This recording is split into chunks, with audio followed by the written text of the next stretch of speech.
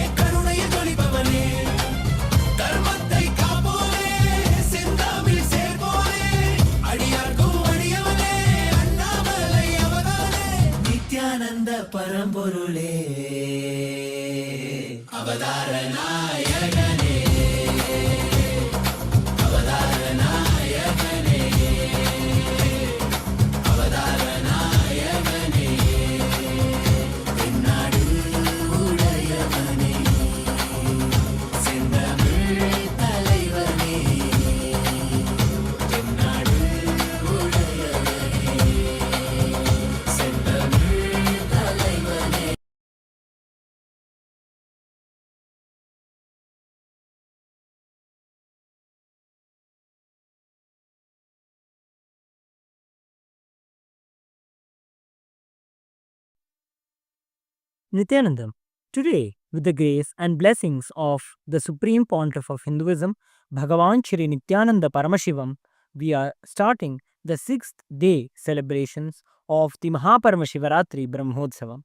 The deities of Paramashiva, Paramashiva Shakti, Ganesha, Subramanya, Chandikeshwara, and the Supreme Pontiff of Hinduism, Bhagavan Shri Nityananda Paramashivam, are gracing now in Sarvalankara, the grandest decoration in the Utsava Mandapam in Kailasa's temples around the world. Let us now offer puja to all the deities and the Supreme Pontiff of Hinduism, Bhagavan Shri Nityananda Paramashivam, as the puja is an activity done by the brain to mirror the neurological activity of the higher vertical time zones. On the sixth day of the Mahaparamashivaratri Brahmotsavam, let us offer our devotion and love to Paramashiva along with the Shatmurtis and to the Supreme Pontiff of Hinduism, Bhagavan Shri Nityananda Paramashivam.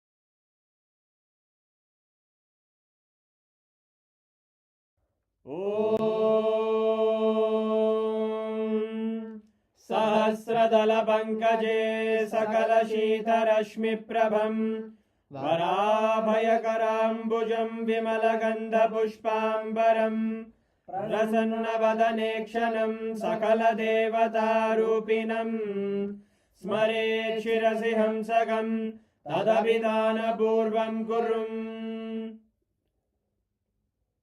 अथ धूपः ॐ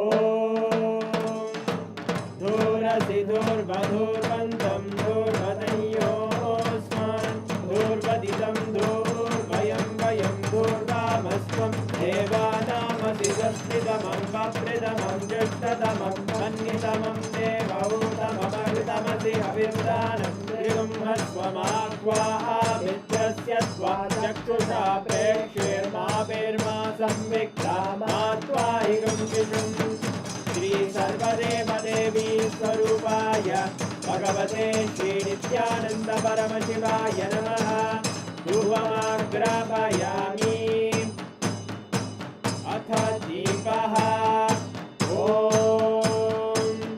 उद्दीप्य स्वजातवेदो भग्निं निरृतिं मम पशुभृत्यमग्यमापः जीवनं च दिशो दिशा मानोहिकं श्रीर्जातवेदो रामश्वं पुरुषं जगत् अभिद्रदग्नागहि श्रिया मा परिपादया श्री सर्वदेव देवी स्वरूपाय भगवते श्री नित्यानंद परमशिवाय नमः दीपं सन्दर्शयामि अपनैवेद्य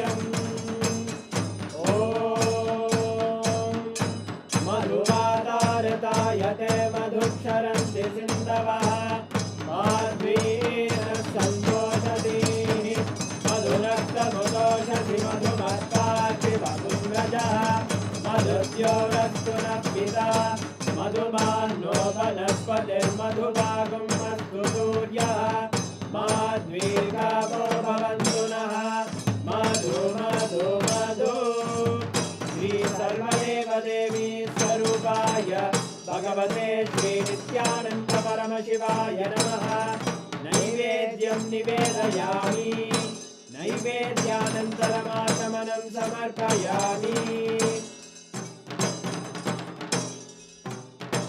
नीराजनम् ॐ साङ्ग्रहण्ये स्यायते इमां जनतागुं सङ्ग्रहाणीति द्वादशारक्तेन जना भवति द्वादशमासाः संवत्सरमेवावरुन्धे मौञ्जी भवति ऊर्वैमुञ्जाः ऊर्जमेवावरुन्धे चित्रानक्षत्रं भवति चित्रं वा एतत्कर्म कर्पूरगौरं करुणावतारं संसारसारं भुजगेन्द्रहारं सदा वसन्तं हृदयारविन्दे भवं भवानी सहितं नमामि भवं भवानी सहितं नमामि भवं भवानी सहितं नमामि श्री सर्वदेवदेवी स्वरूपाय भगवते श्री नित्यानन्द परमशिवाय नमः कर्पूरनीराजनं सन्दर्शयामि रक्षां धारयामि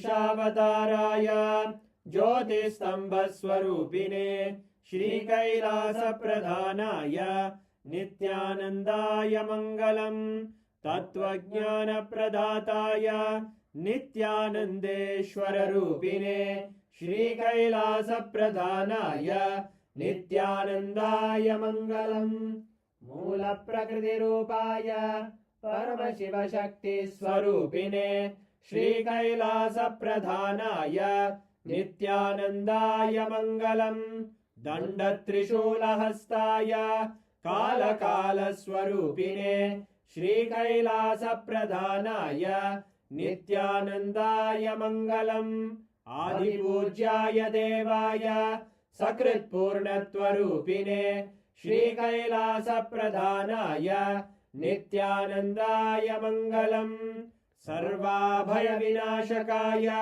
शत्रुसंहाररूपिणे श्रीकैलासप्रधानाय नित्यानन्दाय मङ्गलम् योगभट्टाभिषिक्ताय राजसन्न्यासधारिणे श्रीकैलासप्रधानाय नित्यानन्दाय मङ्गलम् सार्वभौमैकपत्याय राजराजार्चिताय च श्रीकैलासप्रधानाय नित्यानन्दाय मङ्गलम् मङ्गलं कल्पवृक्षाय मङ्गलं ज्ञानदायिने परमशिवाय श्रीनित्यानन्देश्वराय मङ्गलम् मङ्गलं श्रीविद्याम्बायै मङ्गलं कामदायिन्यै सर्वमङ्गलदात्रे नित्यानन्देश्वर्यै मङ्गलम् मङ्गलं गुरुदेवाय मोक्षमूलाय मङ्गलम्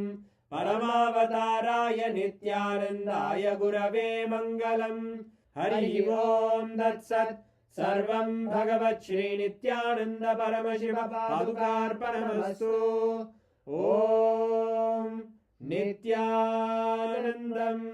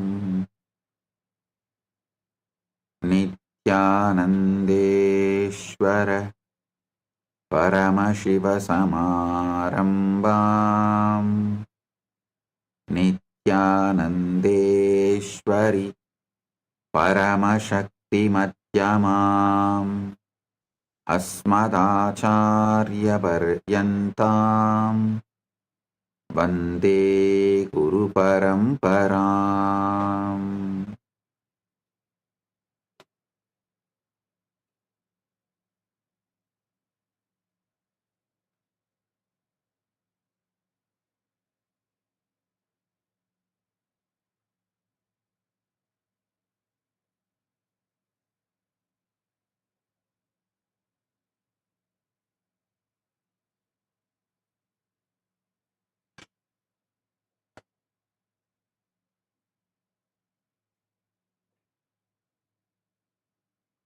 Om, Om, Om.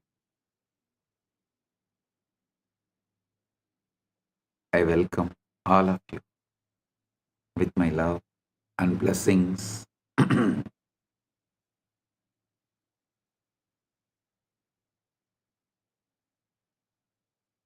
Paramashivaratri Brahmotsavam,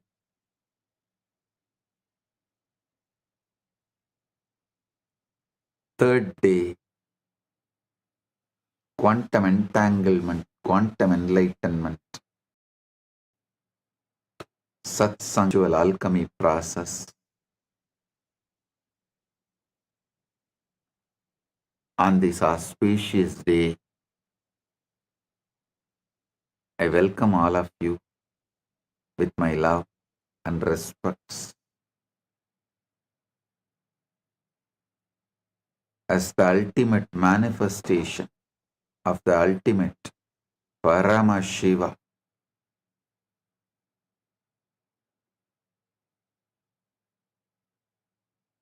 I bless you all with Paramadvaita.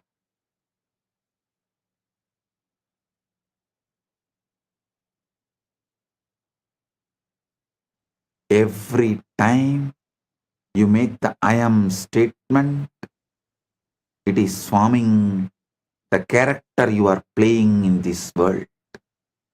If you say I am this body, I am this person, you are forming the character you are playing in this world.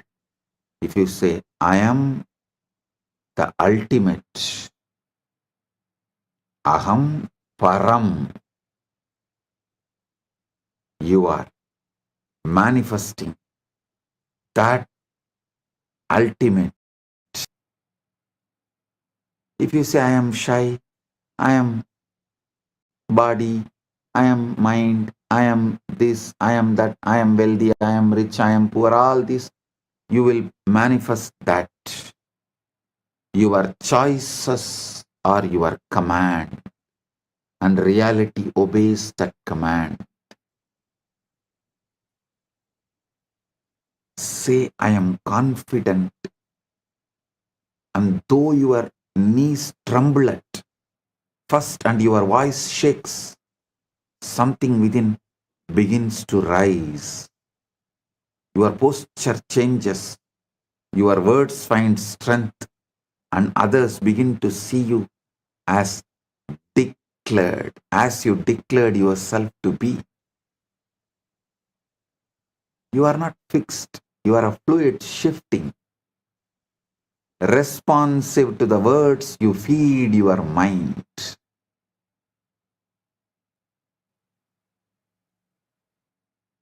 Careless words program the body, deliberate words plant life. Conscious, deliberate words plant life. Your subconscious does not argue with you. It has no wit, no sarcasm, no humor. It does not analyze your words and ask whether you really mean it. It simply accepts whatever is spoken with the feeling. This is why careless words are dangerous. Learn to speak life deliberately. When you are tempted to joke about your pain, stop and replace it. When you feel fear, do not speak it aloud. Speak courage instead. Make every phrase a seed that grows into something you would welcome into your life.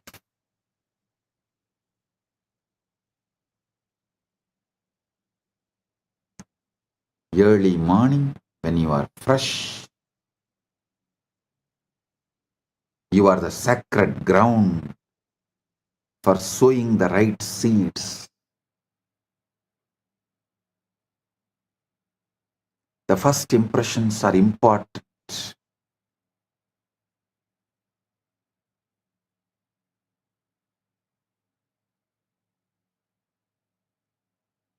When you wake each morning, before the noise of the world rushes in, you are standing on that sacred ground. That first moment of the day is fertile soil, soft and ready to receive the seed. Speak your desires then as if they are already real. Purna. Say I am at peace. Say I am successful. Say I am loved and loving. I am surrounded by good. Do not wait for your circumstances to give you permission.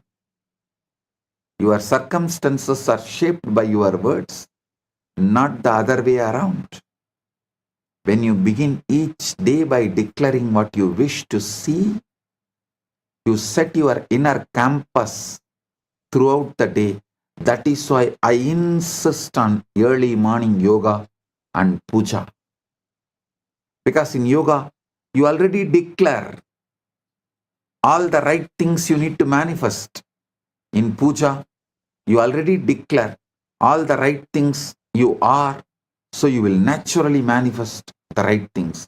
In yoga and puja, you already declare what you are, so naturally the right thing will manifest.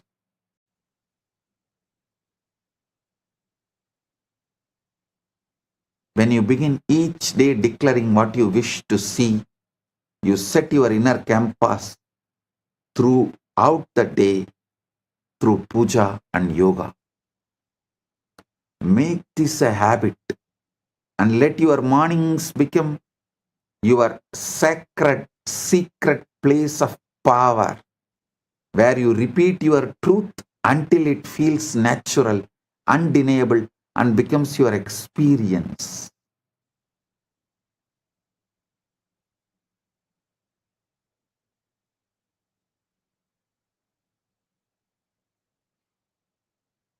I tell you, my guru, Raghupati Yogi, not only he was a great yogi, he was a great athlete. That local village competitions will be there during the Pongal and all that. In every competition, he will be the first.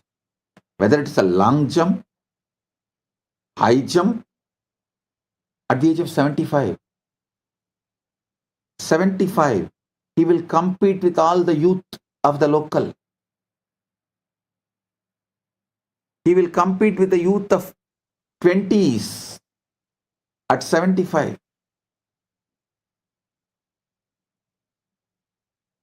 And he will say, because I rehearse, my body just obeys.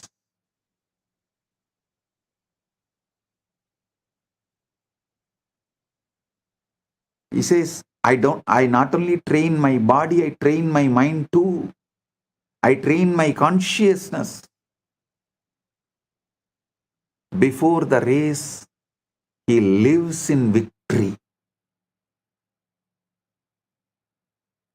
He rehearses every move, sees every obstacle, feels every triumph. He repeats the phrases of power, focus, and certainty until the body and mind are in harmony.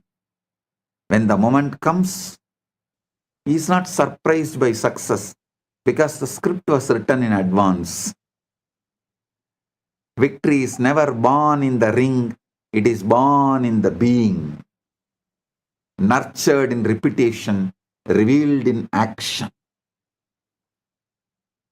I have seen this happening in front of my eyes.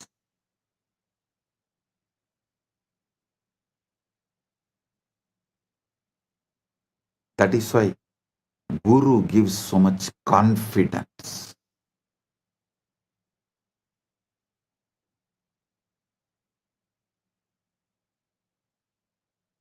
Many times people ask me, what if I repeat something that is untrue? Is it not that lying to myself? You should know. You are not repeating what is, you are repeating what you choose to bring into your being. What is actually what you repeated earlier. And it is not even truth, it's a photograph of the past. Don't wait for the evidence before you speak. You speak until the evidence arrives. The mind is not a historian recording what happened. It's a creator ready to mold whatever you tell it. So speak boldly. Speak of health when sick, wealth when broke, love when alone. When the mind believes, life aligns that with that belief. Mind is a servant, not a judge. Do not fear mistakes. If you catch yourself speaking negatively, do not condemn yourself and do not fall into guilt or frustration. The mind is not a judge, it's a servant waiting to be directed.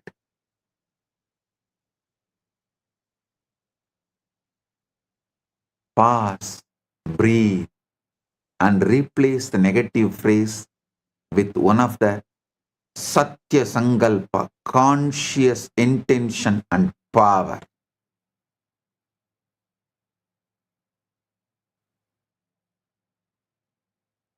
Tell clearly, negativity which came out is not your truth. Your truth is the conscious Sankalpa you create.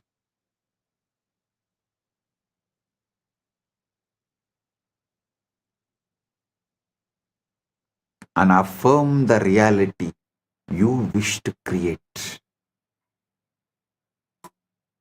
Over time, the conscious deliberate correction becomes a habit and old repetitions fade, drowned out by the stronger declarations. Satya Sankalpa. The strongest voice is not public volume, it is the private persistence you repeat in the heart and mind.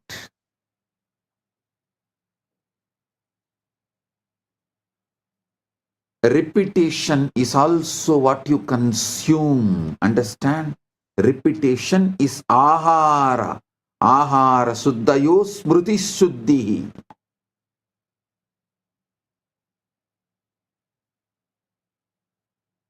Repetition is the ahara you consume. Be intentional about the words, images, and sounds you allow into your consciousness. Repetition is not limited to your own voice.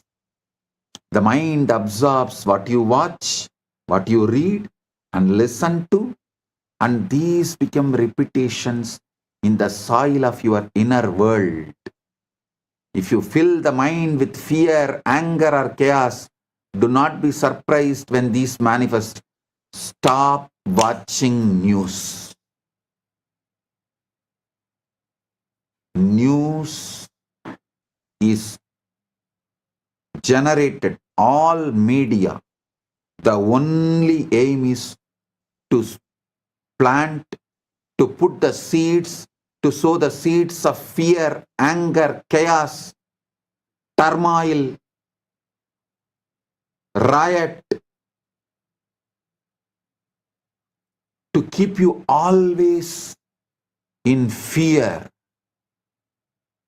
media works overtime to keep you in turmoil and to make you believe you need a government for peaceful life. Whether ruling party or opposition party, both insist on brainwashing. You need a government to govern you and keep you peaceful. They do not let the indigenous peace, the indigenous life's peace exist. They do not want that indigenous, natural, peaceful existence. Because when the indigenous, natural, peaceful existence become lifestyle, you realize government is not needed.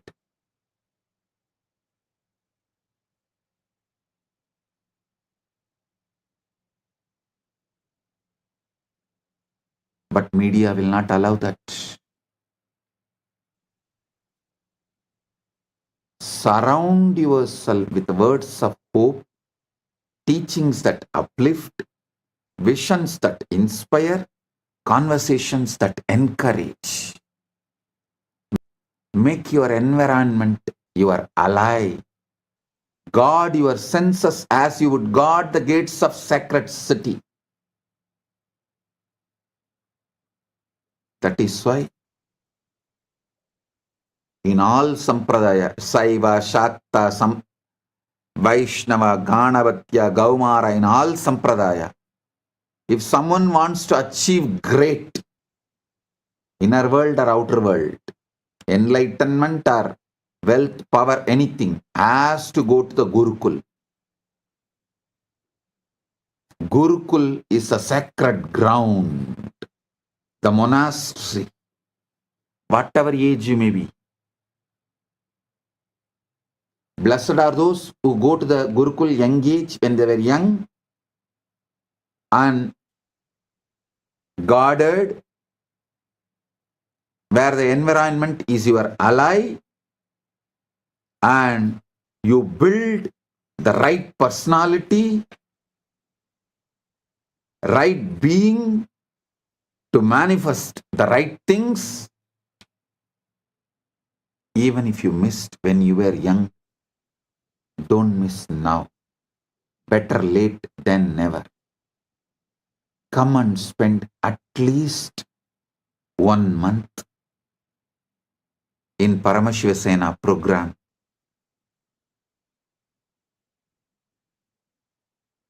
Build the right consciousness, state of being. Paramashiva's direct message from Maha Kailas for all of us: listen, live moksha-centric dharma, moksha-centric artha, moksha-centric kama, moksha-centric moksha.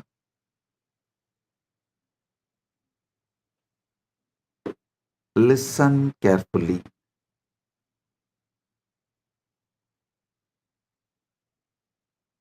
I am teaching you the ultimate truths, giving you the ultimate experience of life.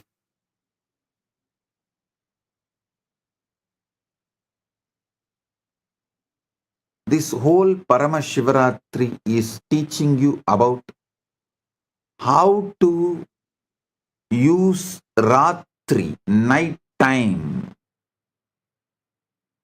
to manifest the ultimate Sheva. Listen. Shivaratri is not just one day celebration, it's one day training.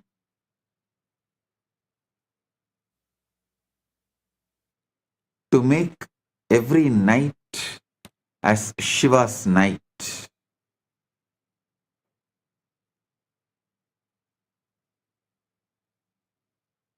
I'll teach you step by step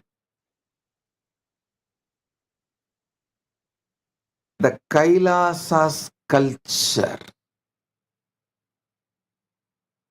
Kailasa's truths, Kailasa's space, Kailasa's revelation.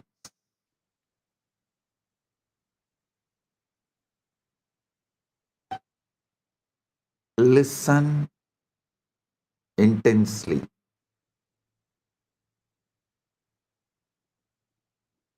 I want you to understand this whole truth, this moksha-centric life. Your whole life should become moksha-centric.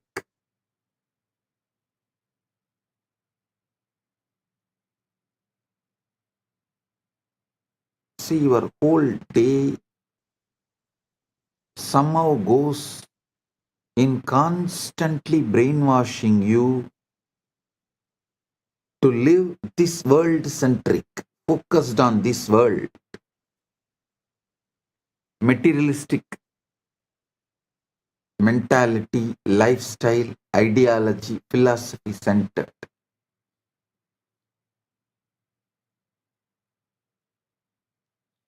Materialistic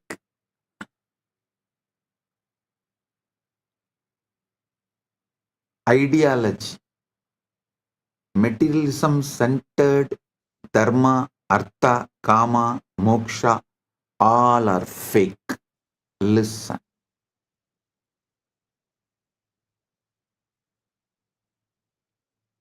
You should know the big difference between materialism and moksha-centric life. See, how the society teaches body-mind combo, and you need to work hard, earn this step by step. If you do that philosophy to dharma, artha, kama, moksha in all four, you will be a slave forever and failure forever.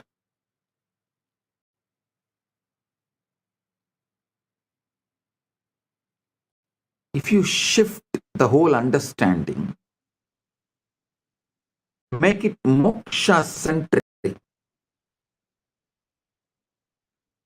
moksha-centric dharma, moksha-centric artha, moksha-centric, you will be successful in everything.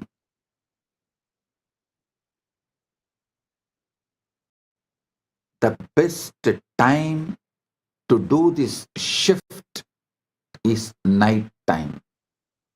Various reasons. I can give you 108 reasons. Because your daytime is already taken away. How much ever I may tell you, you will not be able to give your daytime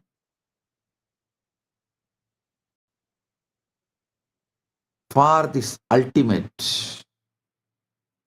Your daytime is lost in endless distraction. You are brainwashed to live in endless distraction. The whole ecosystem you are made to be in during the daytime, whichever country you are. No country is an exemption. Whichever country you are, your daytime, you are brainwashed to be in the ecosystem of materialism, of truths, false narratives.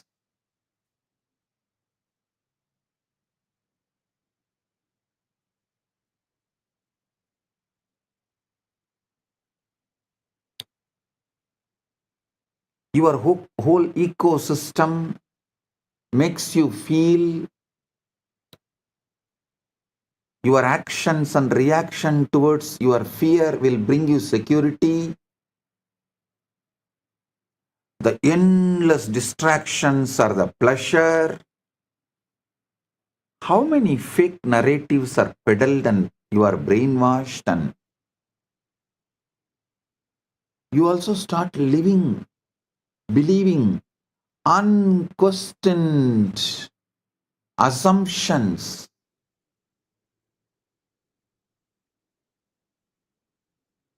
Such large blind spots, larger than the black hole. Like how the black hole sucks the whole planets into it. The blind spots you carry sucks your whole life into it.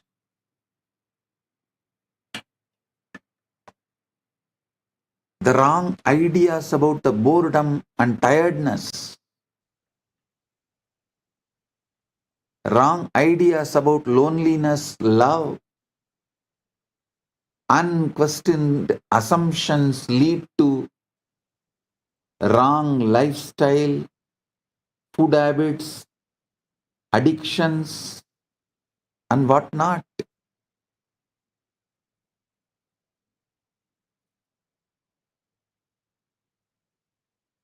Best practical way is just give your night time to me.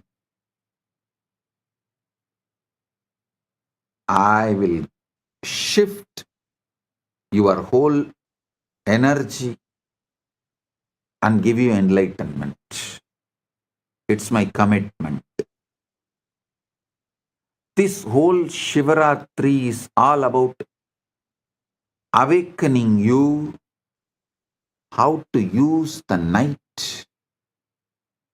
to manifest oneness with Shiva.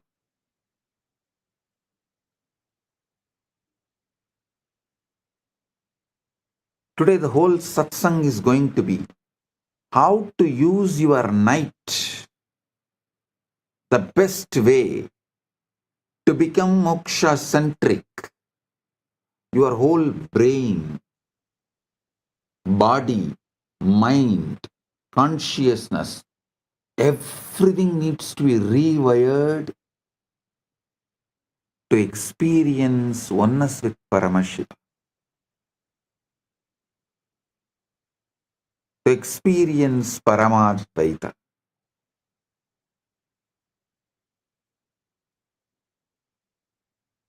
So I'll reveal these truths one by one. Listen intensely. Pradiratram mahatkum karma vishwasya kurvasi najanasi swayam tasya rahasyam paramatputam.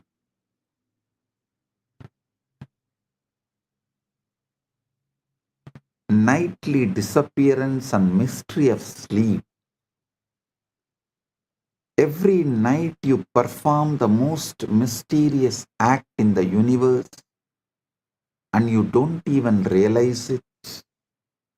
You lie down, close your eyes, and then you vanish. Not your body,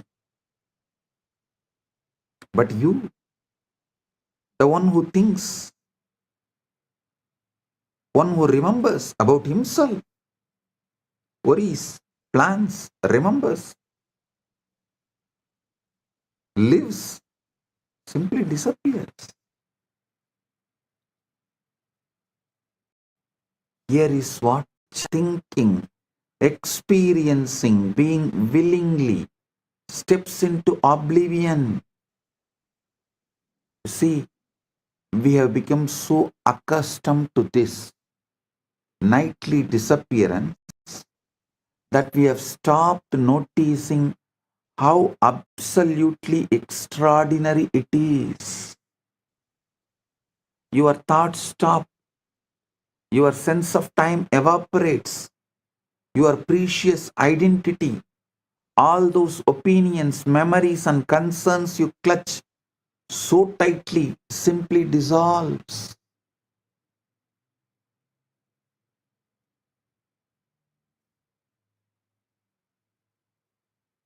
Abhyasena hi lohoyam Ascharya vismaratyalam. न विचारो न कालोत्र न अहंकार प्रपंचना स्मृत्यः कल्पनाश्चैव सर्वं तत्र विलीयते तथापि किंचिदस्त्यत्वय describing what happens to your night.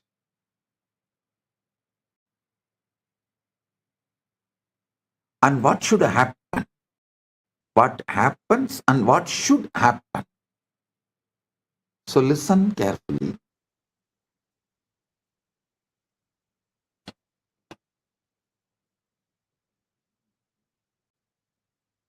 Your precious identity, all those opinions, memories, and concerns you clutch so tightly, simply dissolves. Yet somehow, mysteriously, something continues, something that is not quite you, but is not quite not you either. See, if I ask who is in the night, you can't say you, and you can't say you are not. So something that is not quite you, but is not quite not you either. It's as if every night you are given a demonstration of what Buddhists call as void and what Hindus call as Purna. What Buddhists call as Sunya, what Hindus call as Purna. That space of pure being that exists when the ego takes a holiday. But here is what is truly fascinating. We treat this daily miracle as though it were nothing more than maintenance, like charging a battery or defragmenting a computer. How wonderful we have managed to make the mystical into mundane, ordinary. This is the biggest blind spot. Biggest blind spot is going through this conscious portal called sleep every night and never bothered about it, never even bothered to understand about it.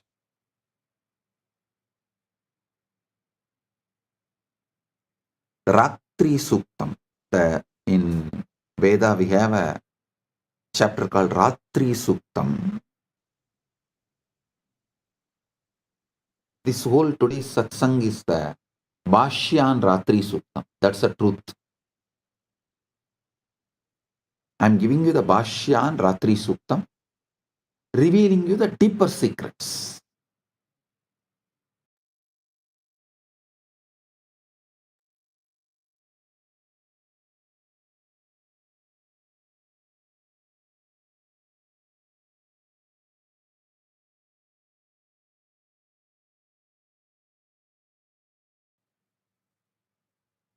See, Yoga Vasishta says, Esha Jagarti Suptanam Prahatraya Vivekinam Haratya Padamarthanam Vitaratya Mahatmanam.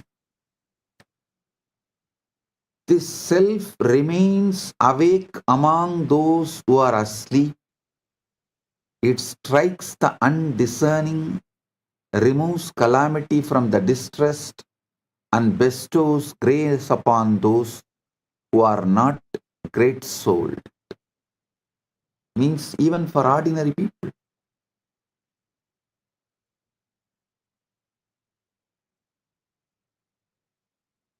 Listen.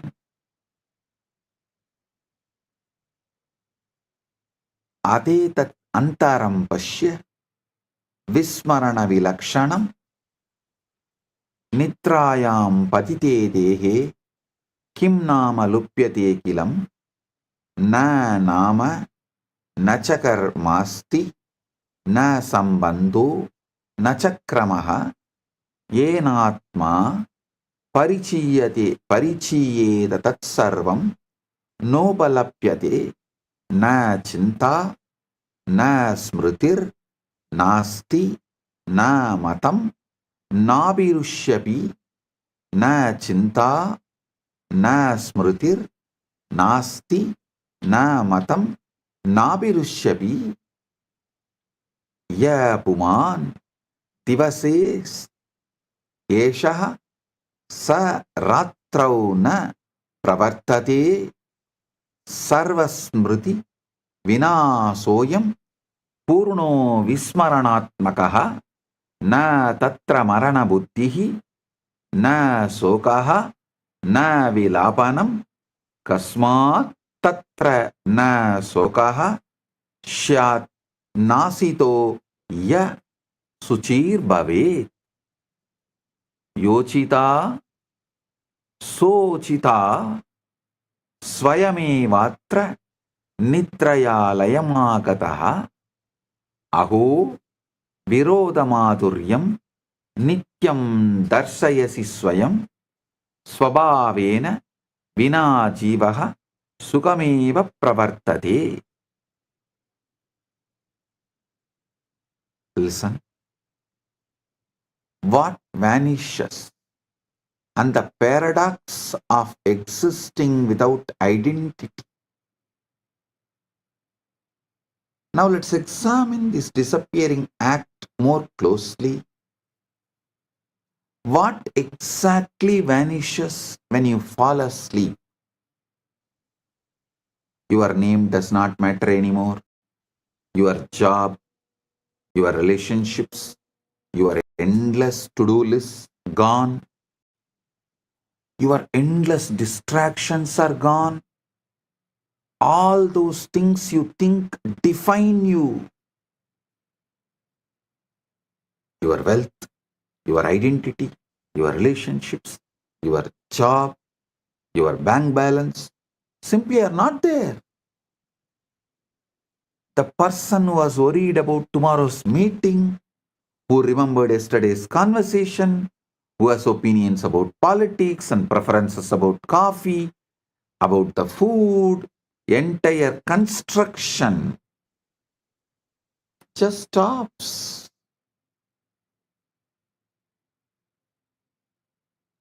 It's a most complete forgetting imaginable, possible.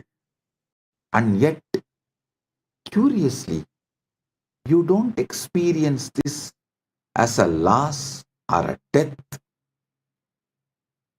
There's no sense of tragedy in deep sleep, no mourning for the vanished self. Why? Because the one who could mourn has also disappeared. This is what I find deliciously paradoxical. Every night you prove that you can exist perfectly well without having your identity, without being your ego, your identity, yourself. In fact, you might say you exist more purely, more essentially when all psychological furniture has been cleared away. Yada sarvobadinam nirase sadi samstitihi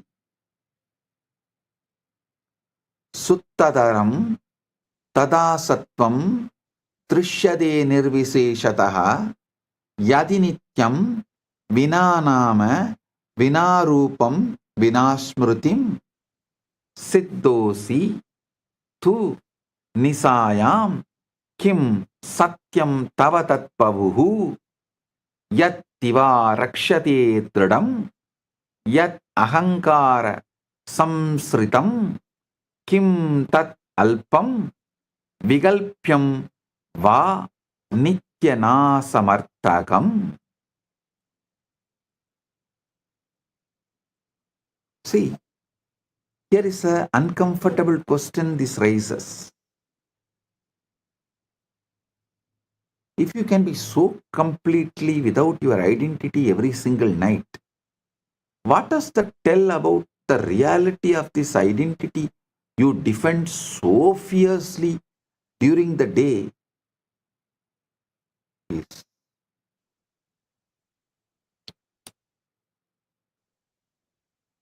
less than just dust, less than just ash. Could it be what you think you are is far more optional than you have been led to believe by the society? The brainwashing, conditioning of the society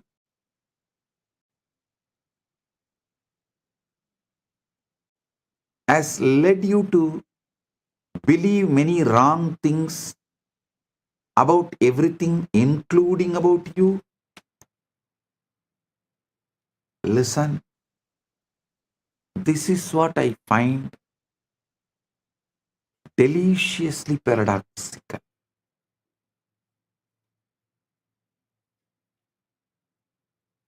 Every night you prove you can exist perfectly without being yourself.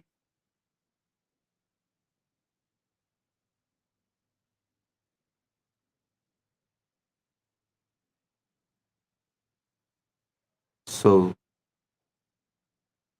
you need to realize maybe could it be that what you think you are is far more optional than what you have been led to believe. Adagachamahe bodham vismayasyadi gauravam jakratyasti sada kaschit trashta netrapurassaraha pashyat yantargatam vrittam chintam arsham vishadagam nitram vinasa sada yuktaha sakshi nitya ivastitaha chaitanyam vedanam vatvam aham va tamudahritam na kadachit sangitavan nityatve tasya samstitau sukhe dukhe tada taiva rage dveshe cha sarvata eka eva stito drashta parivartanavarjitaha tato nitra samayada sakshi tatra na drishyate na murchito na nashto sau napi kvachita vastitaha abhavoyam navatvaya bhava bhava vivarjitaha drashta evahi drashtrutve layama patyate dhruvam.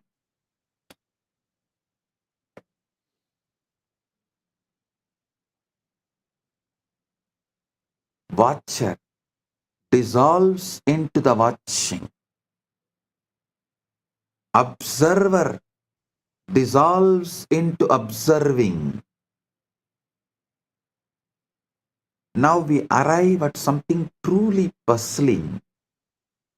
During waking hours, there is always this sense of someone watching. Is it there?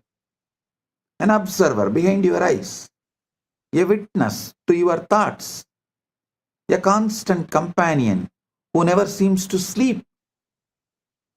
You might call it consciousness, awareness, or observer, or simply you, I.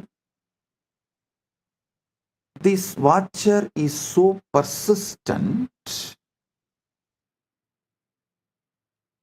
so reliable, that you have probably never questioned its permanence. It is there when you are happy, it is there when you are sad, It is there when you are bored. It is there when you are excited.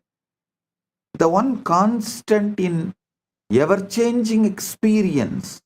But then sleep arrives, and this eternal observer, this supposedly permanent witness, simply is not there.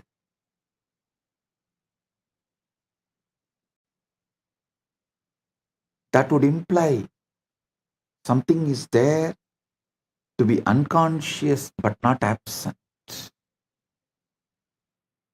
That would suggest a place from which it is missing.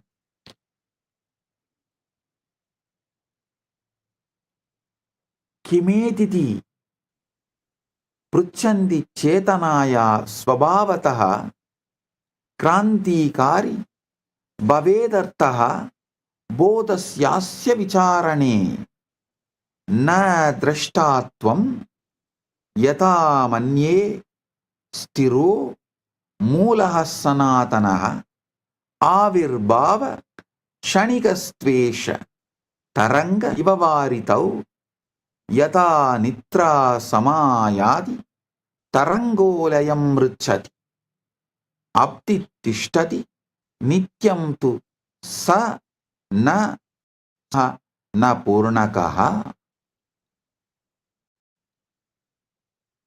See, it's more mysterious than that. The watcher itself dissolves into watching. What does this mean?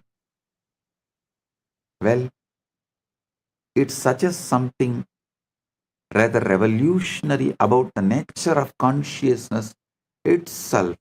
Perhaps this observer you think you are is not quite as solid, as permanent, as fundamental as you have been assuming, as you have been brainwashed, as you have been conditioned by unconscious society. Instead of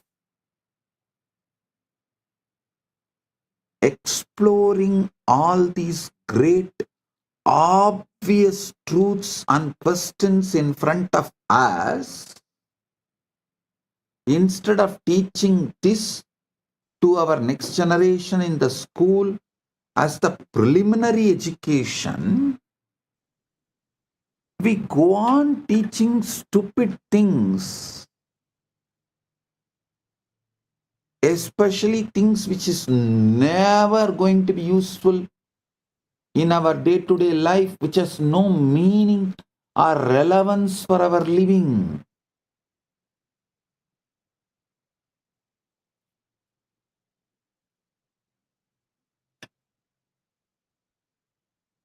Never you have been made to think, made to question about your identity or consciousness. Maybe the consciousness is not something you have, but something you temporarily appear in, like a wave appearing in ocean. Perhaps the observer you think you are is not quite as solid, as a permanent, as fundamental as you've been assuming.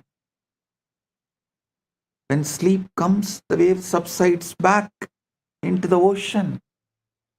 But the ocean itself, that remains. The question is, what is this ocean is less than or greater than?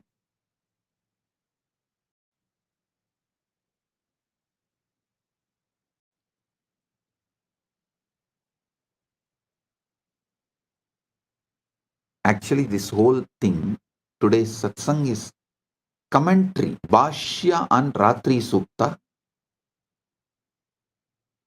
deeper revelations from Ratri Sukta.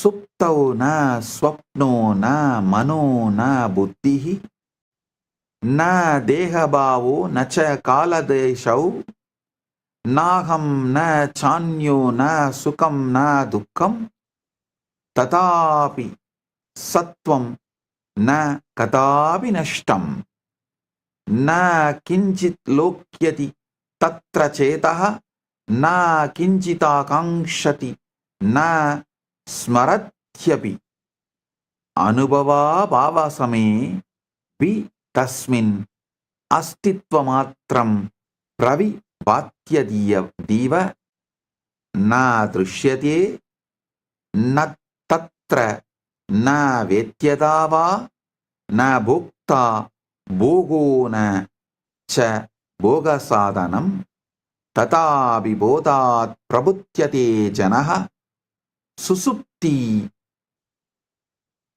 masatya sukidi vetti yadi hyabhavo tra sada bhavet katam visheshaha sugadkayo smritaha supte vishuttam paramam hi sattvam बीजात्मना अधिष्ठति साक्षि रूपम न गुणा न रूपञ्च नाम किंचित नाहं प्रत्यय न च विश्वबुद्धिः कारण देहे लयमेत्य सर्वं शान्तं शिवं केवलमस्ति तत् य ते तत् वैदमलक्षणञ्च नित्यं निरालम्बनमेव साक्षी तदेव नित्यं प्रतिरात्रमेव अज्ञानवशात् न जानन्ति.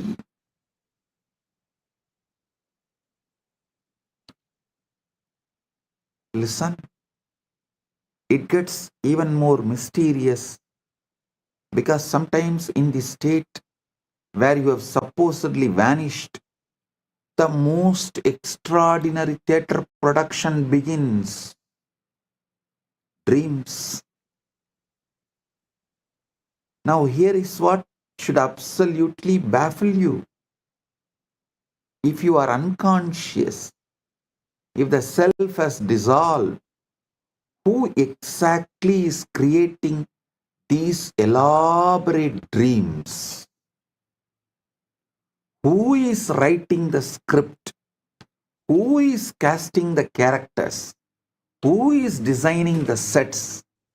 And most mysteriously of all, who is watching the show? In your dreams, you meet people you have never seen. You visit places that don't exist. You have conversations you would have never had.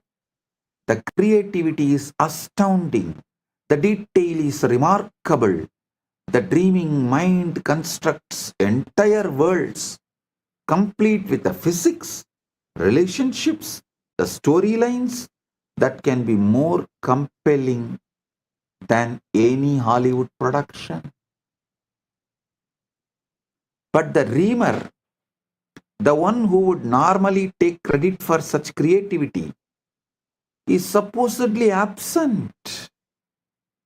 It's as though Shakespeare plays were being written by someone who had completely forgotten they were Shakespeare. And here is the most fascinating part. In the dream, you believe it is all real. You are convinced that dream you is real you. The dream world is real world. The illusion is perfect until you wake up. Now this should make you pause.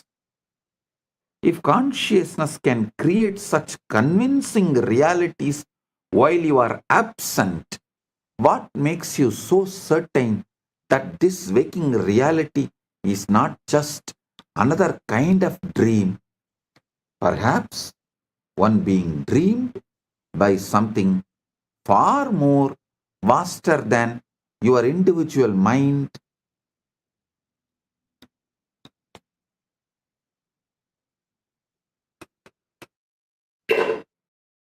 It is dreamed by something far more vast than your individual mind.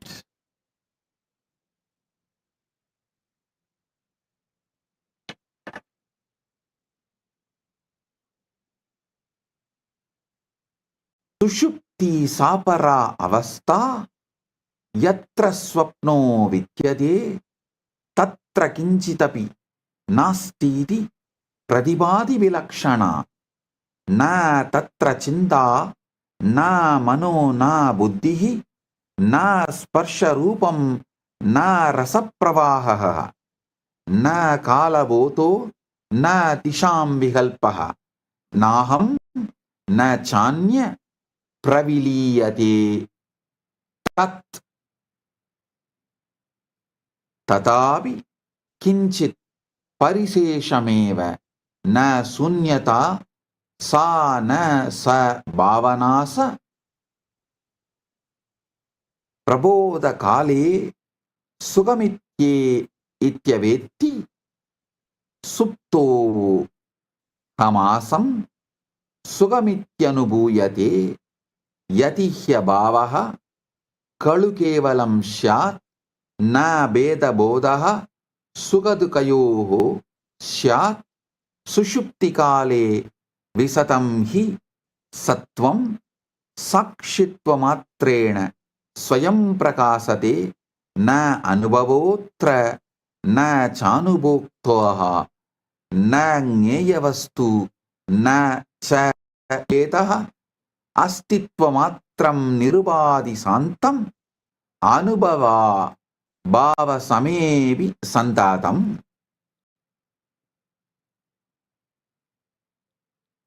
नाट्योपमाने विवेचनीयं न दृश्यते किंचन तत्र किंचित् तथापि सत्ता न विनश्यते हि प्रपंच लीला लयमेव याति कारण सप्तेन मुनिपृक्ता अवस्था सा बीजरूपा हि नित्या न गुणा न धर्मा न च नाम रूपम नाहं प्रत्ययो न विकल्पलेशः यदेततात्मा स्वयमेव सुप्तः न कर्तृ भोक्यादि विभागयुक्तः न एव शान्तः परिपूर्ण एषः प्रत्येकमात्र प्रतिरात्रमेव यतन्विषन्ति तपसा च योगैः ध्यानैः समाधौ सा चिरं मनीषिणः तदेव सर्वे सुषुप्तिकाले स्वभावतो यान्ति न जानन्त्येव. Listen. Let's venture into the most mysterious territory of all, which you should have been taught by 5 to venture.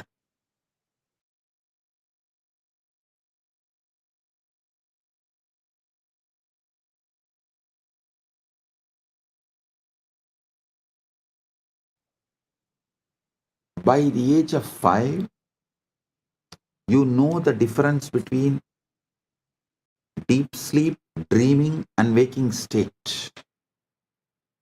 Till the age of 3, you don't know the difference clearly. That is why many times, even after eating fully, kids start crying in the dream state when they feel the hunger in the dream. Kids react in a confused way. For things happened in the dream, they react in waking state. For things happened in the waking state, they react in the dream because they do not know the clear marking, the boundary, territory. But by the age of 5, you know it. By 5, any intelligent society should have started teaching you and made you question, understand this whole dream, deep sleep, and waking state. But the society is too busy in brainwashing you and making a slave out of you. The chronic capitalistic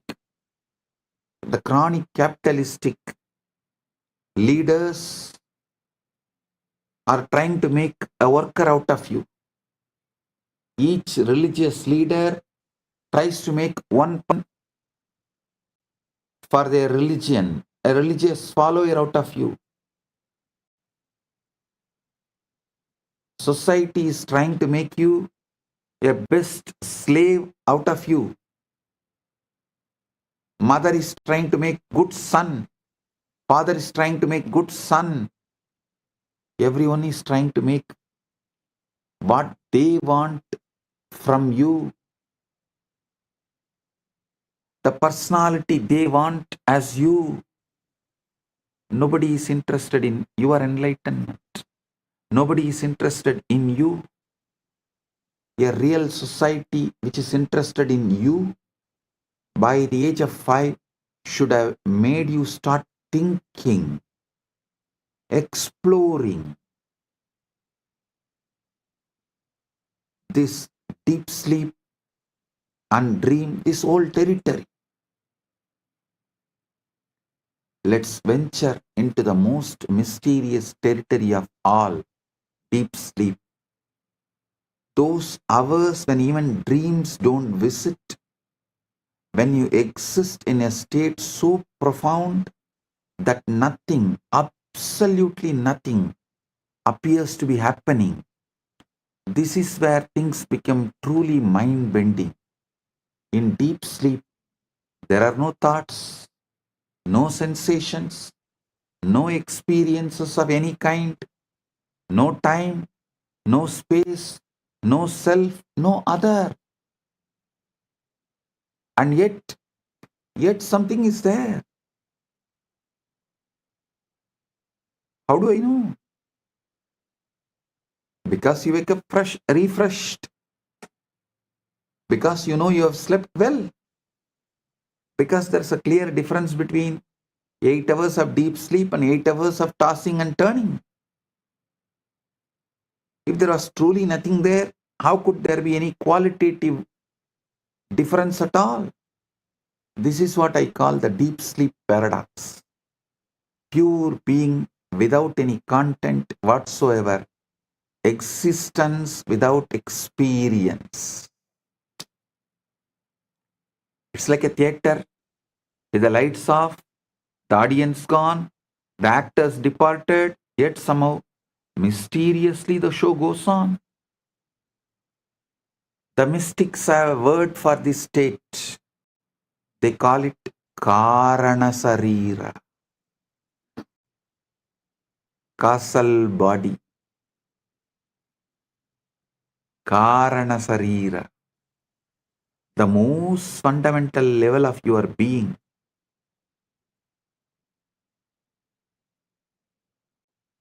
It is you without any qualities, you without any attributes, you without even the sense of being you.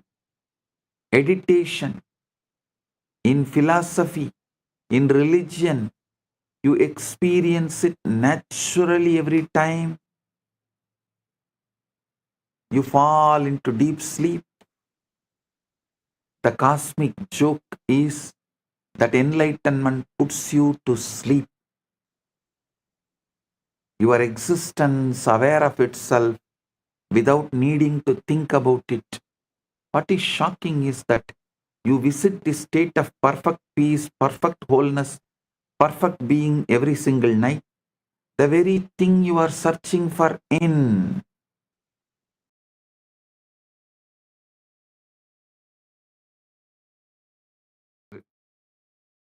Reflecting it, radiating it, you are asking a legitimate right question. Now I will answer you.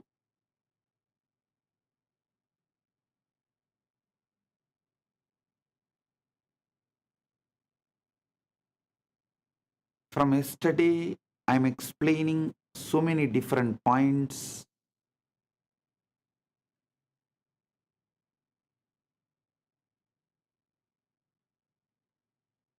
Answering this one question,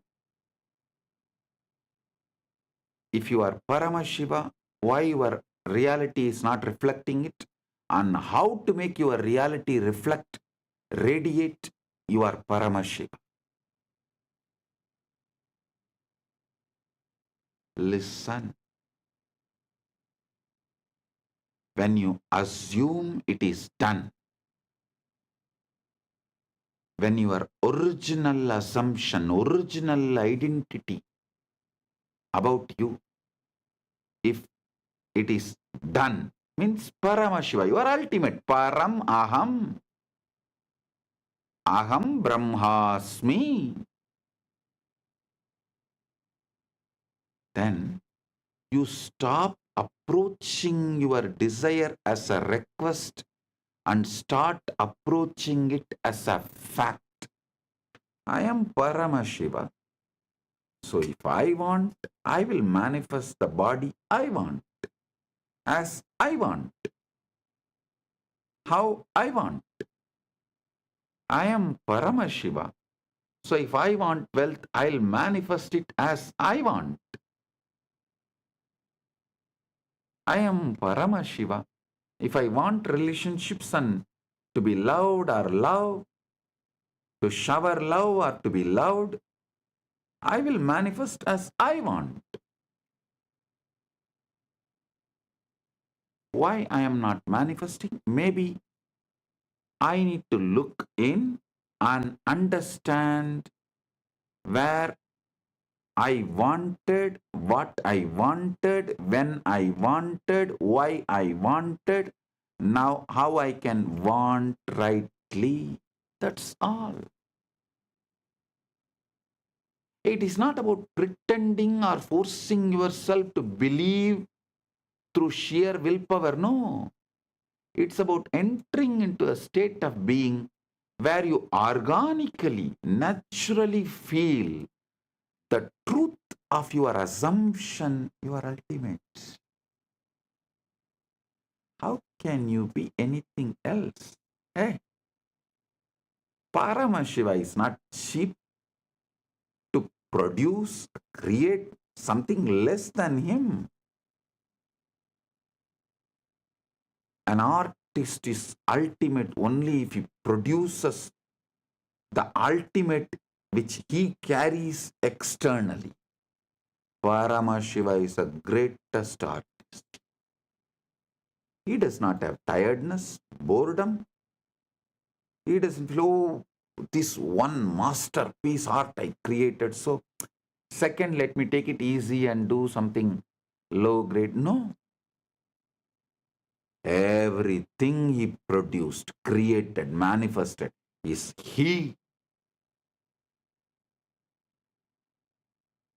Whether you or me, everything you see, he manifests as he.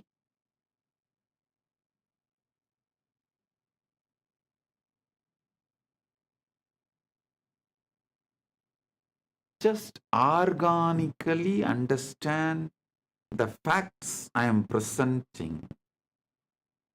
You will see the truth very clearly. The truth I am revealing about your original assumption. Your original assumption should be you are ultimate.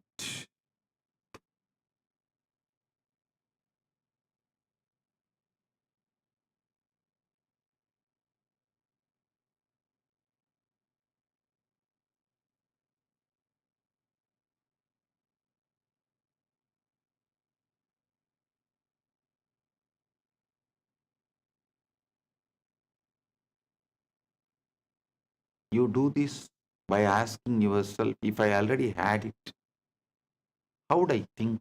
How would I walk? How would I speak to others? How would I treat myself? Listen.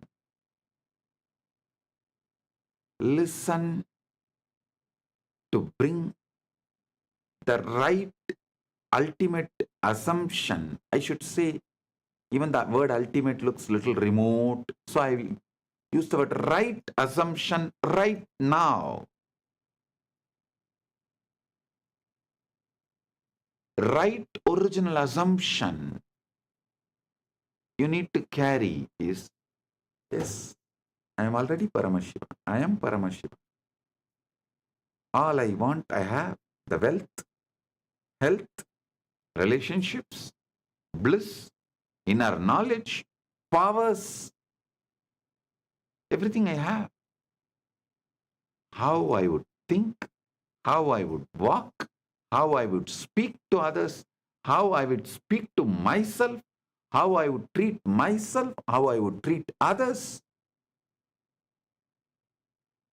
Just sit and drown yourself into that Icha Shakti, Manasarovar Manonmani. This is the Manasarovar bath, Manasarovar Snan.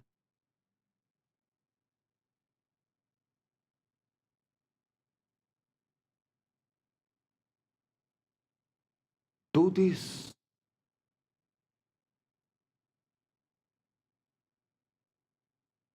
Best time to do this is night when you go to bed.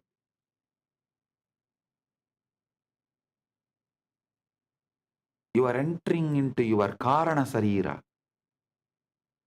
The word Karana Sarira, listen. The West calls your sleeping state as unconscious or subconscious, dream as subconscious and deep sleep as unconscious. No. In the East, we call it beautiful word.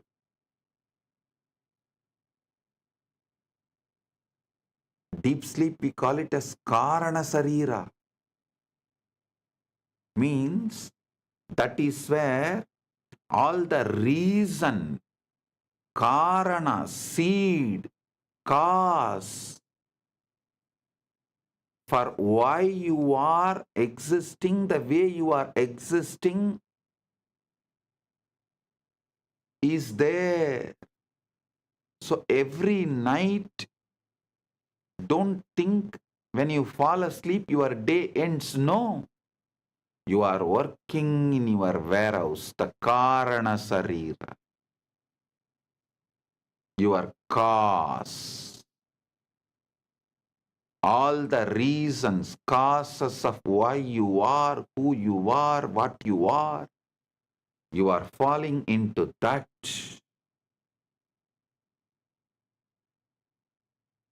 Every day when you fall asleep, your shop closes, you enter into the warehouse. Production unit. I think production unit is the better word than the warehouse. Your daytime is marketing, shop. Your nighttime is production unit. The time you attend to the cause.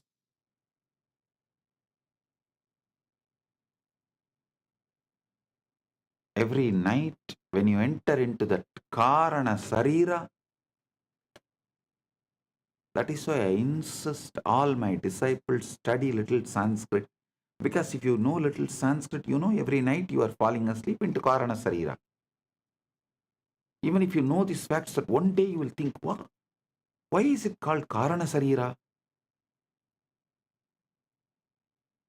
If you only know the English word, every day night you fall asleep, you fall into subconscious and unconscious. You will think, why am I wasting time there? What's the use of it? Then you suffer with the sleep apnea.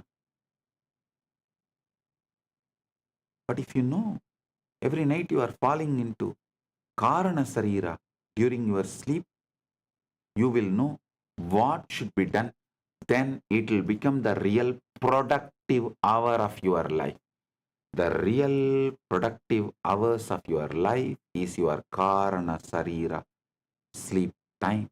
All great people who achieved all great things which humanity is celebrating used their Karana Sarira, their time with Karana Sarira with a clear purpose and conscious involvement.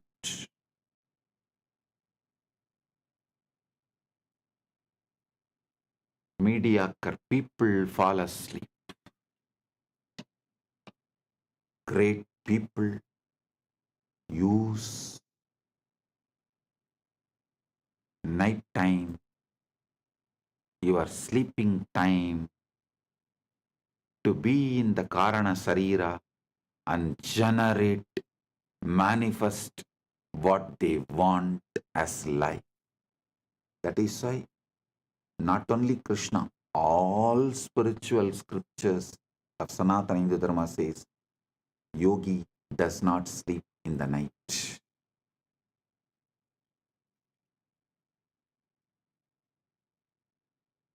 Every night, when you fall asleep, ask yourself, if I already have it, if I already had it, if I am Paramashiva, how would I think? How would I walk? How would I speak? How would I speak to myself and how would I speak to others? How would I treat myself and how would I treat others?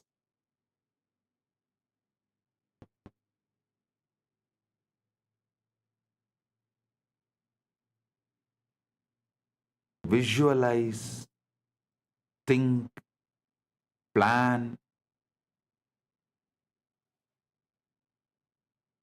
how you will manifest when you fall asleep, when you go through the Manasarovar Snan, Manon Mani, Karana Sarira. When you wake up, manifest it, live it, stand tall as Kailasa. Kailasa is your waking state. Manasarovar is your deep sleep.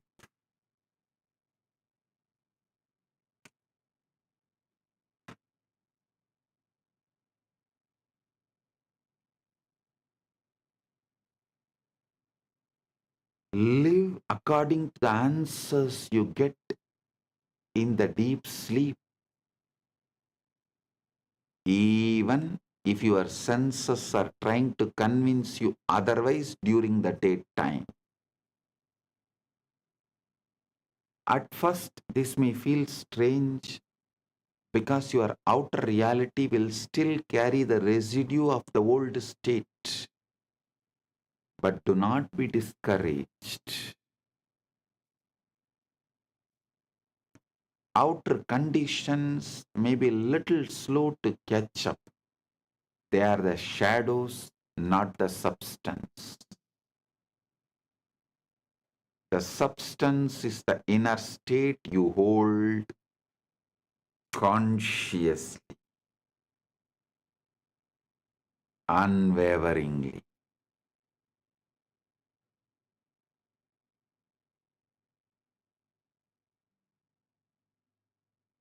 Your mind is the director.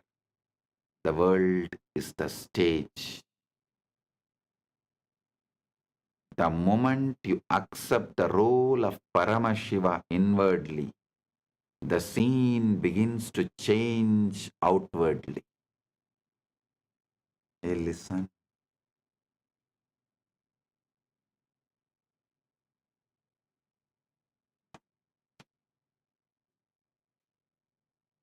All those who teach you devotion first are deceiving you and teaching you deception as the devotion. All those who teach you the ultimate truth, you are Paramashiva.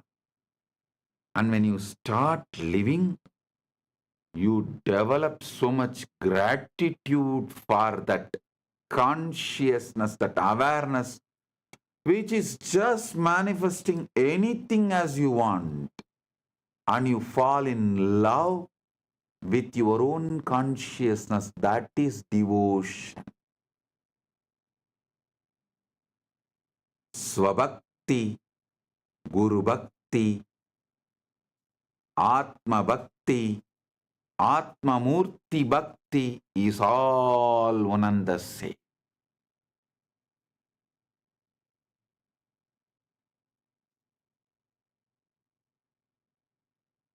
You fall in love with your consciousness, which is just manifesting anything you want as you want.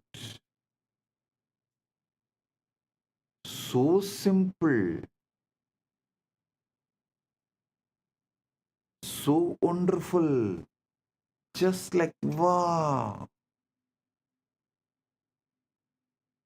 So wonderful, so beautiful, just like wow.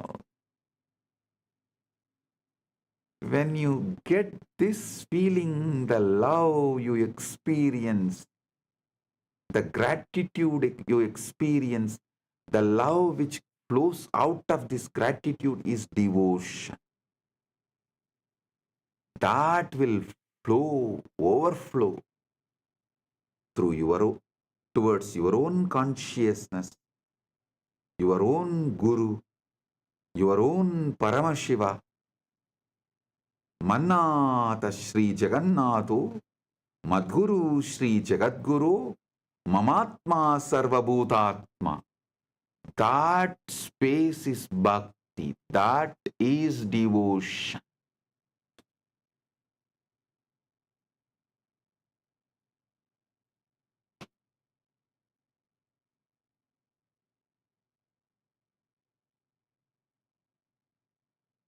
Do not wait for the circumstances to give you permission to feel successful, happy, loved, or abundant.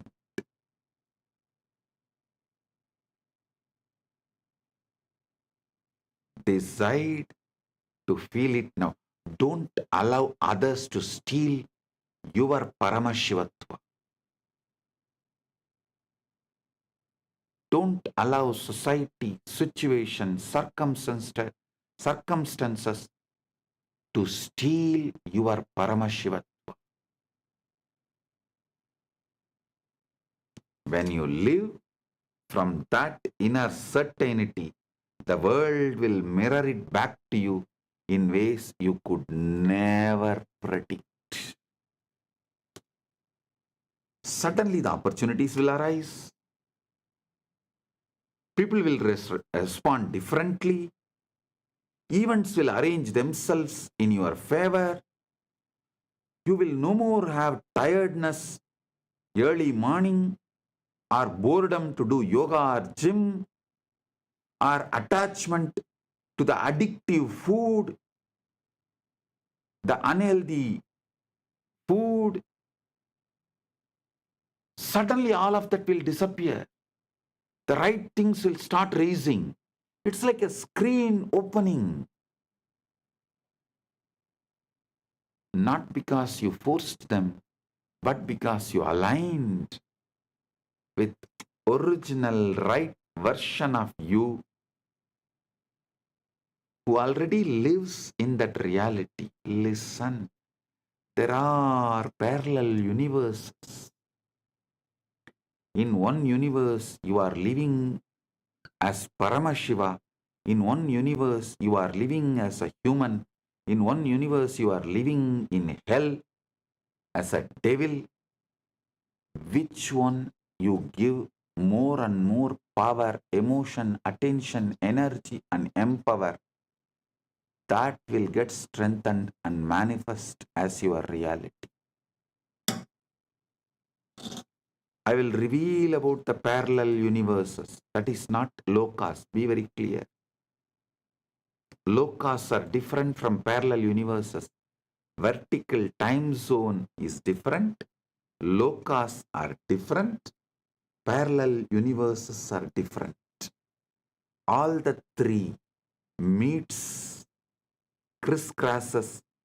The junction for all three is Buloka. You see, parallel, like the vertical time zones are airport network, the flight network. Multiple lokas is like a train network. The parallel universes are like a bus network, road network. All three meets on planet Earth. Planet Earth has a bus station, railway station, airport, all three. but all three are different networks. I'll reveal more details about these parallel universes. I am telling you,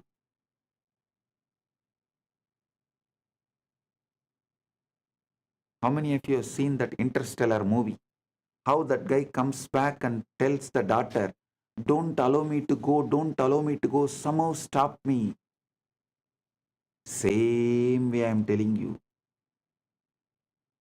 Don't assume you are a body-mind combo. Don't assume you are a body-mind combo. You are Paramashiva.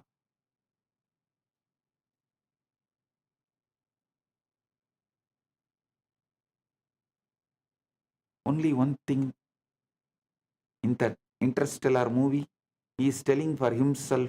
Here I am telling for you. That's all.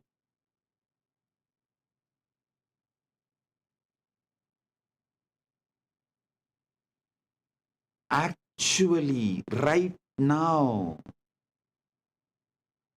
one version of you is living as Paramashiva in Mahakailasa. Just give attention to it, you will manifest it. That's all.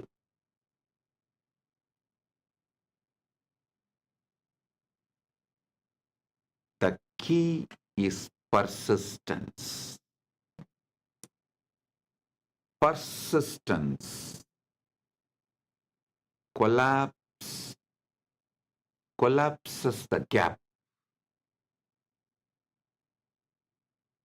You cannot step into a role for an hour and then return to doubt for the rest of the day. Hold the state as naturally as you hold your own name.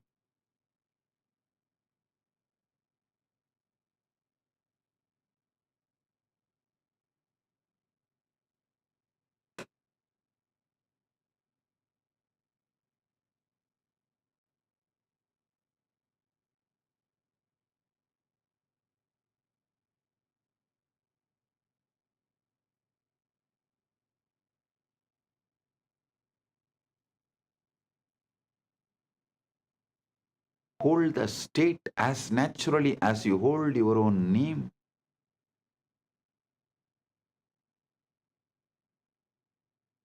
Carry it in your posture, your words about yourself, your inner dialogue, your words towards others and your inner dialogue, your emotional baseline and energetic posture. Carry it. If you fall into the old patterns, gently return to this energetic posture of you are Paramashiva. Your wishes are already fulfilled. You are the Kalpataru. Not only fulfilled for yourself, you are powerful to fulfill for others.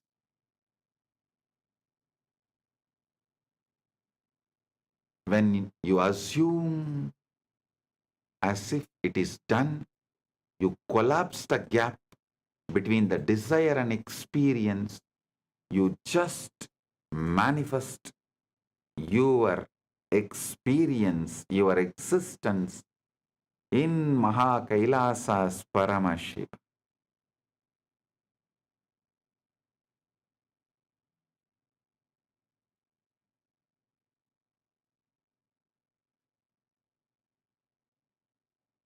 You are no longer someone trying to get there.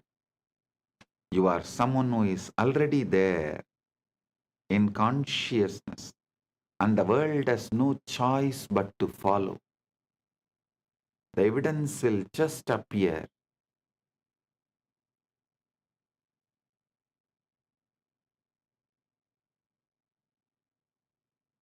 It may take little time, but it will appear only after you stop looking for evidences and decided to live it.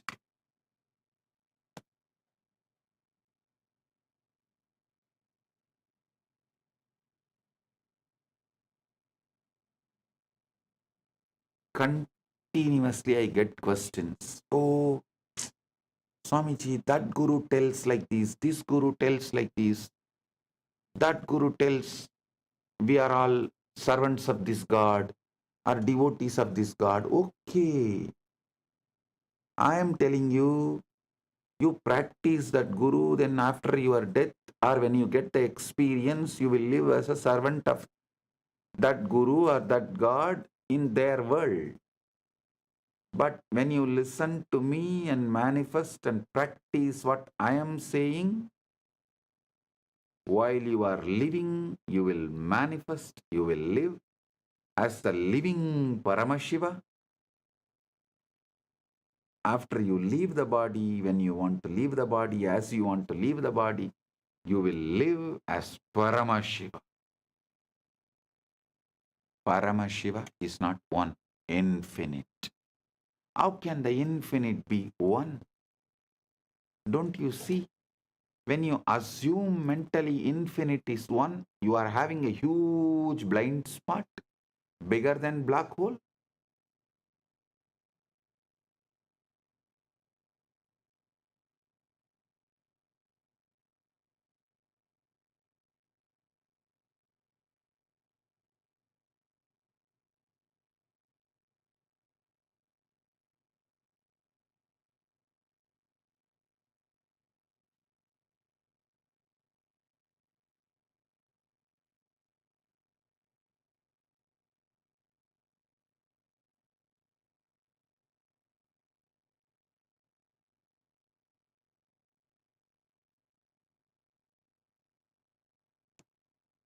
There will always be voices, some from others, some from the books written by others, books, even the so-called philosophical literatures, and from all sources, there will be always voices. Sometimes those voices even get inside you and try to even control you mildly. Yes, you are Paramashiva only, no doubt. But this much is possible for you, and these are all not possible for you. And your mind will even try to tease, oh, if you think you are a Paramashiva, you already achieved Paramashiva, why don't you just grow 25 heads overnight? Listen. Listen. Don't ever think it is not possible. Don't ever think it has some complications.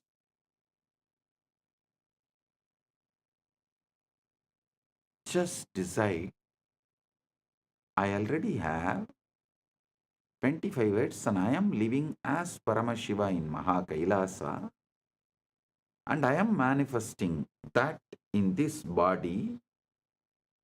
Whatever I want to manifest right now, let me start manifesting. When I really want to manifest, or when I need 25 heads, I will show that. I will manifest that.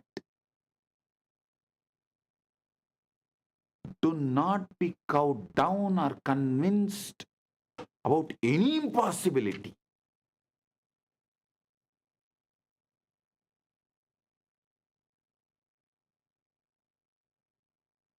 The outer voices will measure your potential by your current situation, by your past failures, and by their own limited vision. Sometimes this outer gets into even your inner dialogue and emotional baseline.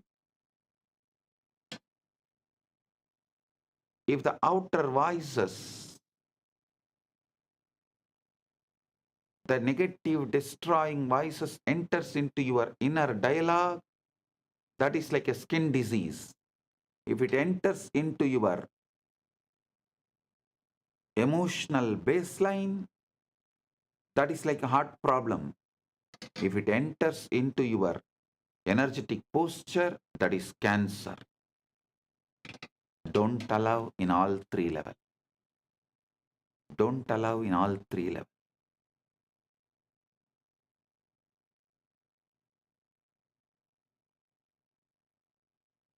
If you allow these voices to dictate your thinking, you will find yourself trapped in the same reality they believe in. The truth is, those outer opinions and visible circumstances are powerless unless you give them the power through your attention and acceptance and letting them inside your inner dialogue and emotional baseline and energetic posture. See, a thief, a robber, a murderer can come and kill you only if you allow him to inside your house.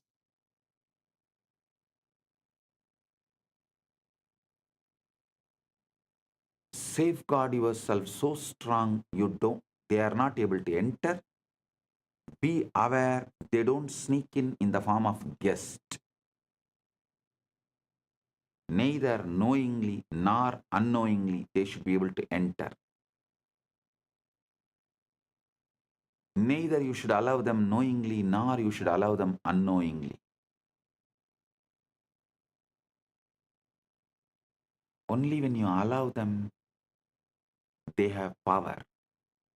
As long as they are outside your house, they don't have power. Outer voices often comes disguised as a common sense, practical advice, just being realistic, good old aunties and uncles. But what it is really doing is binding you to the known and the visible, keeping you from stepping into the unseen where your desire is already alive, saying a simple no to this whole society and saying no to this whole outer voices is sannyasa.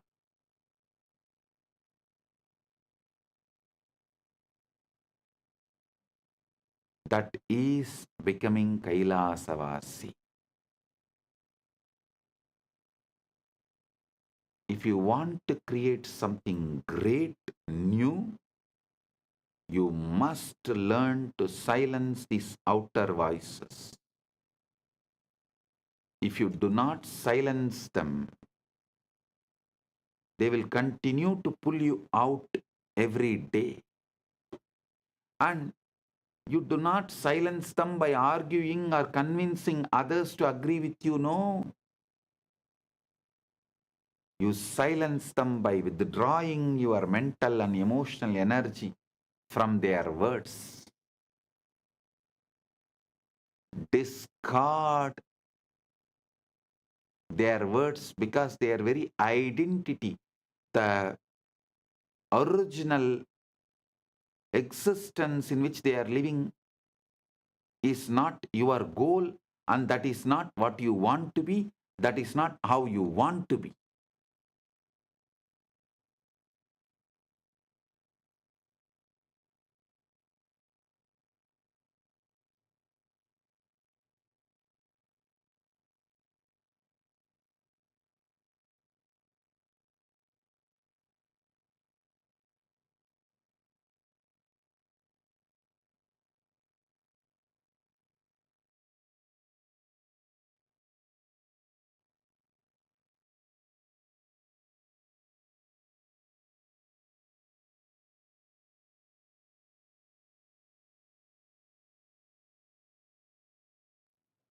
You do not need, you don't need any pre-qualification for manifesting the ultimate other than your conscious decision, your will. That's all. Listen. all your doubts, problems, questions.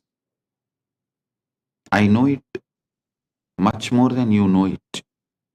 You know only how you perceive the doubts in your mind, but I know even the roots from where it has come.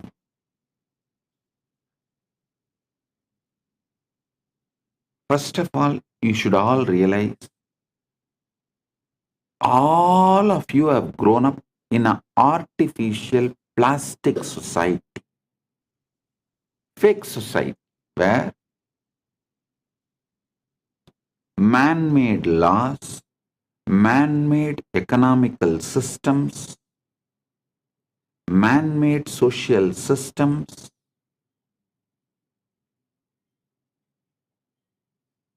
with large blind spots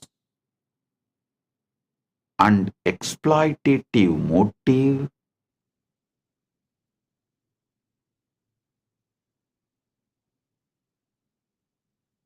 untrusted, with that kind of a structure, you all have grown up so naturally. Whether your family or a school, your college, your team, everything teaches you a false idea. Outside first, inside next. Means you have to work hard to get something, earn something, gain something. Then you will be happy inside. Listen.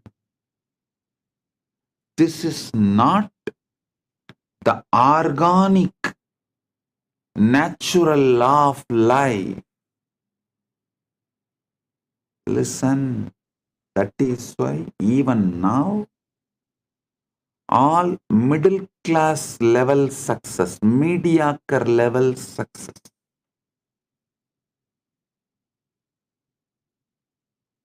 maybe few houses, few cars, little money in the bank,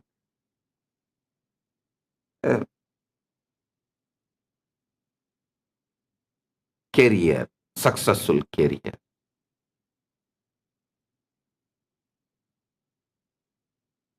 Only all these can be achieved if you follow the rules of the unconscious society, because it is designed to keep you mediocre. It is designed for mass. Don't follow the mass. Many times in the mass, M is silent.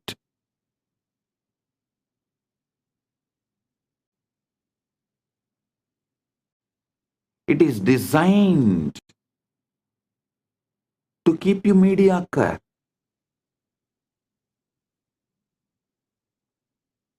This is the knowledge for generalized. See, the moment you generalize, the organic growth is destroyed.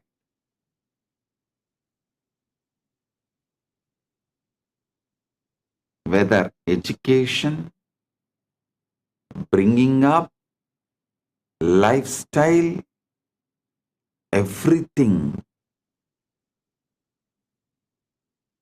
Knowledge, the ideas we teach, the groom and make people experience, everything is specialized in royal schools. Understand? I treat you all as the students of royal school. I am not giving you the generalized teachings given to the mass. No. I don't even want to call my followers, my disciples, my devotees as seekers. No. You are not seeker. The right word for you is manifest. You are not seeker. right word for you is manifested. Listen.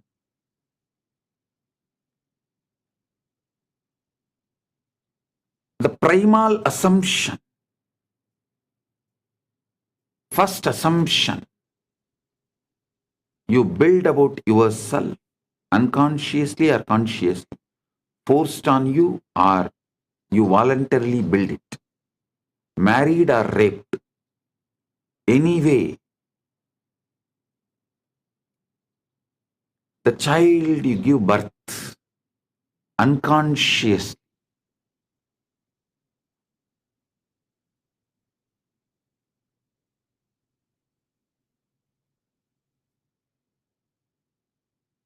remains as a load on your system,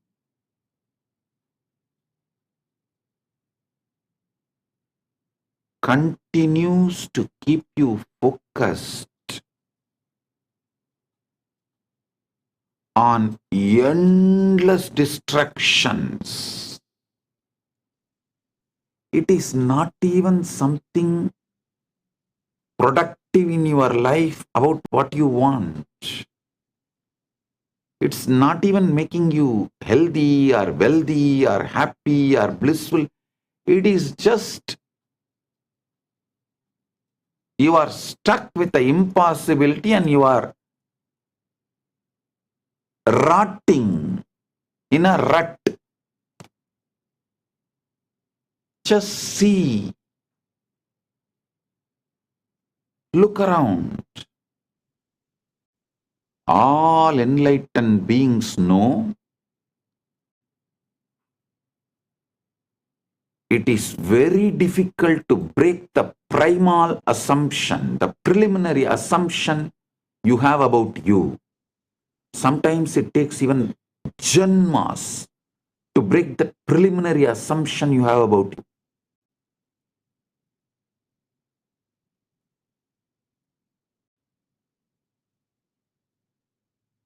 That is why I am very clear. The preliminary assumption you have about you itself, I am giving you right. Ultimate assumption. Listen. All the traditions, whether religions or philosophy or psychology, starts with you as just body-mind combo are doing the worst crime against humanity. Because the moment you start thinking you are a body-mind combo and you have to gain step by seeking, accumulate and achieve the enlightenment, the ultimate, over.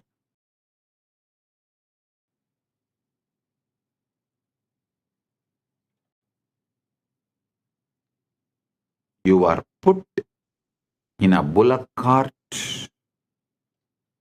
or I should say you are chained in the EMI slavery. Listen. Never believe slavery is erased. Slavery is wiped off. No. Slavery is modernized with EMI.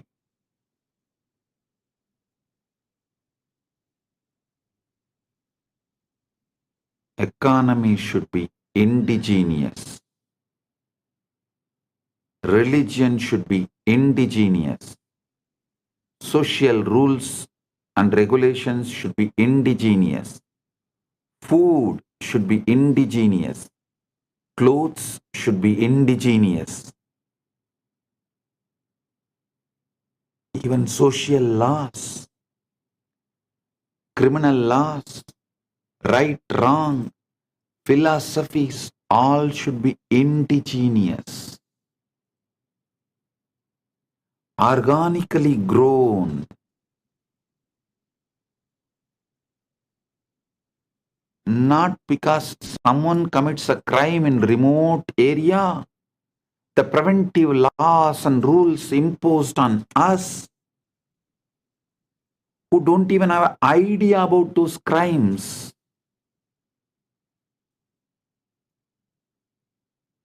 One good thing I found is that due to the AI revolution, the Gen Z is going to live only organic life. The globalized brands, whether it is a Coca-Cola or burger or pizzas, are all global brands. Business brand, retail brands, cloth brands, religion brands, philosophy brands, all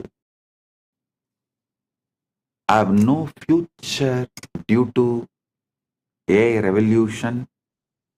People are going to choose the indigenous lifestyle. They are no more interested in following the dead, unwanted, unknown. Actually, neither the person who imposes the rule, nor the person who maintains the rule, nor the person who obeys the rule knows why the rule exists. What the hell you are doing? What the hell is going on? No, neither legislature nor executive or judiciary or the obedient citizens, all four do not know why this law exists. That kind of laws exist in every country. In every country, practically.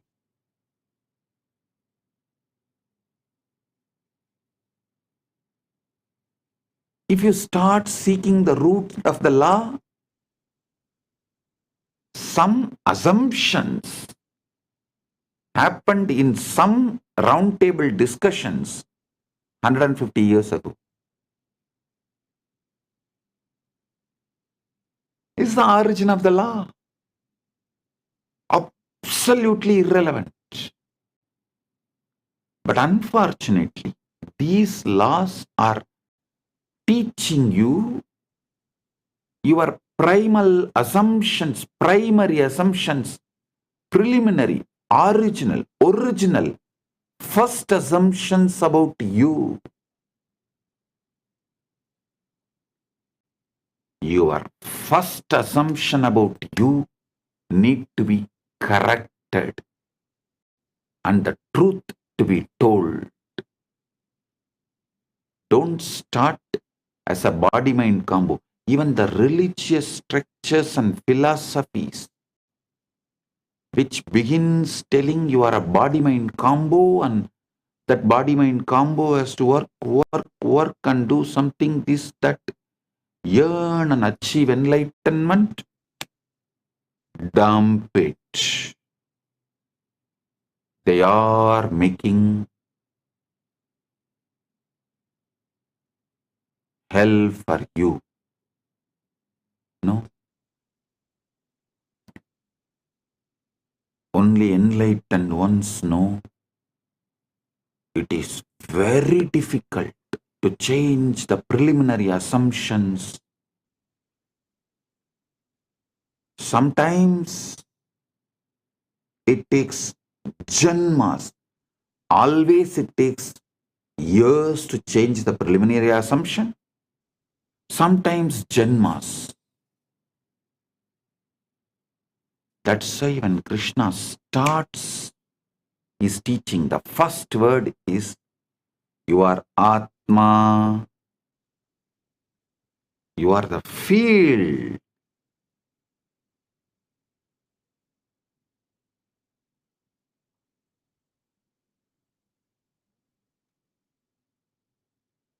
You are the field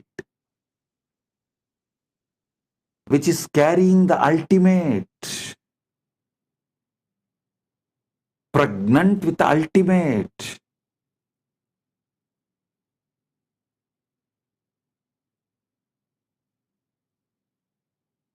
When I tell people, you are ultimate. Many of the even sincere Hindus who are trying to achieve enlightenment, educated in scriptures, even they try to say, Swamiji, what you are saying is ultimate truth. We know, but I don't think it should be taught immediately.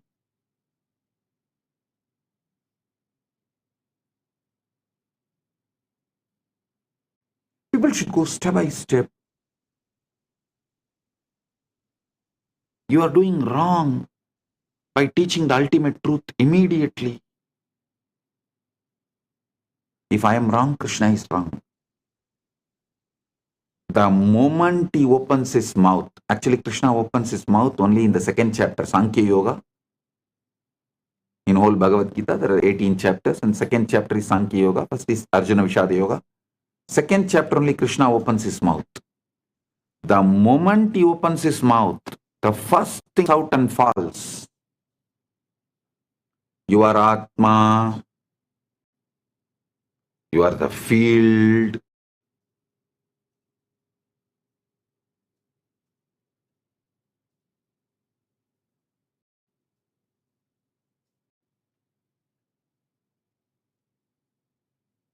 Which literally carries the ultimate.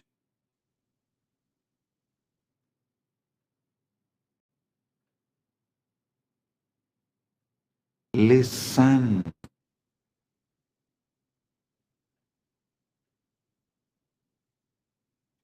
Preliminary assumption should be right.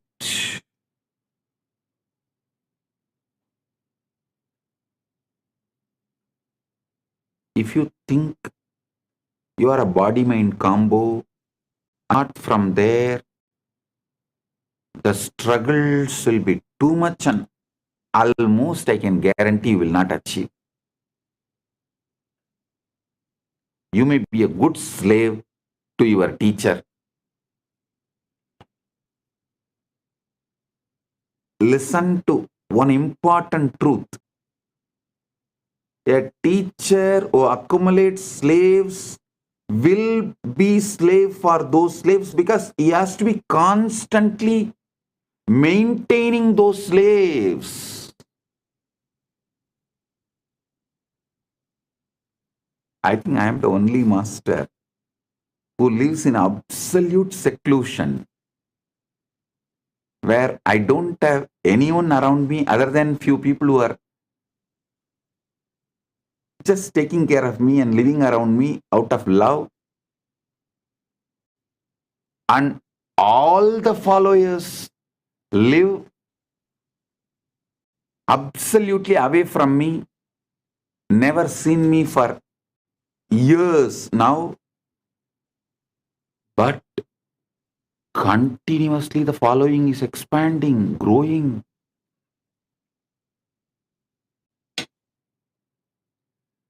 Because I don't collect slaves. I collect leaders. I make Paramashivas. I don't collect body-mind combos, make them enlightened. I collect Paramashivas and make them manifest. You are Paramashiva. Start manifesting. All your struggle, your problem, why you are not manifesting, why if you are Paramashiva, why your reality is not reflecting it, all that problem I will attend. It's a legitimate problem. I will attend. But assuming your body-mind combo and trying to evolve, your birth is illegitimate. Your very preliminary assumption is illegitimate.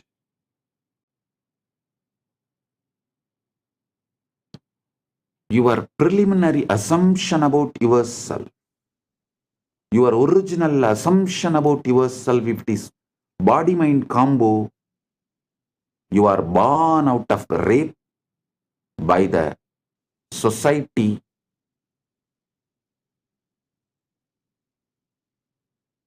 forcibly on your consciousness. Society commits a forcible rape on your consciousness, and out of that illegitimate child born is your original identity if you think you are a body-mind combo. Listen. I give you the legitimate cosmic ID card. Paramashiva. Param, you are ultimate. That's a legitimate cosmic Aadhaar card, social security card. I think I'll start issuing one. Legitimate cosmic ID card.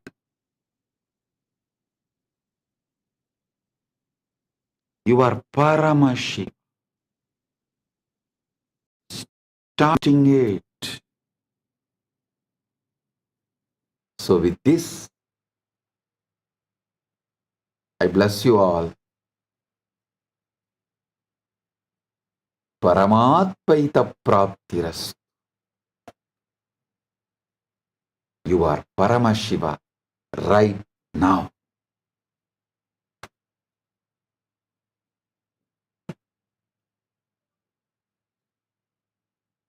With this, I bless you all.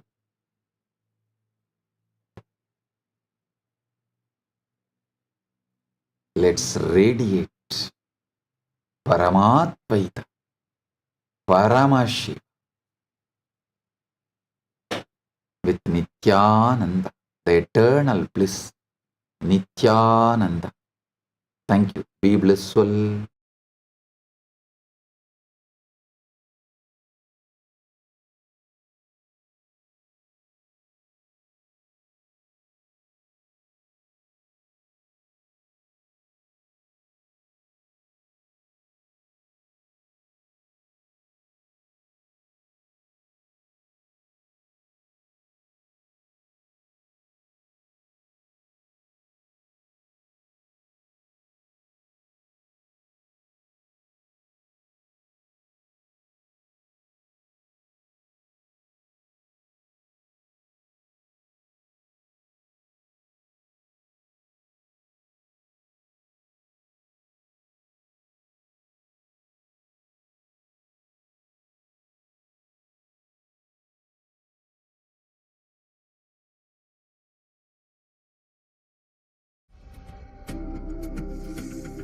Mahashivaratri.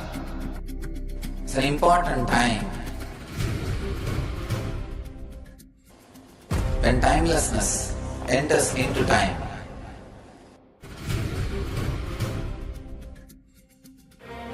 When space enters into place.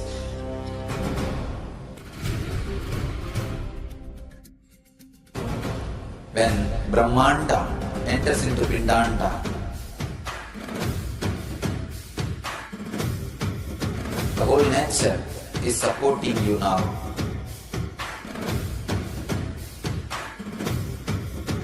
To experience your higher energy, your higher self, your higher consciousness. Tonight is the night when Divine revealed itself and elevated all the beings to its level. The first and foremost incarnation on the planet Earth happened today, and exactly midnight.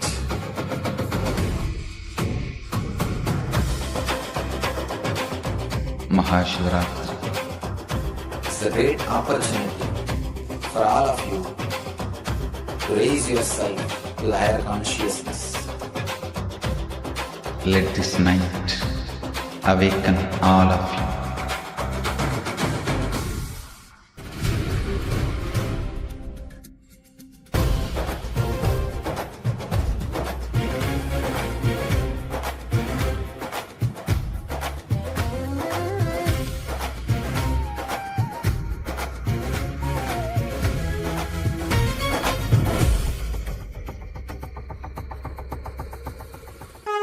This is the initiation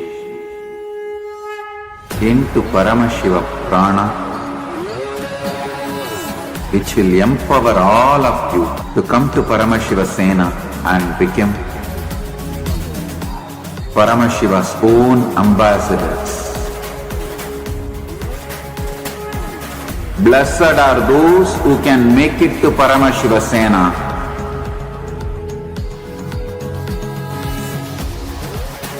Losers are those who stick to your ego and your mind, your confusions and your delusions.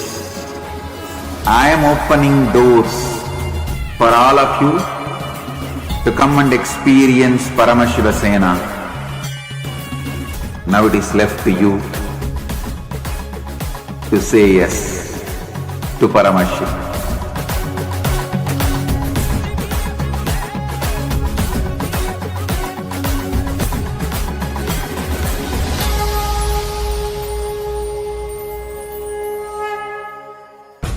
Established since 2002 in the United States of America, the United Ancient Nations is an intergovernmental organization, currently made up of 160+ members and indigenous nations. The UAN and its work are guided by the purposes and principles contained in its founding charter. The UAN is a manifestation of the profound connection amongst indigenous peoples across the world, including African, Andean, American, European, Caribbean, Oceanic, and Asian regions, rooted in shared wisdom, sustainable practices, and deep reverence for the earth. The United Ancient Nations serves as an international cultural and diplomatic organization focused on uniting indigenous cultures globally. Our governance structure is council-based without territorial claims, led by a collective leadership through our General Secretariat. As a non-state entity with UN-style advocacy, we focus on several key areas: cultural and digital heritage preservation, indigenous diplomacy, revival of indigenous knowledge systems to solve humanity's problems, global peace, environmental preservation, health and wellness, sustained economic development, indigenous and cultural tourism. While the UAN represents numerous indigenous cultures, the United States of Kalasa serves as the first indigenous nation specifically for Hindus. Kalasa's mission is focused on the revival of the ancient enlightened Sanatana Hindu civilization with a formal governance structure including a head of state, ministers, and ambassadors. Under the leadership of SPH, Supreme Pontiff of Hinduism, Bhagavan Nityananda Paramashivoham, Kalasa has achieved recognition as a sovereign subject of international law, possessing distinctive attributes of juridical statehood. The United States of Kalasa is the main sponsor of the proposed UAN headquarters. This initiative would bring forth an estimated $100 million in revenue for the host country through summits, conferences, tourism, and development projects. The proposed UAN headquarters would represent the world's indigenous nations and peoples through its architectural design. It would blend the best of all worlds, featuring top modern architecture, the highest green building standards, and ancient Vastu architectural principles. This headquarters would serve as a central hub for indigenous diplomacy, cultural preservation, and collaborative efforts towards sustainable development and global peace. Through this initiative, we aim to create a dignified platform for indigenous leadership rooted in ancestral wisdom, cultural legitimacy, and collaborative innovation, enhancing global dialogue and regional stability. The establishment of the UAN headquarters would position a host country at the forefront of a global movement promoting indigenous wisdom while creating significant economic opportunities for the nation and its people.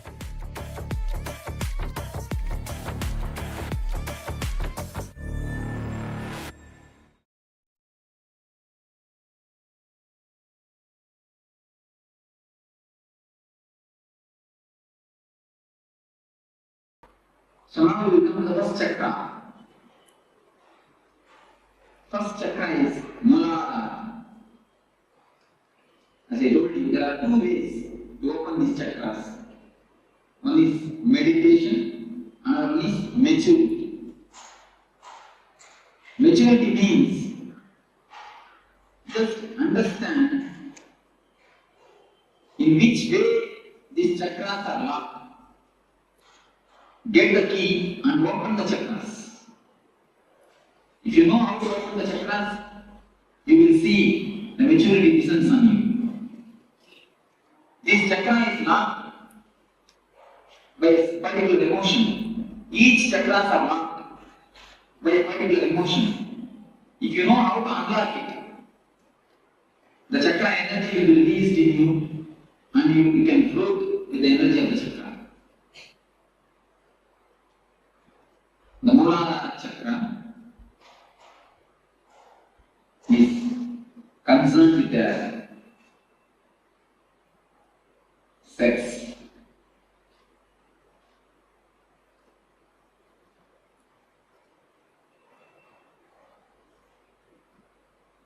In the world, most talked about, most discussed about,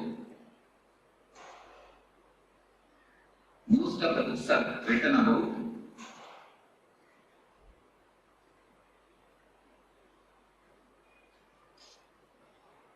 I think on these three sentences, most of the books have been written about, most talked about, and most discussed about. Subject is and most confused, most misunderstood, most misinterpreted. Subject is also.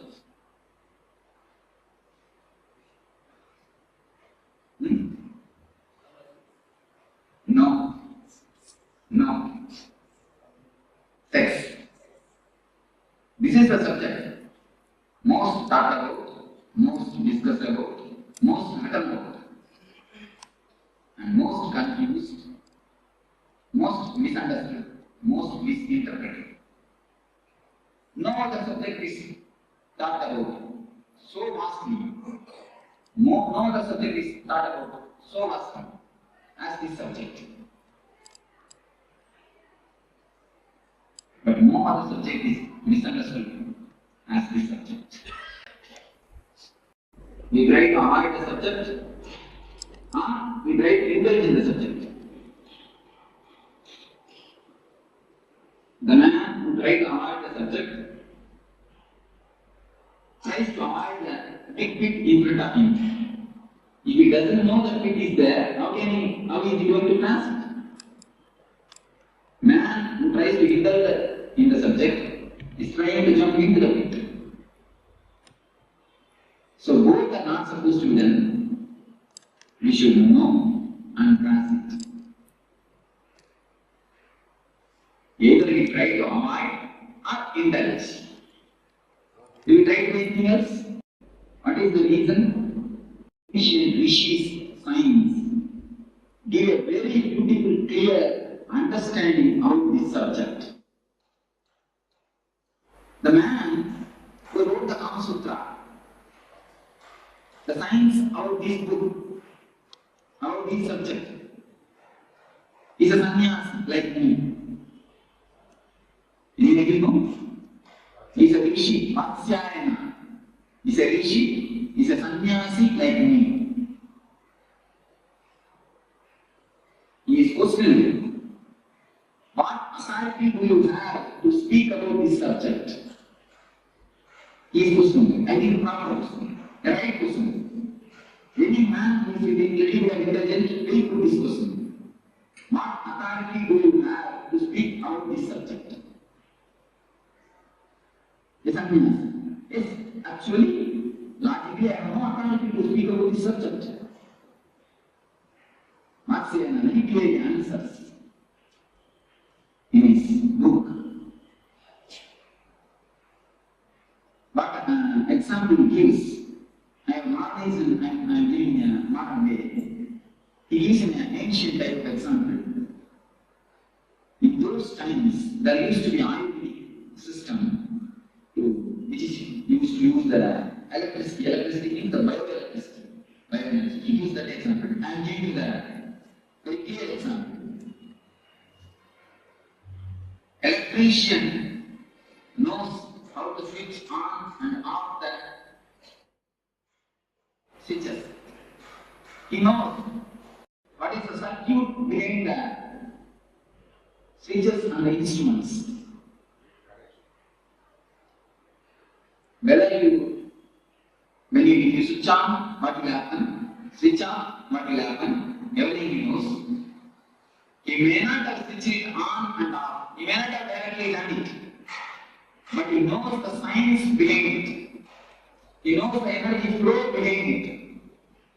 But a man every day uses a switch. He is switching on and switching off. He may not know the science behind it. Am I right? Many of us know only how to switch on and off, not the science behind it. That is why many times we get shocked. That is the reason many times we get shocked. We all many fathers, grandfathers, we have all grown up finished our life. We may have done it. Just like a normal man who knows only how to switch on and off the switch. But he doesn't know the mechanism or energy flow behind it. Just like an ordinary animal, living with a simple basic instinct. But Marciana says, I may not know how to, I may not have done the switching on and off, but I know the background energy flow. I am the man only as an authority to speak about these things. Marciana says, a real sannyasi is the only person who is authorized to give an idea about the subject. Nobody else has got any authority, he says. Because he gives one more example. Some two persons are playing chess. Saguranga, chess. Two persons got involved in chess. When you see from outside, you will be having a right idea. You will be having the right movement. You will be knowing the right movement, but they will not be doing that. Have you any time experienced it? When you see from outside, you will be knowing the right movement. They will not be knowing it. But when you sit and play, you will not be knowing the right movement. The person who is outside, he will be knowing the right movement. Do you accept this? What is the reason? He has no pressure that he has to win. The man who witnesses has no pressure. The man who is outside has no pressure that he has to win. The pressure makes mind dull. So a man who has jumped out of this wheel, samsara chakra, a man who is outside this wheel only can give a right idea about the wheel. If you are sitting in a giant wheel, you can take the example of giant wheel. If you are sitting in a giant wheel and rounding, can you give a right idea about the giant wheel? Can you? When you have jumped out of it, when you are away and looking the things, seeing the things are happening, you can give a right idea about giant wheel. So a man who has come out of it, who is beyond, who has transformed the energy, who has jumped out of the samsara chakra, can only give a right idea about this subject. So we come to the question, what is sex? Today, biology proves all men are 51% men, 49% women. All women are 51% women, 49% man. Just 1% this way or that way.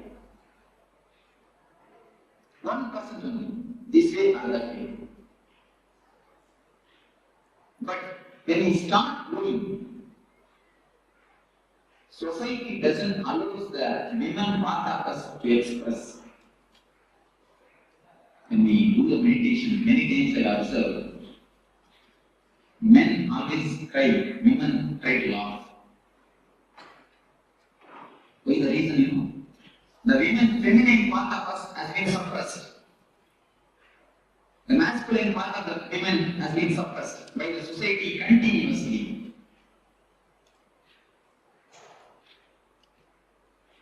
When we start growing, we slowly start collecting the image that 49% in us tries to satisfy itself through mother and father. That is why girl children are always attracted to father and boys are always attracted to mother.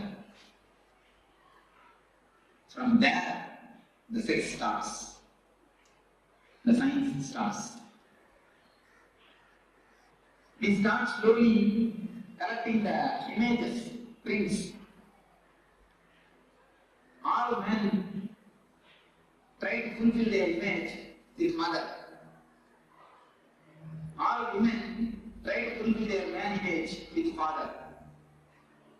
The art is suppressed by the society. When it is suppressed, we try to fulfill it with the father and with the mother, having some loving relationship. Then after a few years of growth, we start collecting the images from many people, from the outsiders, how a real woman should be, especially from media, how a real man should be. We start collecting the images and start preserving it in our system. The repressed or suppressed women is always in the unconscious. It's the real science actually, what is happening in the mind. When you go after a certain age, you will start collecting images from many actors, actresses, many stories, especially from the TV serials. From all these things, we start collecting the images and start preserving it. How a right man should be, how a right woman should be, how many things, how a husband should be, how a mother should be, how a father should be. Many images we start collecting. We keep the imagination of a woman inside, the ideal woman. Sometimes, rarely, at the age of 15, after 18 to 23, in that age, we see somebody outside, and from distance, it looks like as if there is somebody in this image, which you have inside. We continuously start searching for this image. We have the copy inside. We start searching this outside. We start searching whether some image will suit with this image, whether some real person will suit with this image, which we have collected and kept it in our mind. So actually, when you see somebody from distance, you feel as if that your image is resembling with that real person. We start falling in love. The falling in love happens in that moment only. The science behind the falling in love is different. We have an image and we search. In distance we feel. In distance we feel as if both are resembling. As if both are looking alike. Then we fall in love. But when you come here, you will immediately find the image is image and the real person is person. You can never find image in a real person because it is image. Not because of anything, because it is image. How can image be a real person? because it is image. This is the base where we start expecting something from the other. This is the greatest expectation all of us have. We always want the other. Other means either wife or husband should act according to our image. Is it possible? Can it be possible? Dreams can never become true because they are dreams. The very word denotes they are dreams. If they can become true, why will they be called as dreams?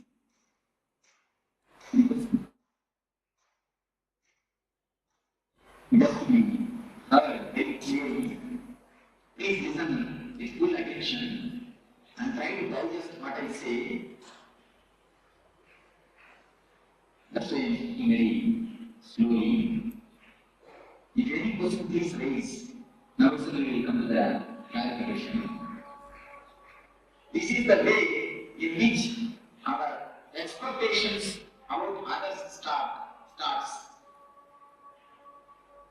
We collect all types of images from media, TV, wherever we see the ideal person. We collect that image and keep it inside and try to actualize it. We try to make it a reality with a living person. Is it possible? It can never be. That is why all love ends in pain. All. Capital letter A-L-L we can use. All, without exception.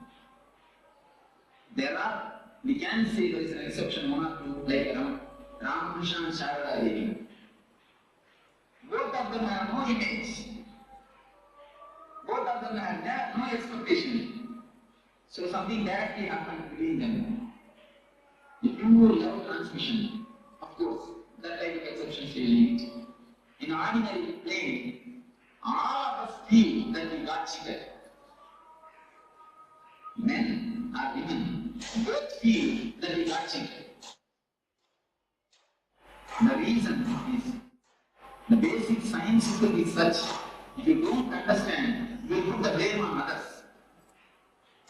Other is never to be blamed. Blame is take the blame on you. You expected, you imagined, and you try to force your imagination upon others. Who will be the responsible for the failure?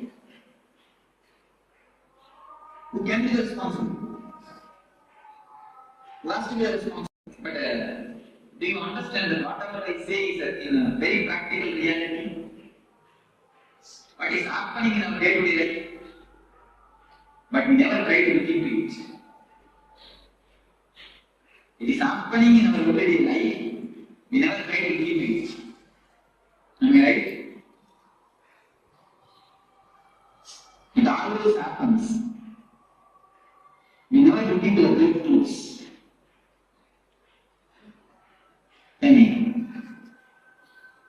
So, when we see that our image is not the reality, when we saw in a distance, it looked like what is in my hand, oh, it is green. That also looks like a green.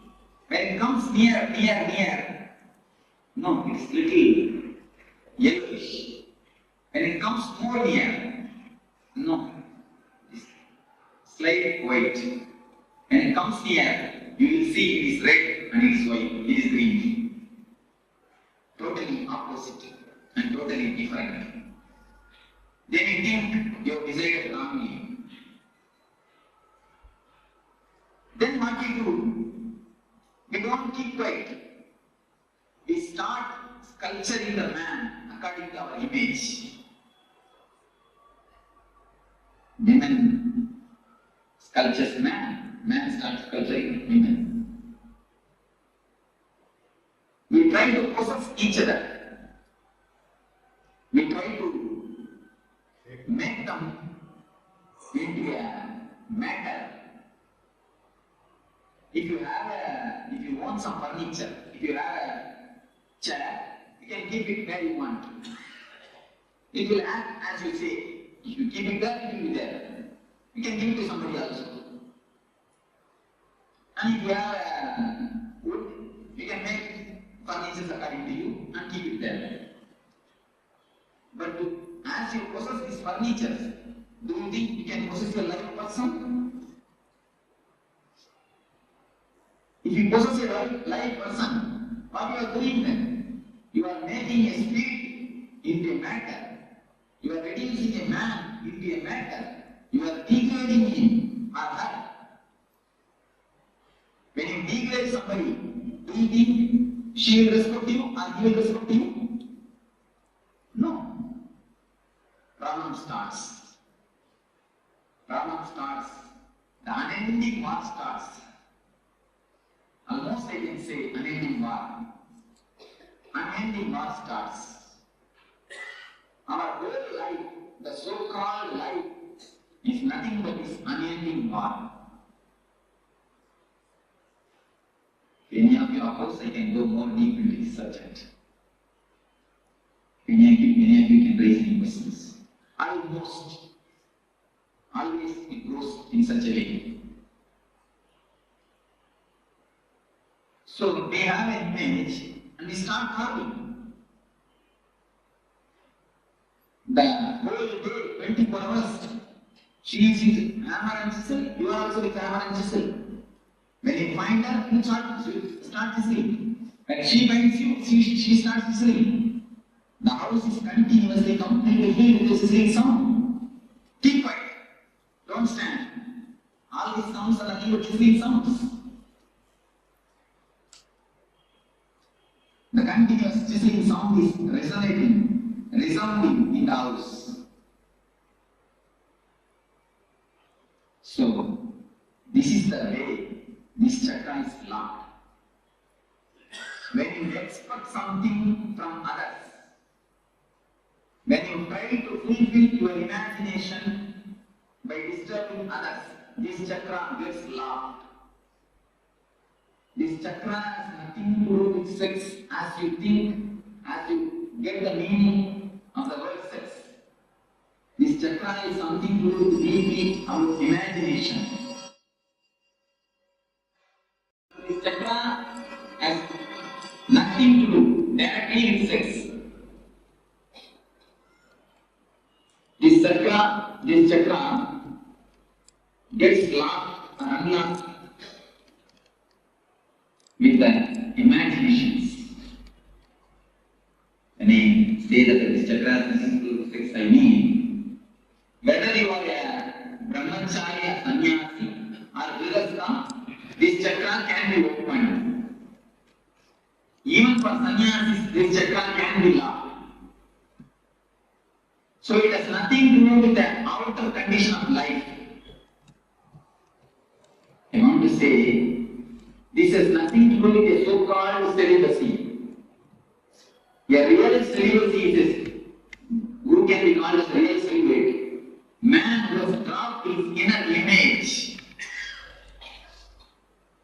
When a man drops the inner image which he preserves, inner woman's image, he only can be called a real sannyasi. Even if you live in a grihastha life, if you drop this image, if you drop the chisel and the hammer from your hand, if you stop chiseling the other, you will be a brahmachari. Your Muladhara chakra will be opened. You will be having the real benefit of this chakra opening. Do you understand what I say? So the outer conditions, whether you live a married life or unmarried life, has nothing to do with this chakra. Don't think only for a sannyasi this Muladhara chakra can be opened. This can be opened for anybody. Yes, because we have never looked into us. We never turn inside. We go everywhere, but never inside. expecting, just drop this chiseling the other man, then this chakra will automatically open. When you drop the imagination of hero, the chakra will automatically open. Actually, when you have the imagination, many people come to me and ask, Swamiji, in my house only we two are living, but there is no peace. There is no peace, only we two. We don't even have son. Myself and my wife, both are living, but there is no peace. I used to tell them, no. With two persons, there can be always peace. You are not two, you are four. Your imagination about your wife. She, her imagination about you. You four are living. With four, you think peace can live? Peace can be with you? With four, peace can never be. With two, peace can be. With four, it is impossible. So if we drop the imaginations, two things happen. Yes. What I mean is, we always got the images of heroes and keep it in our mind. We want that should be not in reality from our husband, from our wife. That is the way I understand. Yes, if you drop that, this chakra can be opened. Don't expect that it should be according to you. You should act according to you. Not only about husband and wife, even about father and mother can keep an idea. How the ideal father should be. Today all of you have a homework. The 5 things you will write. Today please go and write and see. One thing I will just tell them and then you can note down. Father, mother, wife or husband. If you don't have wife or husband, no problem. If you have wife or husband, son and son or daughter. This about some 5 relationships. You write how you expect them to be, how you feel the ideal father will be. You just write down 2-3 points. So all these 5 relationships, write ideal your vision. The ideal father, ideal mother, or ideal son, or ideal wife, or ideal husband. You will find, if you dig down your unconscious, you will find all your ideas are just from the TV serials and cinema. All your ideas you will find. And few times I check with people. I just ask them to write down how your house furniture should be. It will be corresponding to the serial. Even the house furniture, we have the imagination. How it should be. We take from the media. Before that, there were dramas. If you live on the dramas, there were uncle images. Huh? Even now, even in earlier time, you see, from kings, they torture as best they can. And she tortures as best she can. She tries to make a Rama, we try to make a Sita. But finally what happens? Anjanaya comes out. We do not know what happens. Anyhow. So the imagination and trying to project it disturbs this chakra. If you can drop the imagination, if you can stop chiseling the others, this chakra will be completely opened. The people whosoever has got a problem with the uterus problems, if you diagnose your mind, you will be having this problem of imagination and trying to project it and forcing upon the others. Of course, women have their own way to force. They don't force with chisel and anger, they force with tears. They force with tears and crying. So they have their own ways.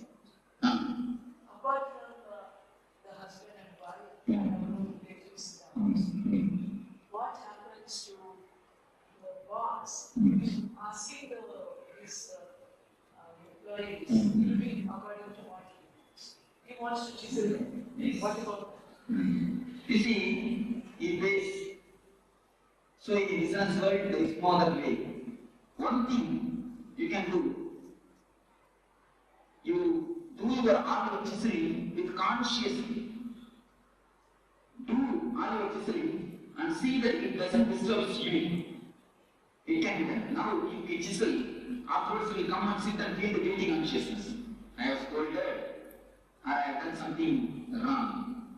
If you do it consciously, you will not give overdose. Even if you are angry, angry is just like a money, because anger is a great energy given to us. It's a great presentation of God. One person came to me and he says, I am not able to control my anger. I told him, you take one photograph when you are angry and keep it in the puja room and do puja every day.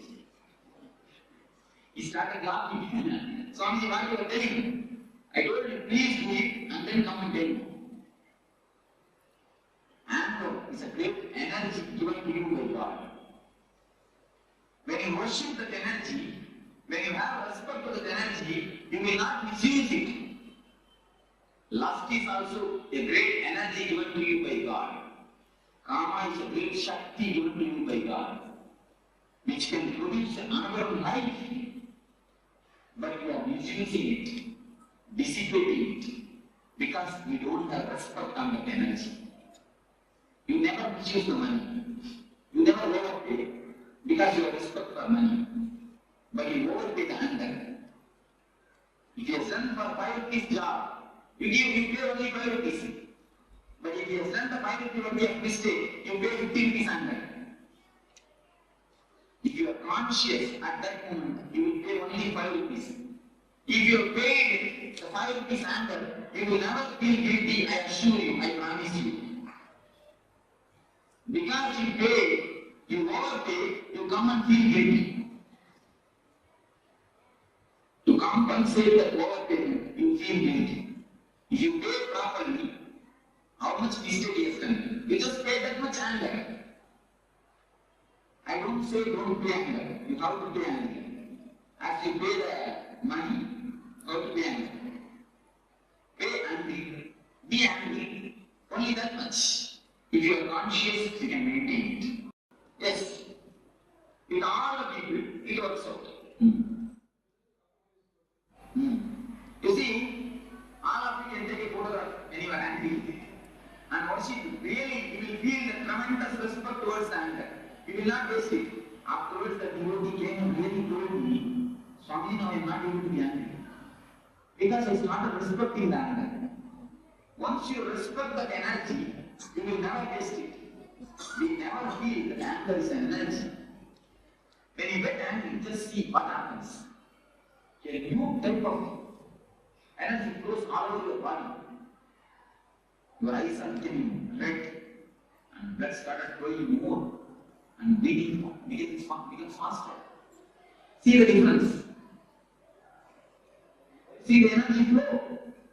Because we always fight with that energy.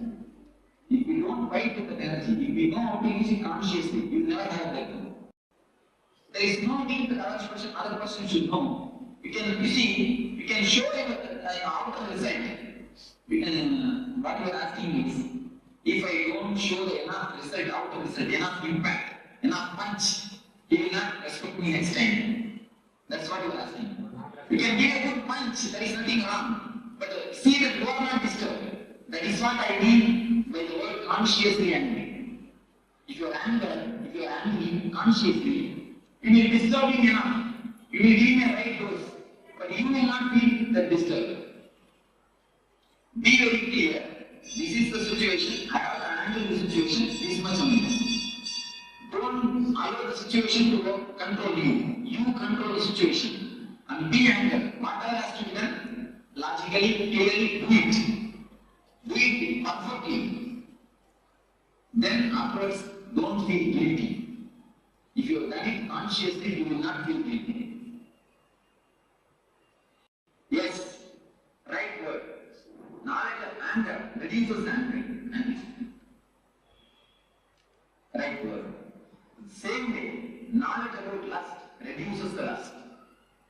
Because both are one and the same. Both emotions are two sides of the same coin. If it is allowed outwardly, it is called lust, kama. If it is stopped, If some obstruction comes, then it turns as anger.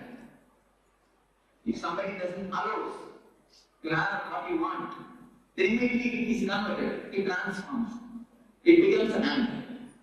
So both emotions are the two sides of the same coin.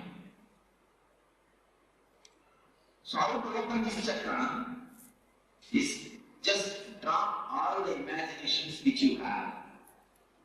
Don't expect anything. Then in your house, you will see two persons only will be living. Accept the person as he is. There are few people come to me and tell, Swamiji, I love my wife very much. That is why I try to convert her. I make her as I want to. I want her to be. Am I right? Many people won't tell me. And you also think, because I love him, that is why I force him to do what I want. Is to answer them. You don't love your wife. You love the image which you have in yourself and try to force that image on her. You will love her if she acts according to your image. If she doesn't, you won't be loving her. So your love is not towards her. Your love is towards the image. That's the real truth. Your love is towards the image. How she should be. That is why you force her to be as you want. So, when you drop these imaginations, the Mooladhara Chakra energy will be awakened. One thing. As a byproduct, your house all will become a great Kshetra. All our houses are almost ready to this good Kshetra. Our houses have become good Kshetras. Am I right? Our houses have become really good Kshetras. Actually, so if I speak about Navraga, I will pull down the whole structure of Jyotisha. It is a sheer nonsense. Having two paper pieces, going to some person asking how my life will be. What right you have to live if you don't decide how your life will be? Going and asking some person who is unknown about your life, giving him 2 pieces of paper, please just see and tell me how my life will be. What type of life you are living, I don't understand. You are the man who is living. You know the pros and cons of your life. You are the person who is living. You don't know about your life. You are going and asking him. Then what type of intelligence, which intelligence we are living, I don't know. It is sheer bullshit. In Jyotish Shastra, there is a science. There is some truth. In original Jyotish Shastra, it is complete science. But going to some Jyotish is an utter irrelevant. It means we don't know about our life. We don't even have the intelligence to run our life.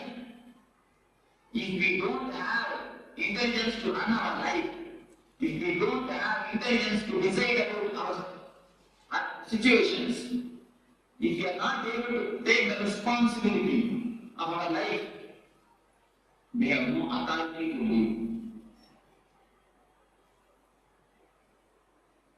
Actually, a real man will not go to somebody and ask, what will be my future? Many people come to me and ask, Swamiji, what will be my future? I tell them, never ask, what will be my future? Ask, how to make my future. Never come to me for prediction. Come to me for design. If you come to me for designing, I can help you. If you come to me for prediction, I can't.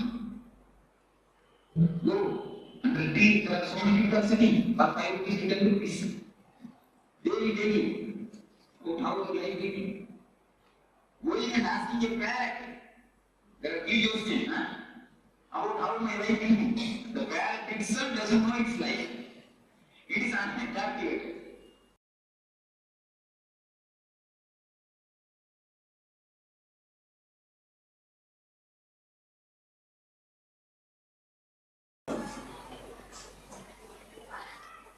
So this meditation is called Dukkha Arana.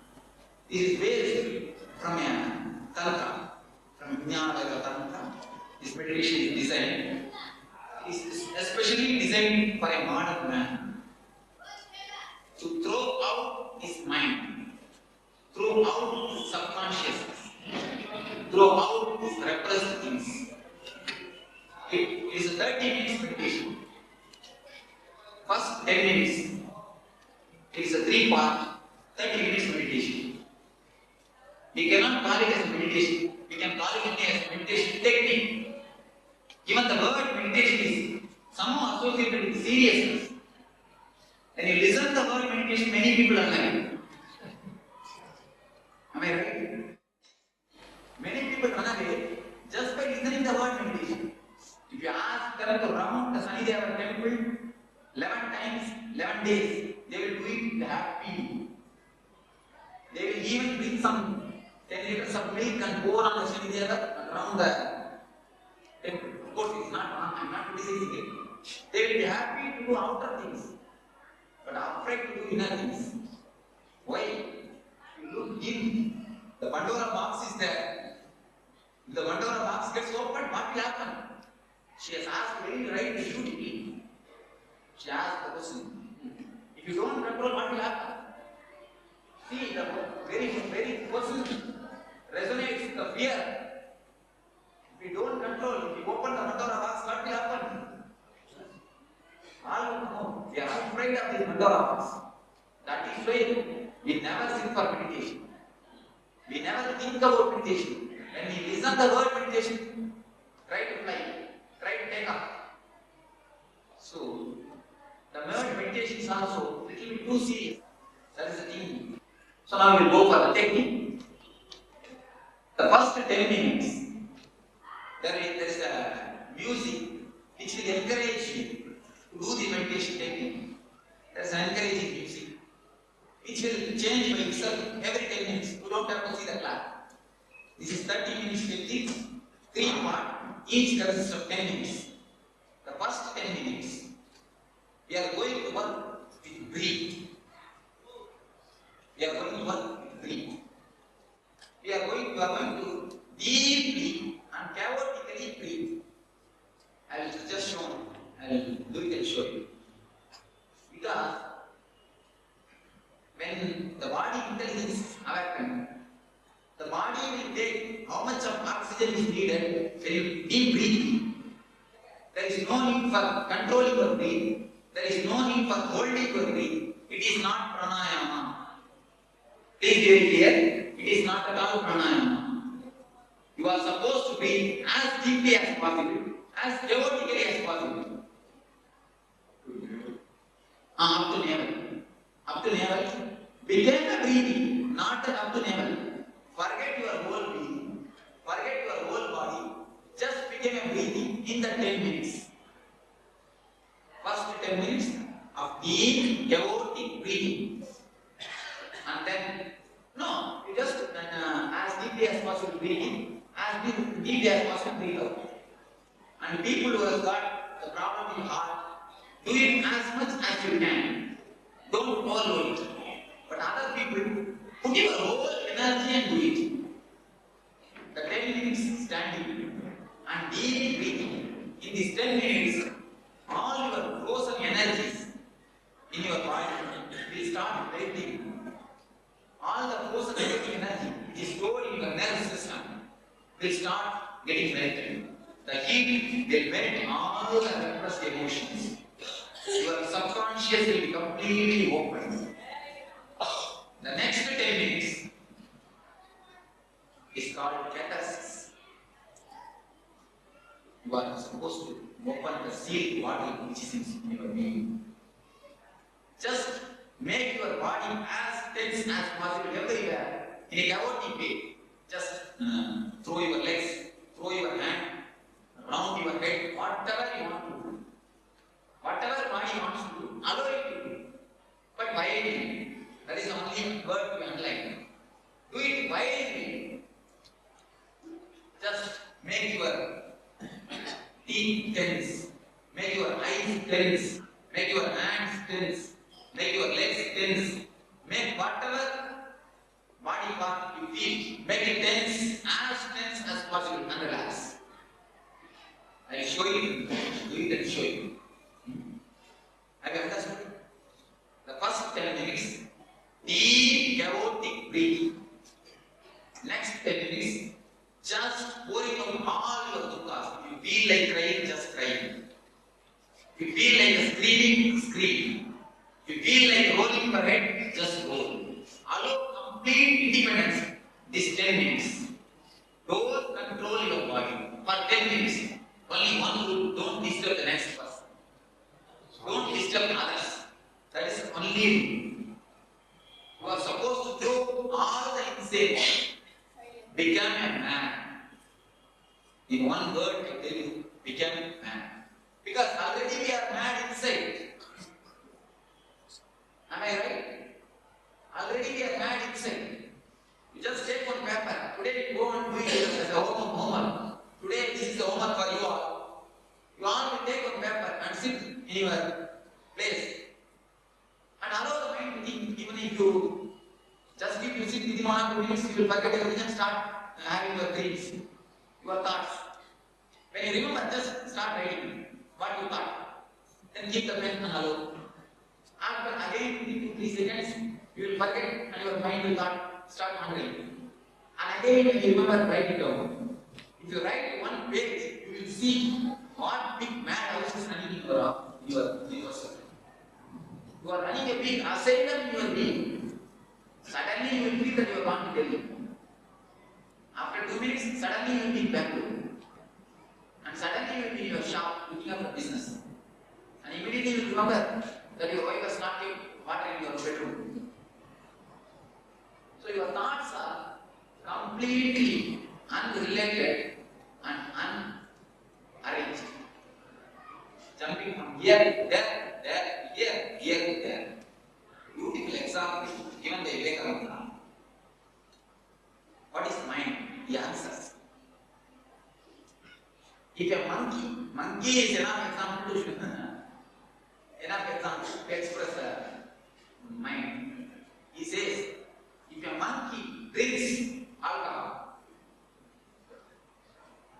intoxicated, what will happen? And not only that, scorpion bites it.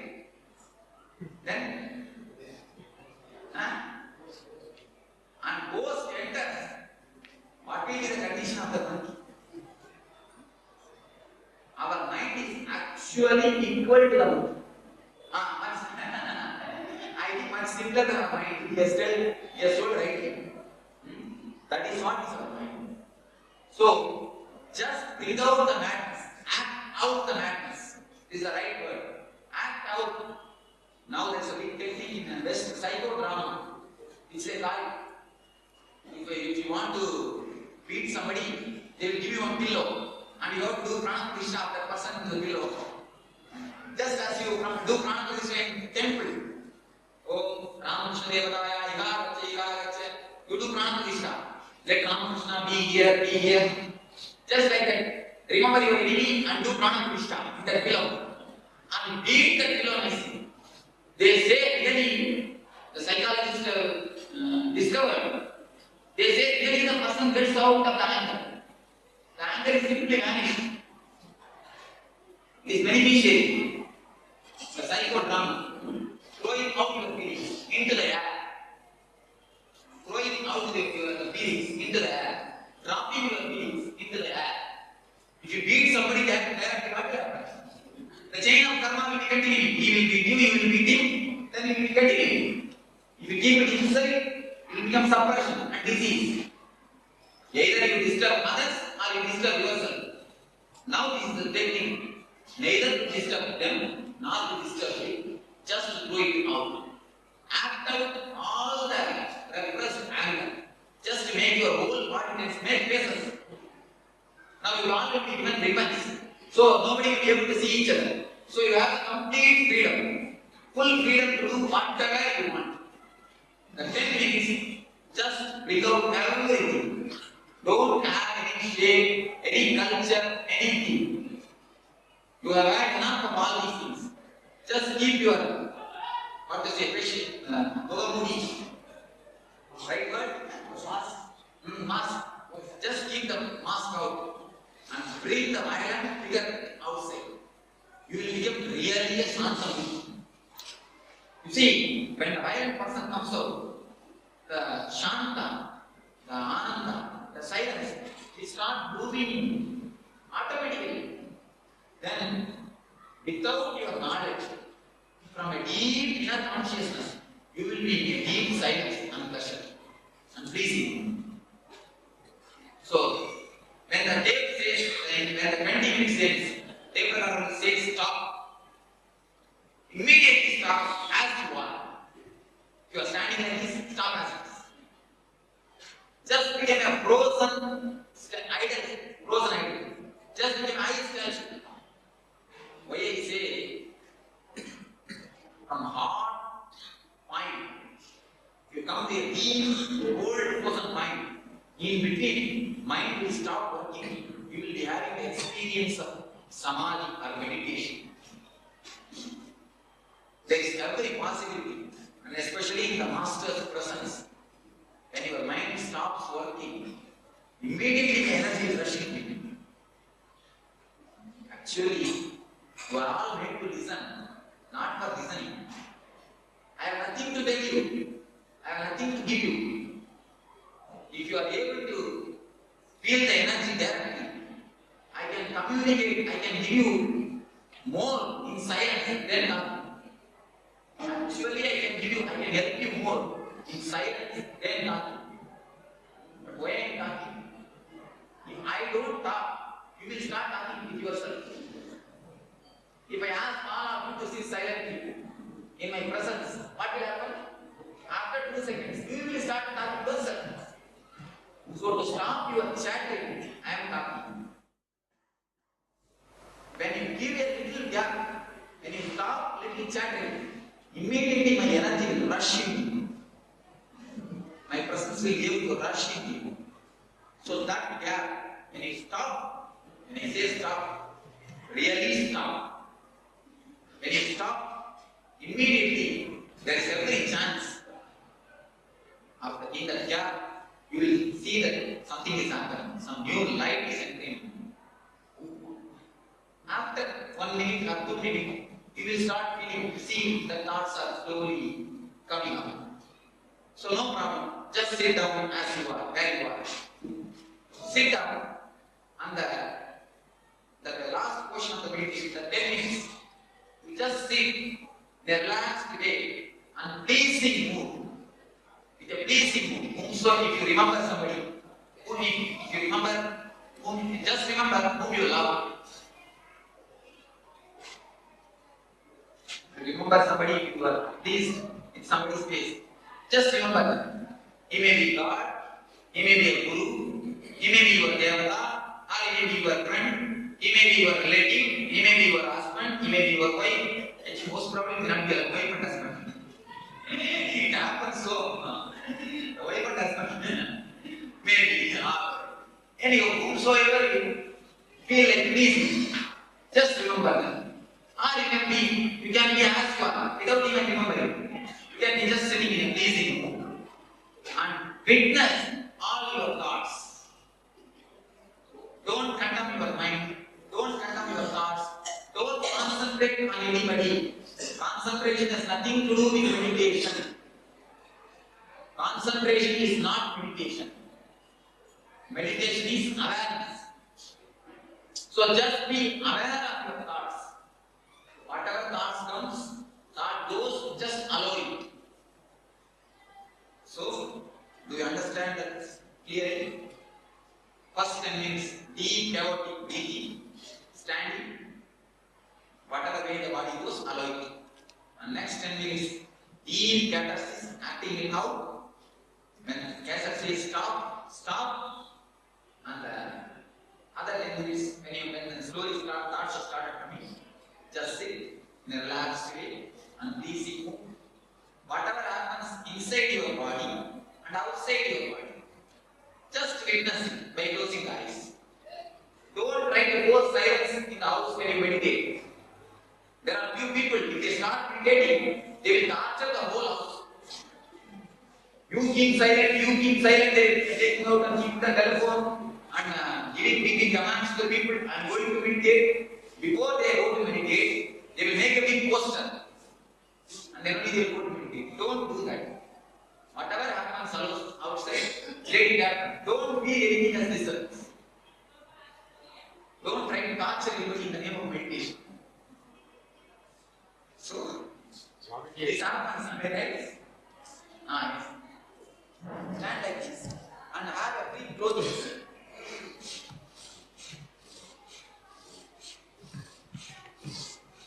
The body moves, allow it to move. For some people, if you do like this, it will be easy for you.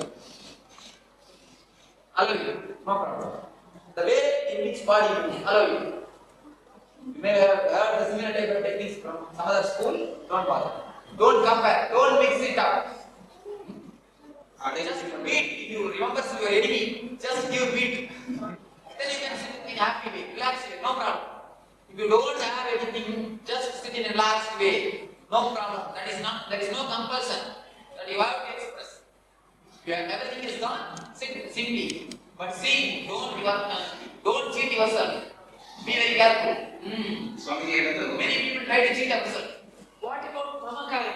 Say, I don't have pleasure. Say, but I am Mamakara. What do you have to do? Actually, Mamakara and Desha, only in word they are different. In intrinsic way, they are one and the same. You see in the deep mind, when you deeply breathe, these differences you will understand. That is why the verbal, when I say verbally, you can question Mamakara, Desha, all these words. When you have breathed 10 minutes, all the anger will come out. It will simply bubble up. You will not be able to control yourself, you will simply breathe and things will come out. Don't use the words, use the screaming sounds. Ooh, ah, ooh, like this. Don't use words, your mind will come in. Don't allow the mind to come in. When you hear this about this technique, you will not feel like, what is this? This Swami is teaching us to become mad. You will feel, when you do this technique, you will see the benefit. You will be tremendously benefited. When you do this technique, if you want to testify scientifically, all of you go today and have one passport size photograph. Taken. 15 days you do this technique. 15th day you take one passport size photograph. You will see your faces completely become flower. In 15 days, I assure you. I assure you. In 15 days, your face will completely get changed. You will see that your eyes will become pleasing. Your face is flower. You will see a tremendous difference in your face. So you can see it in a visible way. After 50 days, you will get filtered water. Yes, rightly told. You will get a filtered water. So this meditation technique, now you are going to start. Just I will show you one or two things. So for breathing, use this. So for making tense, do whatsoever you like. There is no need of steps. Simply do what you want. That is the key. I think there is no need for steps. If he shows something, you will be following the same thing. Don't do according to him, do according to you. So the second step, do whatsoever you want. Feel like whatsoever you feel, you do it. You see, there is no must in this. You do it according to you. No problem. Just do it as you like. Allow the breathing to happen. That's all. Body will take its own posture. You don't have to design any separate posture. Anything? Second 10 minutes no need for breathing. Let it be normal. Okay. Anything else? Thank you.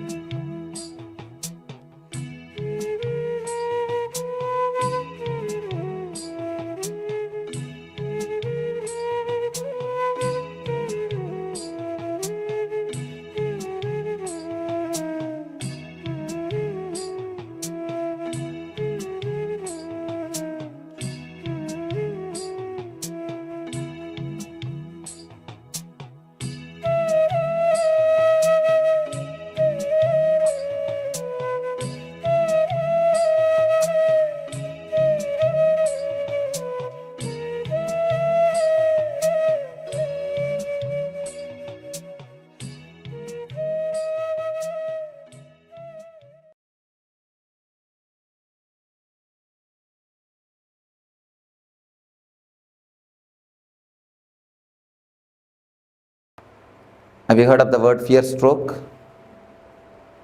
For example, in the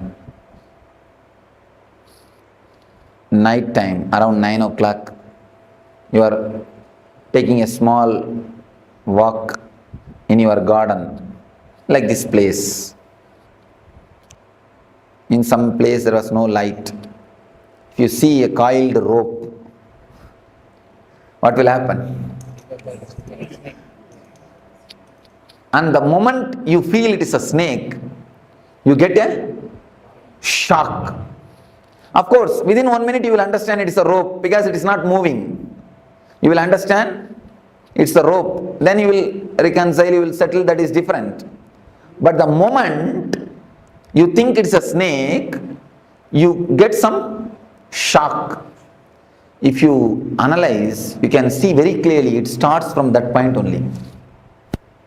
From Swadhisthana only the shock will start. That is why any fear stroke will create a feeling of diarrhea in you. It will just churn your stomach. There are so many instances we can say when a flight is caught in turbulence, you get the fear stroke. When the lift stops in between, you get the fear stroke. Many more instances you can tell.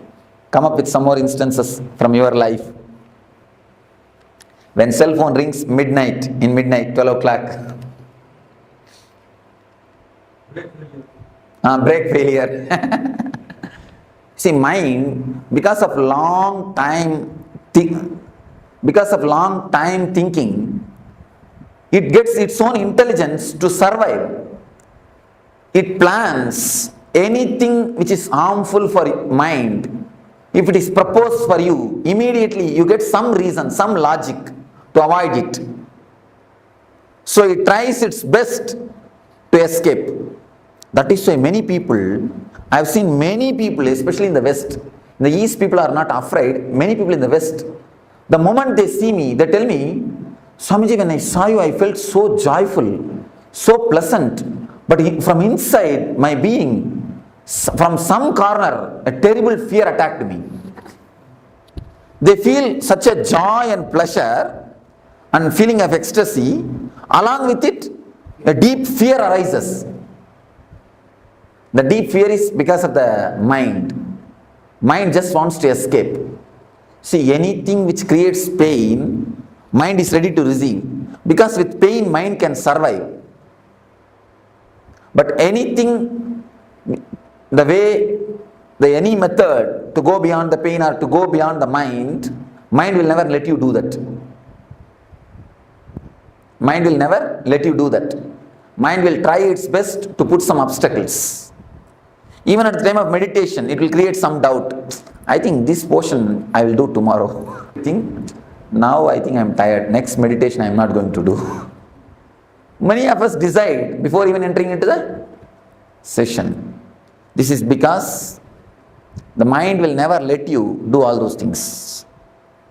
And moreover, mind has got its own regular setup of thinking, regular way of working. This whole camp, the whole camp is designed in such a way, your regular mental thinking setup itself will be broken. You will not be let regularly, you see, every day, at least 8 hours you sit alone and think. Even if you are working, except the moments which you are talking, you are sitting and talking with yourself. The thinking is going on. The mind is alive. First time in your life, you may be stopping thinking for so many hours. When you listen to me, you cannot think. Your thinking will not be so solid. Not only listening to me, continuously the meditation is going on, different techniques.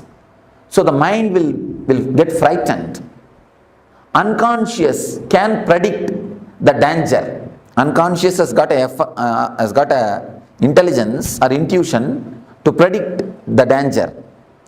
So if you totally get involved, you will reach a space, the joy or the bliss, where mind cannot pull you down, where you cannot be same old personality. So naturally mind will create enough of problems. I have seen many people coming and telling me, Swamiji, I don't have time at all for meditation. What? I don't know what word to use. Simply cheating themselves. You see, if you say, I can't give so much of preference to meditation, that is okay. But how can you say, I don't have time? Because everybody has got only 24 hours. It is your priorities. For what you want to give priority. For money, if you want to give priority for money, you spend all your time in working. If you want to give priority to the family relationships, you are just continuously around them. You take them out, you spend time with them, you sit and chat with them, like this. For what you want to give priority? Only for that, you work. So if you really want to give priority for your life, for your joys, for your bliss, for the real energy, naturally you will find time for meditation. So if you say, I don't find time for meditation, it means two things. Either you have not understood the importance of meditation, or you don't feel like giving priority to the meditation. Any moment of fear stroke in your life?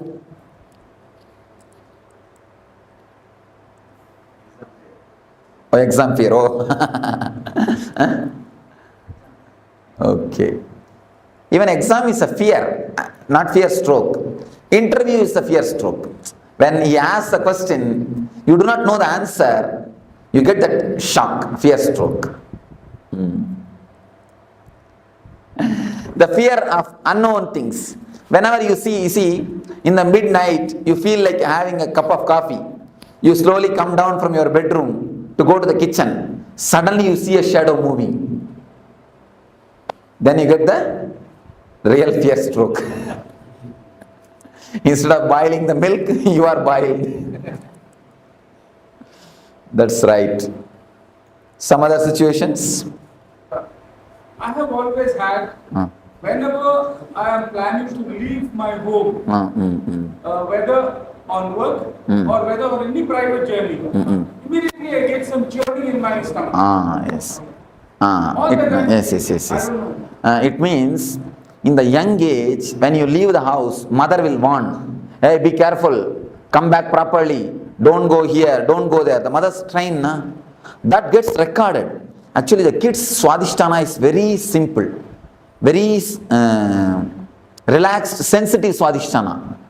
We actually we put lot of inputs, so that gets recorded. That becomes a solid thing. That's why in the young age, I've seen in some houses, they make the kids to sit on the dining table. If they do some mistake, if they do something wrong, if they are too naughty, they make them sit on the dining table. That only creates the height phobia. The height phobia is created if you punish the child, making them sit on the heights. So naturally they get that fear. The fear is recorded inside the Swadhisthana. So that only creates the height phobia. For every phobia, these things are only reasons. So at least with your child, please don't create.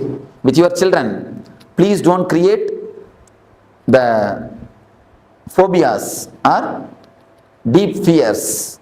Never let them, don't give all these nonsensical inputs. I have seen many parents doing it. See, you may catch cold if you move in the rain. Never think children also will do the same thing. Children have got their own strong immune system. It is you who teach them. Don't go in the rain, you will catch cold. Don't go here, don't go there. This will happen, that will happen. Don't eat ice cream. All these things are your teachings. By teaching all these things, you make them dull. Once they have become dull, buffalo, then we feel comfortable. Yes, we have created our we have reproduced. Or we created replicas. Never create this type of strong imprints, samskaras in the kid's mind. And if the kids are jumping around, if they whirl, if they spin, immediately you tell them, hey, keep quiet, sit, you will hit this wall. you will get hurt. I tell you, if they get hurt, be prepared to do the first aid. Never stop them. If they try to climb on a tree, don't pull them down. Just be prepared to do first aid. And just be there. Even if they fall, you can catch them. Never try to disturb them. Never try to pull them down. In the West, I saw in the beaches, kids simply enter into the ocean and play. Parents are just waiting to take care of them, that's all. They never go and disturb them. And in India, we cannot even imagine. I think they will put practically a chain and hold them. Except like a dog, except putting chain, they have done everything else. Don't do that. These are the reasons, these are the things which create very dull or a dead life system. These are the few things of fear stroke. We can very clearly feel the love is felt from the heart. The worry and the depression is felt from the stomach, navel. The fear stroke is felt from the swadhisthana. Sex is felt from the mooladhara. In every layer, you can see exactly the emotion being felt in those chakras. Let me explain the fear stroke. 3 things you need to understand about the fear stroke. Average in 24 hours. And one more thing, you all have forgotten, you get fear stroke in dreams also. Even in the dream states, you get fear strokes. And suddenly you get up and you will see your heart rate is high and you are sweating.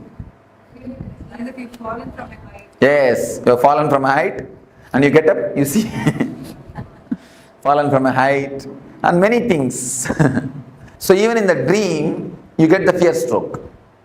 Average, at least 6 times you get fear strokes every 24 hours. Every 24 hours, at least 6 fear strokes. You may think it looks too much. But the people who do research on this, they say average at least 6 fear strokes you get. They say maximum even 12 people get even 12 strokes per day. Minimum 6 strokes. One thing you need to understand, fear stroke is just like shaking a rose plant. There's a rose plant. Every day, 6 times if you shake the root of the rose plant, what will happen? Plant will die and the whole flowers will wither out. Just like that only, the same effect happens on you. Fear stroke does the same effect on you. Your whole nervous system is just shaken for one moment. You see, after 2 minutes you understand it is a rope, it is not a snake, by torch, or because it is not moving, you understand. You settle down, that is different. But the moment you get the shock, that's like almost like electric shock, and especially the strong fear strokes, you can feel almost like electric shock only. Your whole body is just shaken. The fear strokes shakes your whole nervous system. First thing, at least 6 fear strokes you get in 24 hours. Second thing, it damages tremendously your immune system. Your immune system is just shaken. Third thing, your lifespan is reduced due to fear stroke. Never think you are afraid of death. You die because you are afraid. We always think we are afraid of death. But understand now, scientists are proving you die because of death, of fear. Your fear brings the death more closer. There is a beautiful Sanskrit saying, a man who is courageous dies only once. Man who is coward dies every day. The fear stroke only is called death of every day. Every day you die. Every fear stroke is a death. And in death, you will have only one fear stroke and leave. That's all over. But in the covered life, in this type of lifestyle, every moment you get the fear stroke. Every moment you are dying. So, the fear stroke is simply an enemy for your life. Simple enemy. A direct enemy for your life. We all know that now the fear stroke is enemy. How to deal with it? What has to be done?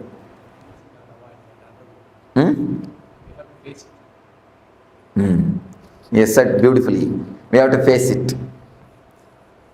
There is a Upanishad called Katha Upanishad in Vedanta which deals on the death fear. There is a beautiful idea. You need to face the fear. You need to face the fear. What is exactly fear? Let us analyze. What is your subjective feeling of fear? Let us reduce everything to words. Don't say, I cannot explain, I cannot express. It is an emotion which paralyzes all thinking. Yes, Scott, beautifully. Then? It's only imagination. You create something. Even the word imagination is not right, ma. You see, he gave a beautiful subjective experience, subjective expression. A special kind of chemicals or hormones are released in your system, which when the feeling is created, you just don't want to live inside your body. You want to jump out. You just don't want to be in that space. In a nutshell form, I will present it to you. Something happens in your system is not ready to put up with it. You just want to escape from that space. You just want to jump out of your skin.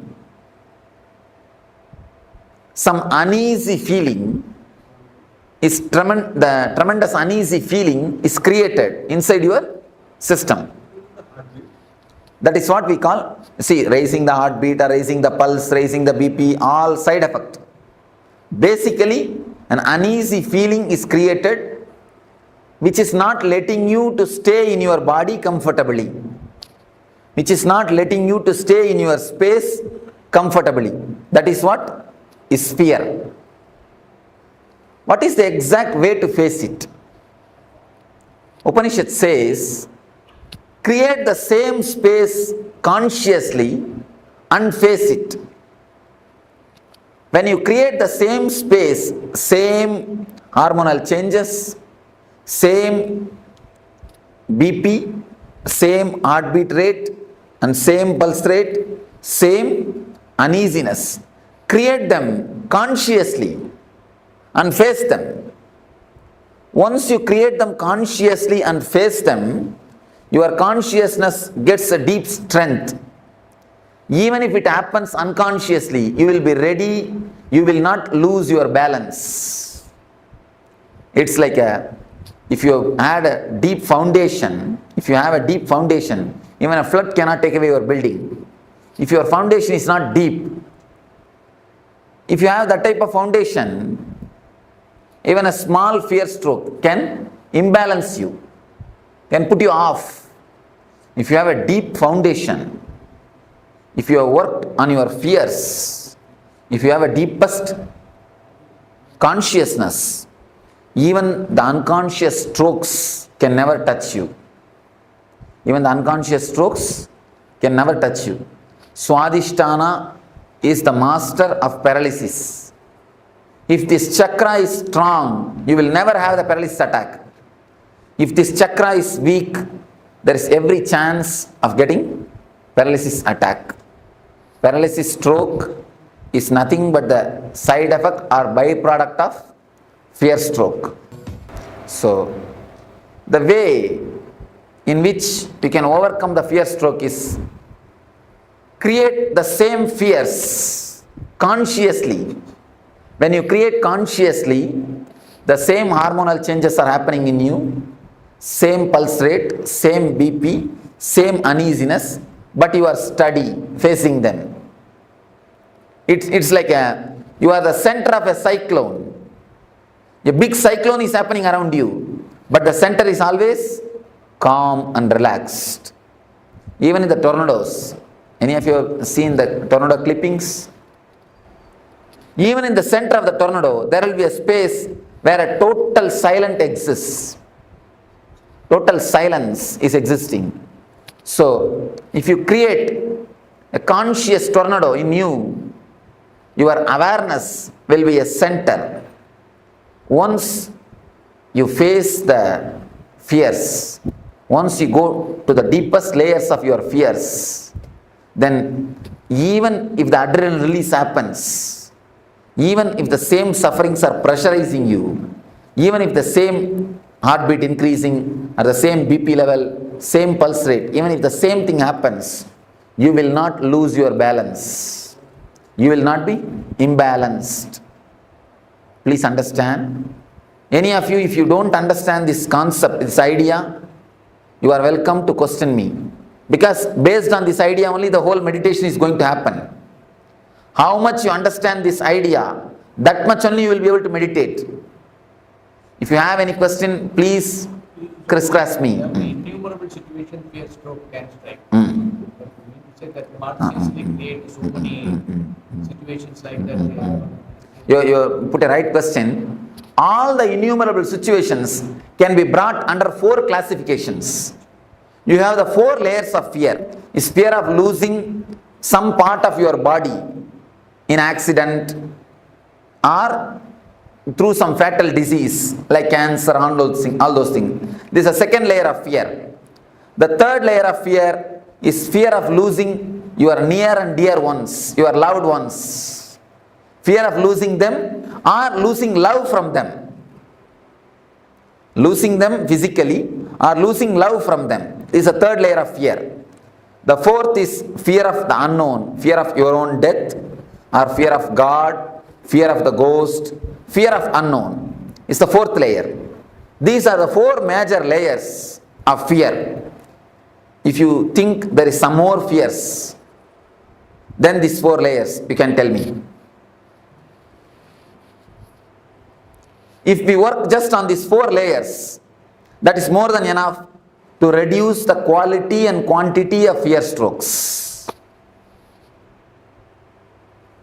Any other layers? Any other fears? Somebody asked me, in America, just like this I was telling, somebody asked me, Swamiji, I am afraid of marrying. Under what layer the fear of marriage comes? What is the layer under which the marriage comes? I told them, marriage comes under all the 4 layers.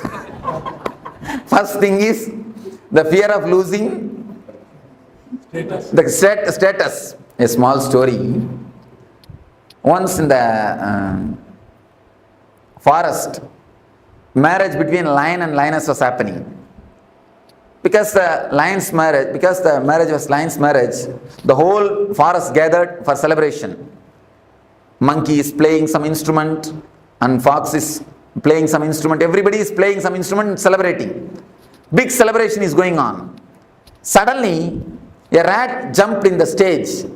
The center of the stage, it started dancing. The rat started dancing. One lion came and caught the rat and told, hey, it's a lion's marriage. What courage you will have to come and dance here? Fool, who are you to come and dance here? Go outside. Get out. Immediately the rat said, no. Before marriage, I was also lion only. So, first thing, losing the social status. The next thing, of course, don't mind if you are already married. The next thing, the fear of losing the body, some part of some body, or the fatal disease. I was just making fun. In all the 4 layers you can bring the marriage. Fear of unknown and fear of the losing the love. All the 4 layers can happen due to marriage. Anyhow. Any other? Fear of expression. Fear of expression. Social status. You are afraid that you may fool, you are a fool. You may prove you are a fool. Afraid of being called as a fool. My brother-in-law passed away by accident. Eldest son. While I was sleeping, I know that somebody is coming because the bed is facing the door. So while I'm sleeping, I know somebody is coming. I moved myself. Then why this voice is my brother-in-law? And he's already died. Why he speak to me now? That made me very fierce and started to shivering. I just ran away from the room. Actually, till the 16th day, the hangover will be there. That is why we are expected to keep that place separate and expected to do that regular shraddha and all those rituals to give a send-off, peaceful send-off. Emotionally, when you relax, when you let go them, only then they can carry on their life. Emotionally, when you let go, only then they can let go. They will be able to let go the whole thing. I normally conduct yoga in the morning. That seems a lot of time. Not able to come out of it. Is it the right thing? No, it's a wrong thing. Anything done with a fear cannot be spirituality. That is why I always tell people, never take up Nitya Puja. You see, one day you must have felt so joyful, ecstatic when you did puja.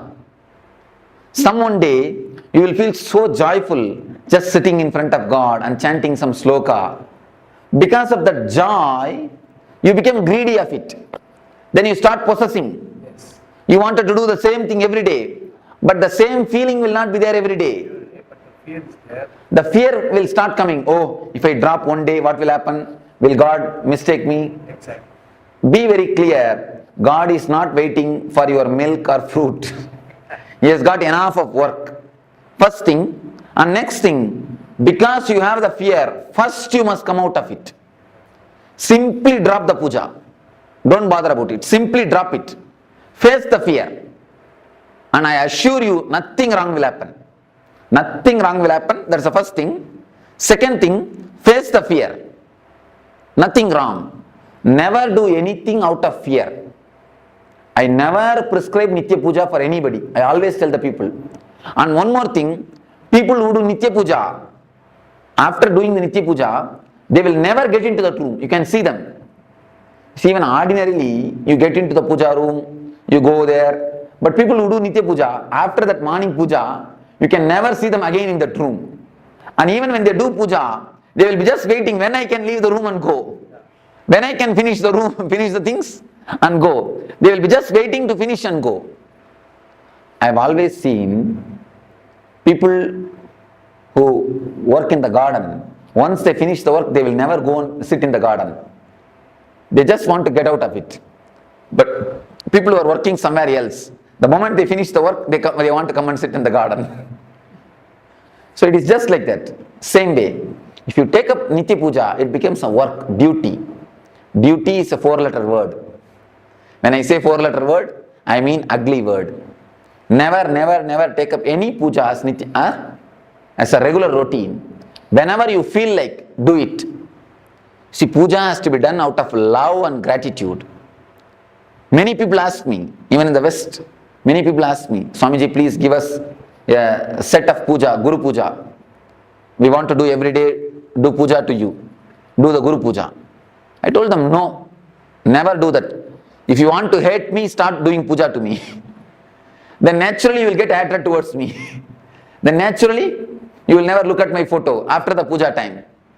I always tell them, look at my photo with love, never with respect. When you start creating respect, you stop connecting with the God. I always tell the people, when you start respecting, you stop connecting. Never do that. Never create any ritual around you. Never do any things which creates fear in you. Always out of love. Somebody came and told me. But one day not able to do some reason. That's a fear. And one more thing, you will feel as if something is lost. It's addiction. Addiction to Coca-Cola and addiction to mantra, addiction to puja is one and the same. I always tell the people, never be addicted. You see, out of too much of love and gratitude, if you do the puja, it is totally different thing, but never out of ritual. And I tell you, when so much of gratitude and love flows, even your very walking will be a pradakshina. Your eating will be offering nevedya. Your thinking will be just a japa. Even your sleep will be a meditation. There is a beautiful sloka by Shankara. Even my nidra is samadhi, meditation on you. Even my walking is a pradakshina for you. Even my words are archana for you. Even my eating is a nevedya for you. When you live with a love and gratitude, you live like a flower on the planet Earth. That is the status, that is the state in which real puja happens. Don't do it, that's all. Why do you bother? Huh? What is this? Why should you feel guilt? One thing, if you think the God will punish you if you don't do puja, why should we worship him at all? Pull down, he is not God, it means. If he accepts you, whether you do it or not, only then he is God. You understand? Only then he is a compassion. Only then he is a love. He will accept when you do it, he will not accept when you don't do, means he is more or less a politician. And pull him down from his seat. One thing, remembering him will be always with a love. Then you will not have the fear. If it's a ritual, you will have a fear. Be very clear about the things. Be very clear, analyze yourself. If it is out of fear, drop today itself. This moment itself, drop it. If it is out of love and gratitude, you can do it. I always tell people, no intelligent man can do any practice more than 21 days. It's a law. If you are an intelligent man, you cannot do any practice. Practice means this type of rituals.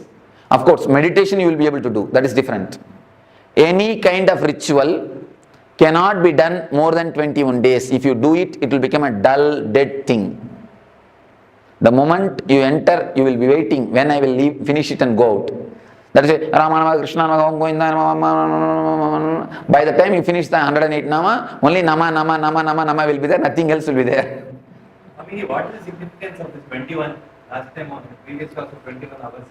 21, every 21 minutes, your energy does one full circle. In every 21 hours, your energy moves through all these 7 emotions. The emotion of love, worry, fear, sex, and jealousy, ego, discontentment. These are the 7 emotions related to the 7 chakras. Your mind at least goes once and comes out throughout the 7 emotions in every 21 hours. That's one thing. In every 21 days, at least 3 days you fall in every one of these emotions. That is why the 21 is a very significant number. In every 21 minutes, at least one thought related to these emotions come in your mind. If you can test it. Just sit for 21 minutes and write down whatever thoughts come up in your mind. You will see all the 7 emotions thoughts will be there. Every 21 minutes, all thoughts, the thoughts which is related to all the 7 emotions will appear at least once in your mind. Same way, you will have the fall into that emotion at least once in 21 hours. And in 21 days, you will have a deep feeling of that emotion. The peak of that emotion will be realized in your body at least once in these 21 days.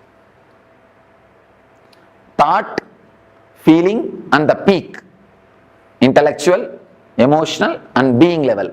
In all the three level, you will enjoy or you will experience these 7 emotions at least once. In intellectual level, 21 minutes. In emotional level, 21 hours. In being level, 21 days. That's why the 21.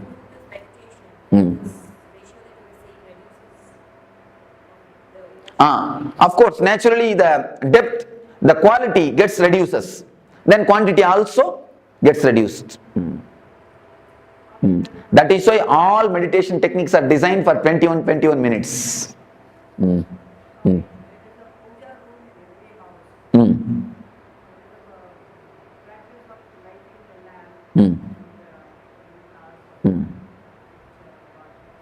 Make it as a small ritual.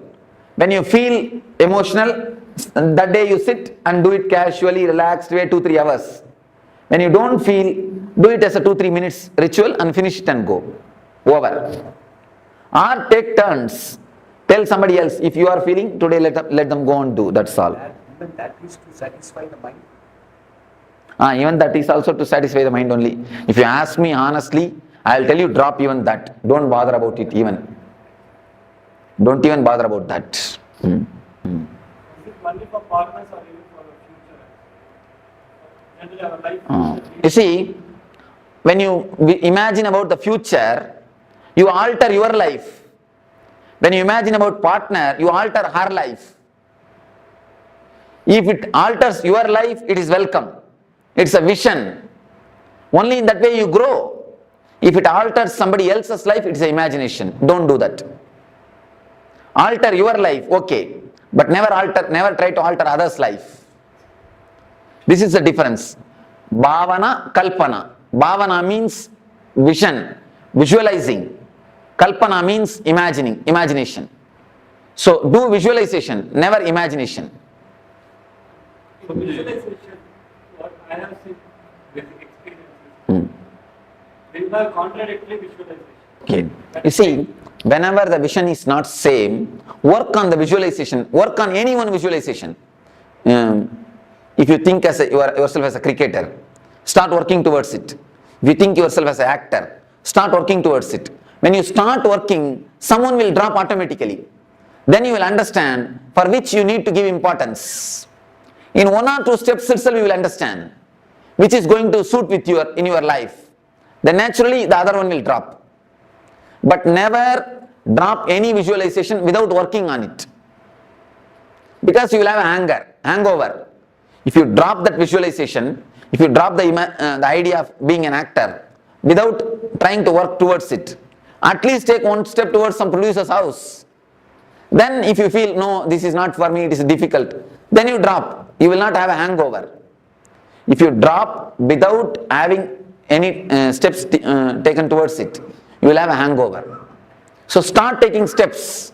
Naturally, whatever is not for you will drop. Not that you need to drop it, that will drop you. Naturally, you can go ahead in the steps which you need to go. So visualization for the positive aspect is so good. Right. Sometimes the mind thinks other aspect also is negative. You get into the trap of negative, sometimes negative. That is called unconscious visualization. Meditation is the only solution for unconscious visualization. Otherwise, the unconscious visualization is nothing less than a poison. It is a simple poison which will kill your life. See, with poison only your body will be destroyed. With unconscious visualization, your lives after lives will be destroyed. You will carry this unconscious visualization everywhere. So drop the unconscious visualization, that is a just poison. Meditation and bringing more consciousness to your thinking setup. See, if you meditate just 21 minutes per day, the whole 21 hour will be flooded with awareness. So don't miss at least 21 minutes of meditation. Every 21 hour, at least 21 minutes allot for meditation. Then you will see, because in every 21 minutes, you come up with one full circle. If one circle is filled with consciousness, it will have an impact on the whole day circles, on the whole day energies.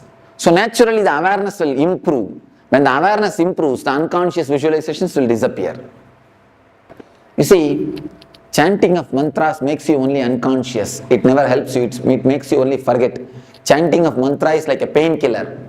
Painkiller only makes you forget the pain, not that it heals the pain. This meditation will heal the pain. It will heal the very symptom itself. So now, don't miss this meditation. Do it totally. Then you will see the symptom itself is healed. And you can do this meditation even in the house. By sitting. Don't do it by lying. By sitting you can do it. Now, any one meditation technique if you practice, that is enough. Which is suitable for you, tomorrow I will answer. Tomorrow in Energy Darshan, every one of you can take advice from me. I will see the energy of every one of you and you can take the right technique. That one technique if you practice, that is enough. Please don't start practicing all the 7. That will become an Aramba Suratva. I have seen many people, in starting they start doing everything. Except cooking, they do everything. If you do all the 7, where is the time for cooking in the house? Then after 2 days, no, this is not for me. So don't do that. Take up one meditation and do it sincerely every day. Meditations you will not feel bored. Meditations are not rituals. So do one meditation every day, that's enough. Of course, if you feel, you see, for some people I give 2 meditation. For that type of people, morning one, evening one. For some people I give only 1 meditation. If you receive only 1 technique, you can do twice. If you receive 2 technique, do it only once. Because I see the chakras. If some chakra is damaged, I give them the meditation technique. If some chakra needs more help, I give them that technique. How do you know that chakras are open? The very feeling of lightness and the bliss, that itself is the symptom. Cleansing the chakra only asks us to meditate, but we are not told us how to meditate. Just concentrate on the region. Don't meditate, don't imagine any flower or any chakra or anything. If you start imagining, you will start seeing visions. You will not have the experience. So I don't want you to see visions. I want you to experience the maturity, the emotions. So best thing is just concentrate there. I'm getting some golden light. If it automatically happens, okay. Don't do it by yourself. So we shall start the meditation. Please sit straight. Let me explain. Sit straight. And now I think you can close your eyes and listen. If you just listen, that's enough. Then when I start the meditation, I'll guide you. If you are not able to sit, no need to tie the ribbon. If you are not able to sit on the ground, you can sit on the chair, nothing wrong. But sit straight and close your eyes.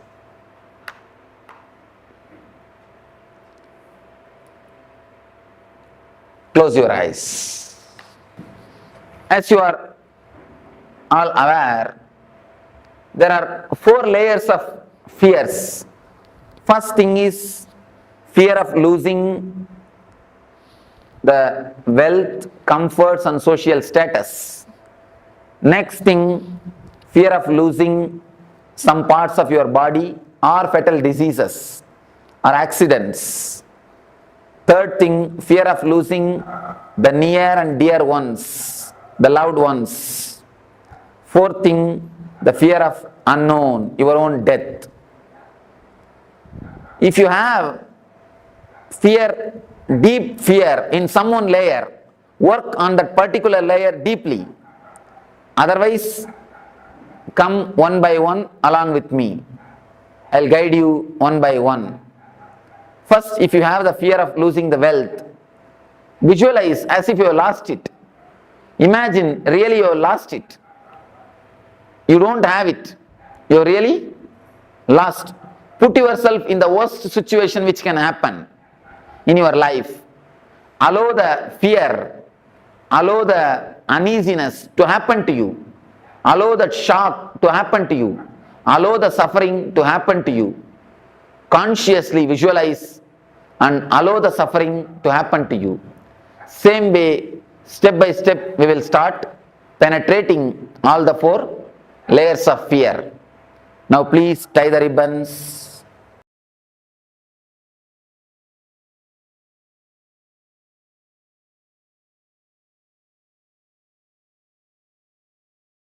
Understand, your system undergoes a hormonal change or chemical change which you are not able to bear.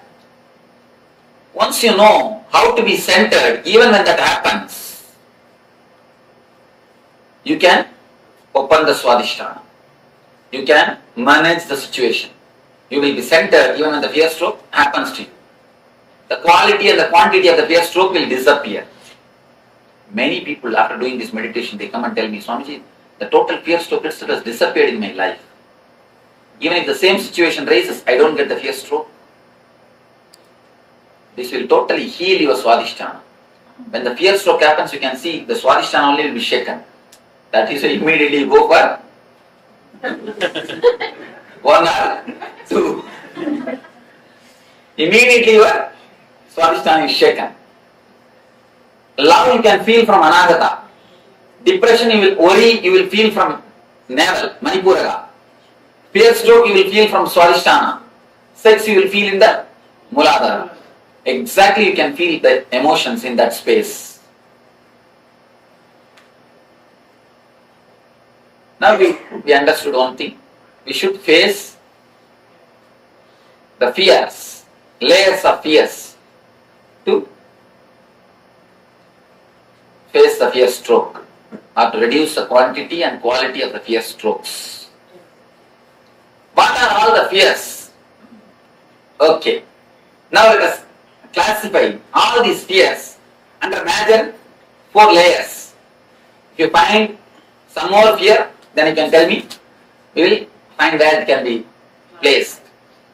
First thing, first layer, fear of losing your wealth, comforts, name and fame, social status.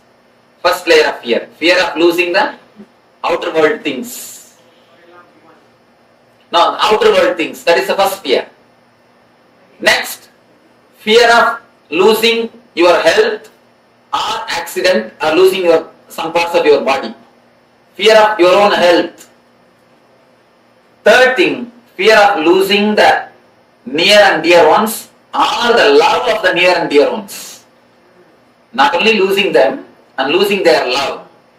This is the third layer. Fourth layer, fear of unknown. Fear of death, fear of darkness, fear of ghost, fear of black magic, fear of hell or the heaven. All these things are under fear of unknown. These are the 4 major fears. Is there any other fear which has to be which you have? We can classify it. Because you need to understand these 4 layers of fear. We are going to work on it. Any other fear? Physical? We heard, but I didn't have an experience. But when the rape and something happened. And that is the first thing. You see, if you bother about the name and fame, it comes under first category. If you bother about the personal pain, second category. What about fear of being afraid? Fear of being? Afraid. Yes. Fear of fear. That cannot be classified under anything because we have to work on it. Fear of fear is, you can say, fear of unknown. Fear of God. Fear of not having confidence. First layer. Fear of God. Fear of God is the fear of unknown. Unknown. Fear of heights. What does that come under? Fear of heights, fear of accidents. So let us work on the fear stroke. Any other fears except this 4 layer? Okay. Let me give you the basic 4 instruction about this meditation. First thing, This meditation is not like other 3 meditations you practiced. It's not like I'll give instruction, you will do. It's like a guiding. When I guide, you need to do. In other things, I know what you are supposed to do. I tell you, you do that same thing. But here, I can only guide you. I can only show you the path. You need to imagine, you need to visualize and do. It's like if you have the fear of losing the name and fame, visualize you have lost it. When you visualize, really feel that you have lost it, your whole body will feel the fear or the pain, suffering. You will feel as if you want to jump out of your skin or you want to run away from this hall. You don't want to visualize anymore. Your mind will tell, no. When it comes, let us face, let us not do now itself all these things. Your mind will try its best to do all these problems. Don't listen to your mind.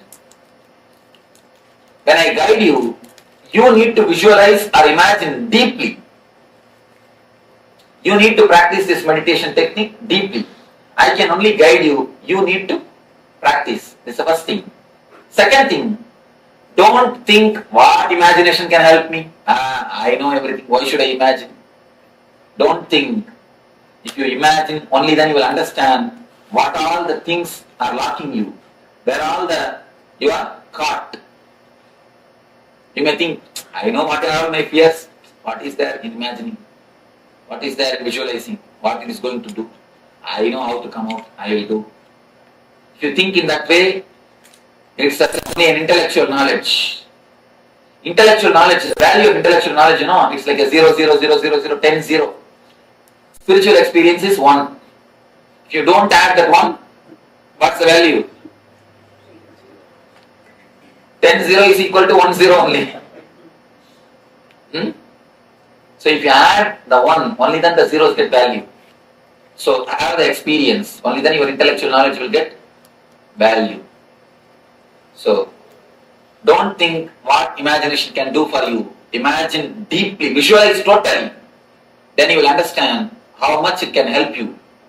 Because by visualizing, the Manipura totally gets clear, actually it gets unwinded. Now it is like a twisted towel.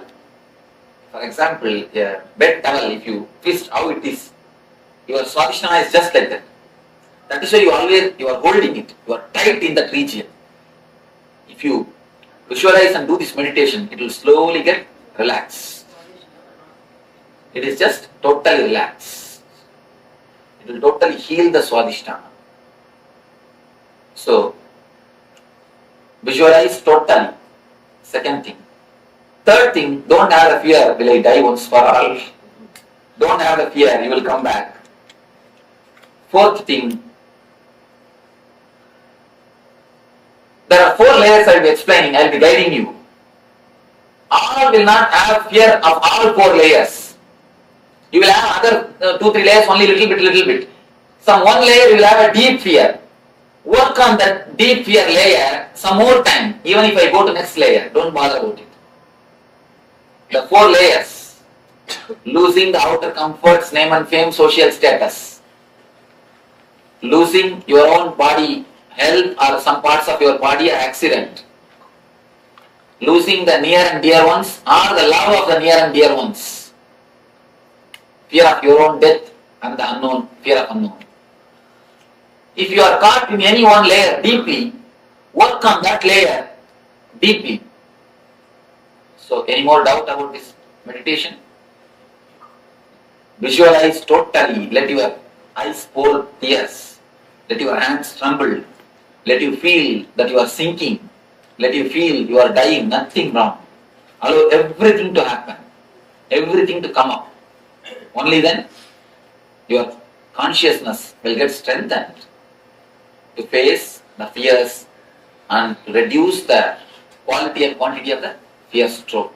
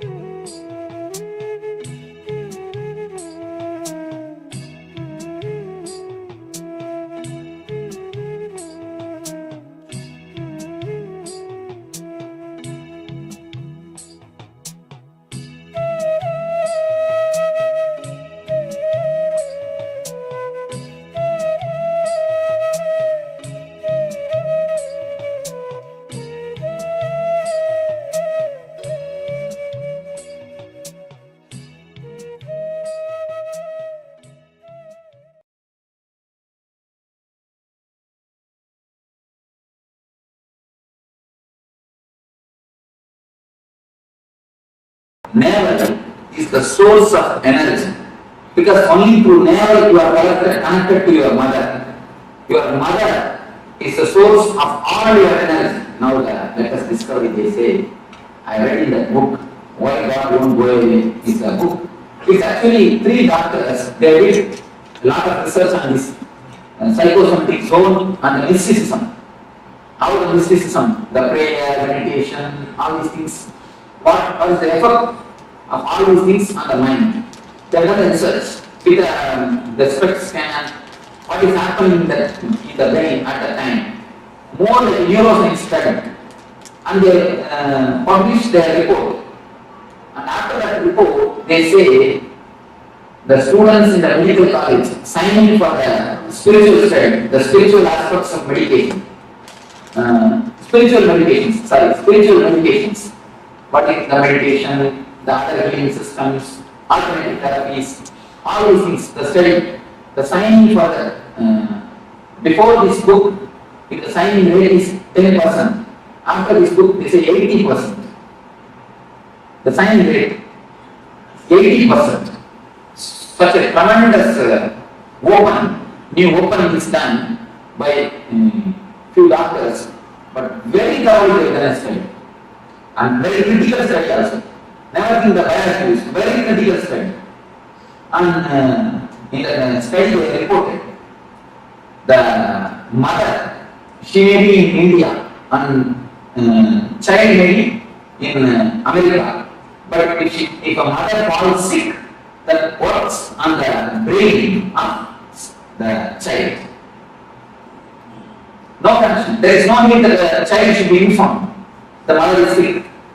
Simply it shows in the neural system, or the brain system of the child. Of course, no proof. We cannot give any logic, but it happens. It's happened.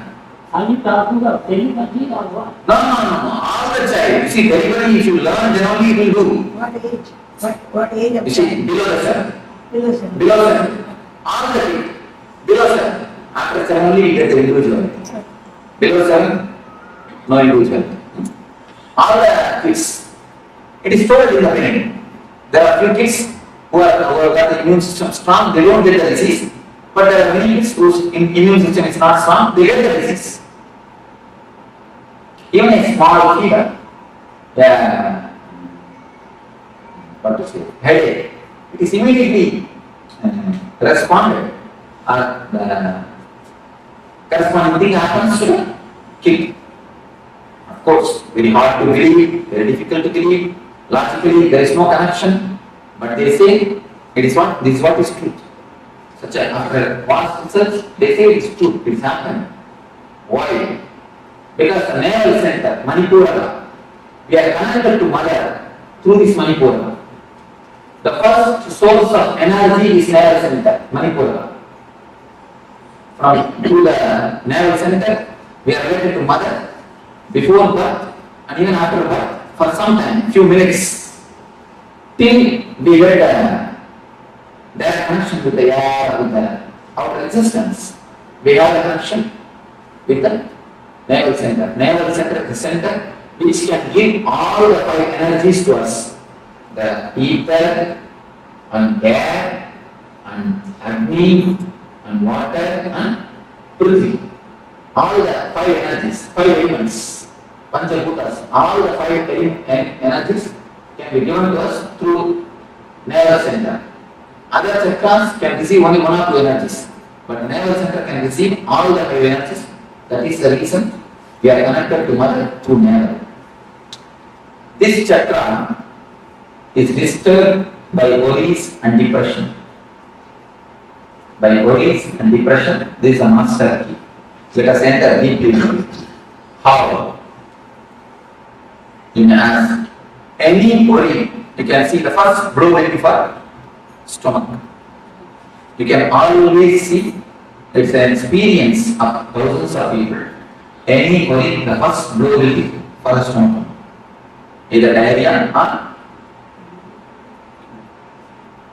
other indigestion problems. Any worry. You always say, I can't stomach it. I can't digest it. And the next thing, let us see what is worry, and then we'll enter into what is depression. First we'll finish the worry, and then the depression. About worry, I think about worry, I always saw more than people give beautiful explanations about worry, because it's an experiential expression. So let me ask some of you to give few explanation about worry.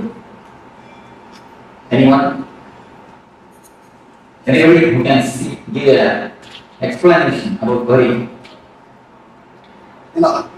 I lost my money. I give somebody borrow money.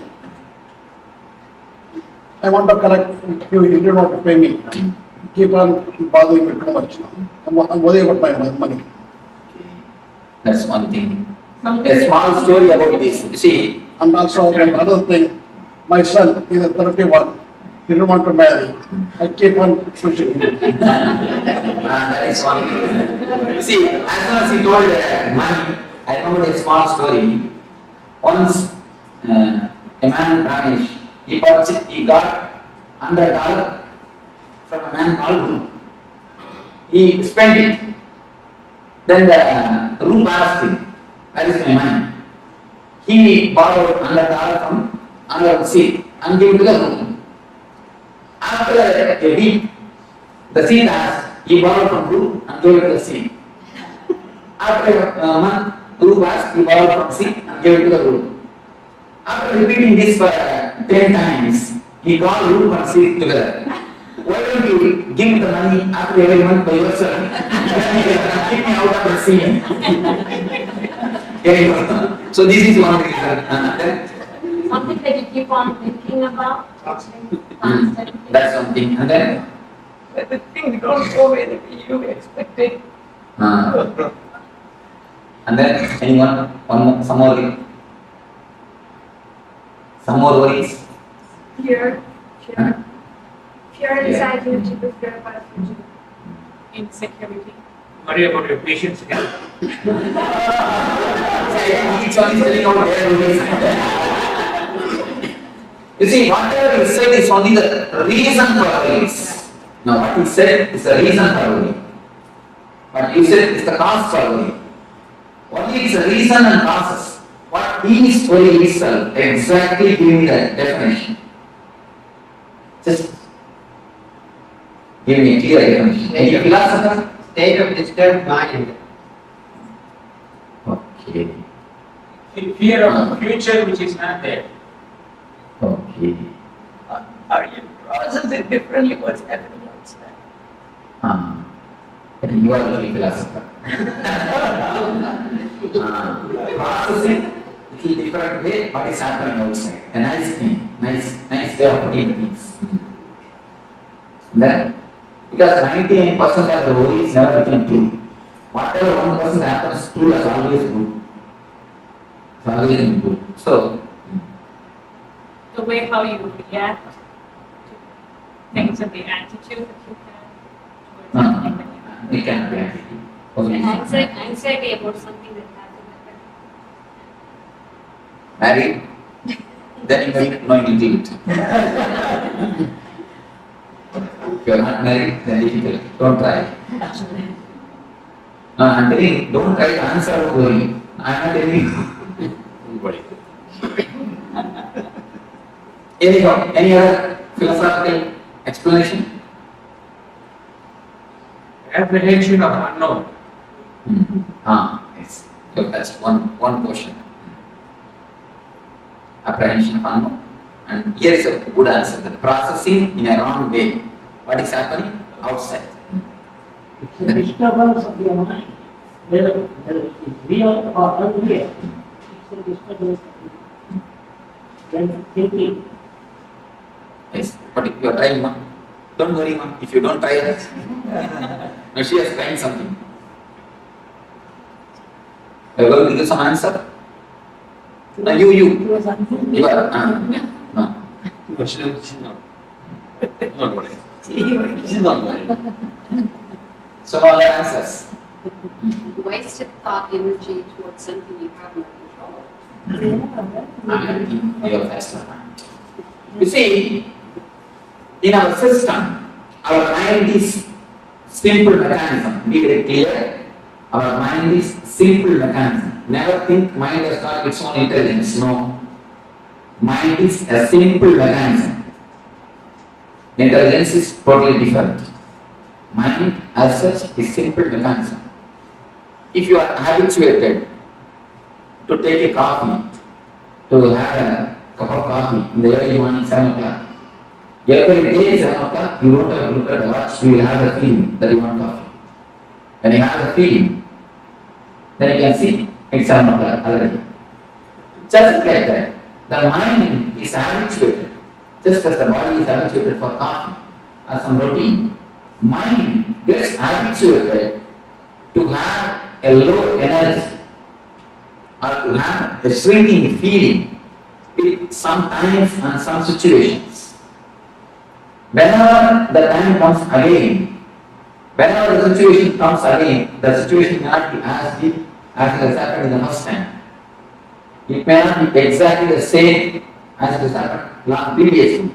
It may be just reminder of the last situation, but we will see the same low energy, the same irritation will happen to you.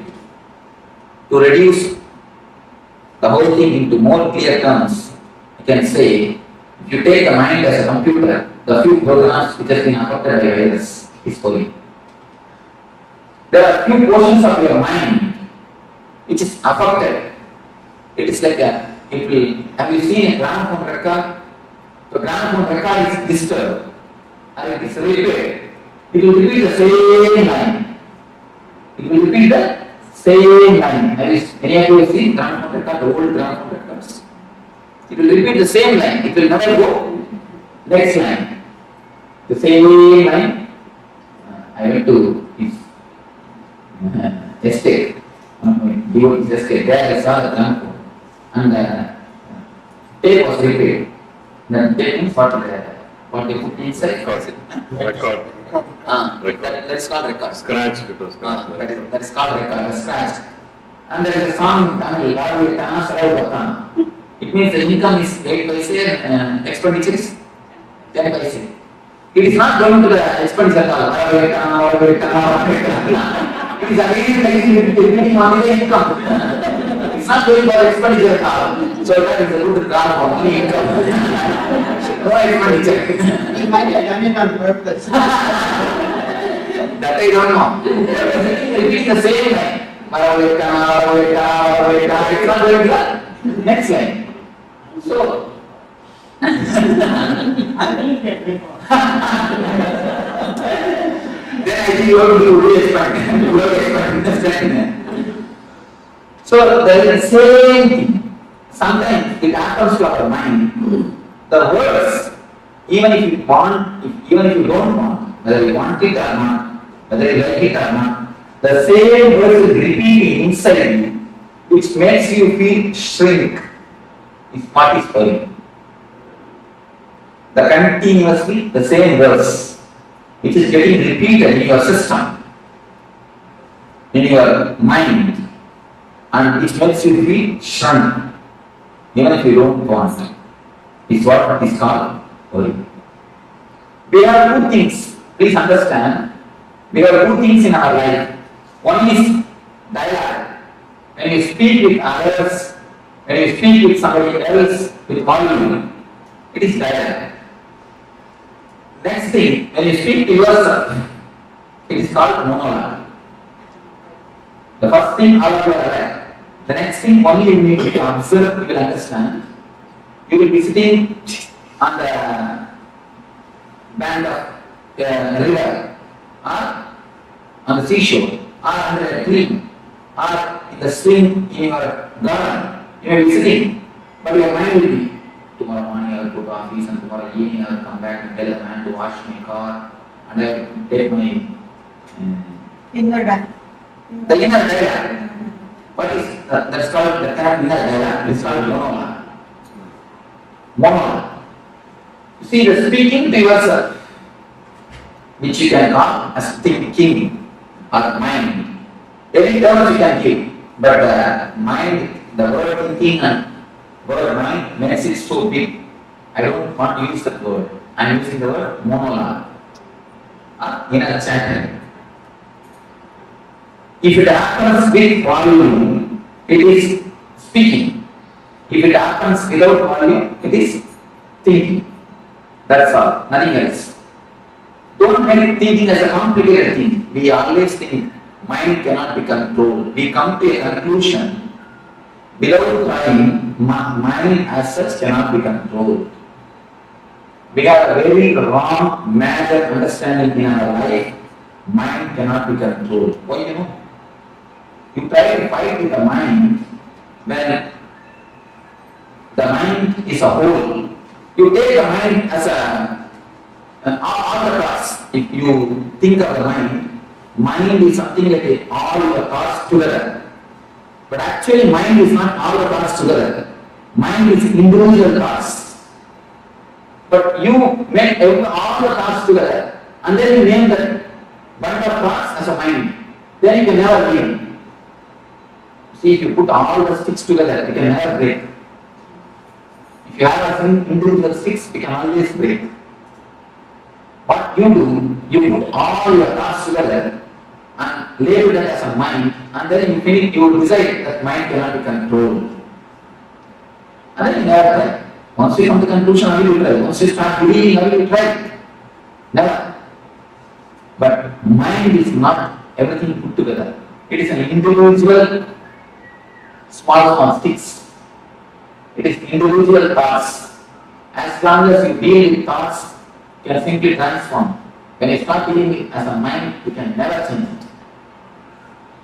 The problem is how you are looking. See, first understanding you need to understand this. Mind can be transformed. Mind can be controlled. How? You can ask. When you can control your words with volume. You see, with volume, whatever you speak, you control it. Am I right? Am I right? You are controlling it. When you can control with volume, can't you control without volume? You can vary. Only think a little bit of awareness, nothing else. Just see the logic. With volume, when you can control. Without volume, can't you control? You can vary. First thing, they are not tried. Next thing, you have tried from the wrong corner. From the wrong side. Whenever you look at your enemy, you look at him as a whole. Just like that. Whenever you look at your mind, you look at it as a whole. He is not whole. Never think he is a whole. He is a small parts. If you know the mechanism where to touch, you can simply come over it. The habit. The worrying is a completely habit. It's like a model recorded program. You see, in the starting only, you need some reason to worry. In starting, some reason, something happens outside, you start worrying. After some time, you become such great masters of the art of worrying. You master the art of worrying. After some time, you don't need any reason, outer reason for worrying. You find some reason. Or even if you fail, if you can't find any reason, you see, I have seen some people, if they can't find any reason, they will come and tell me, Swamiji, today things are going so well. I think tomorrow something bad is going to happen. Tomorrow something very big is going to happen. We go to the next step. Tomorrow something big is going to happen. If you can't find even that reason also, even without any reason, you know how to worry. Because the way becomes habit. Your system completely gets habituated to worrying. See, the word habit is a beautiful word.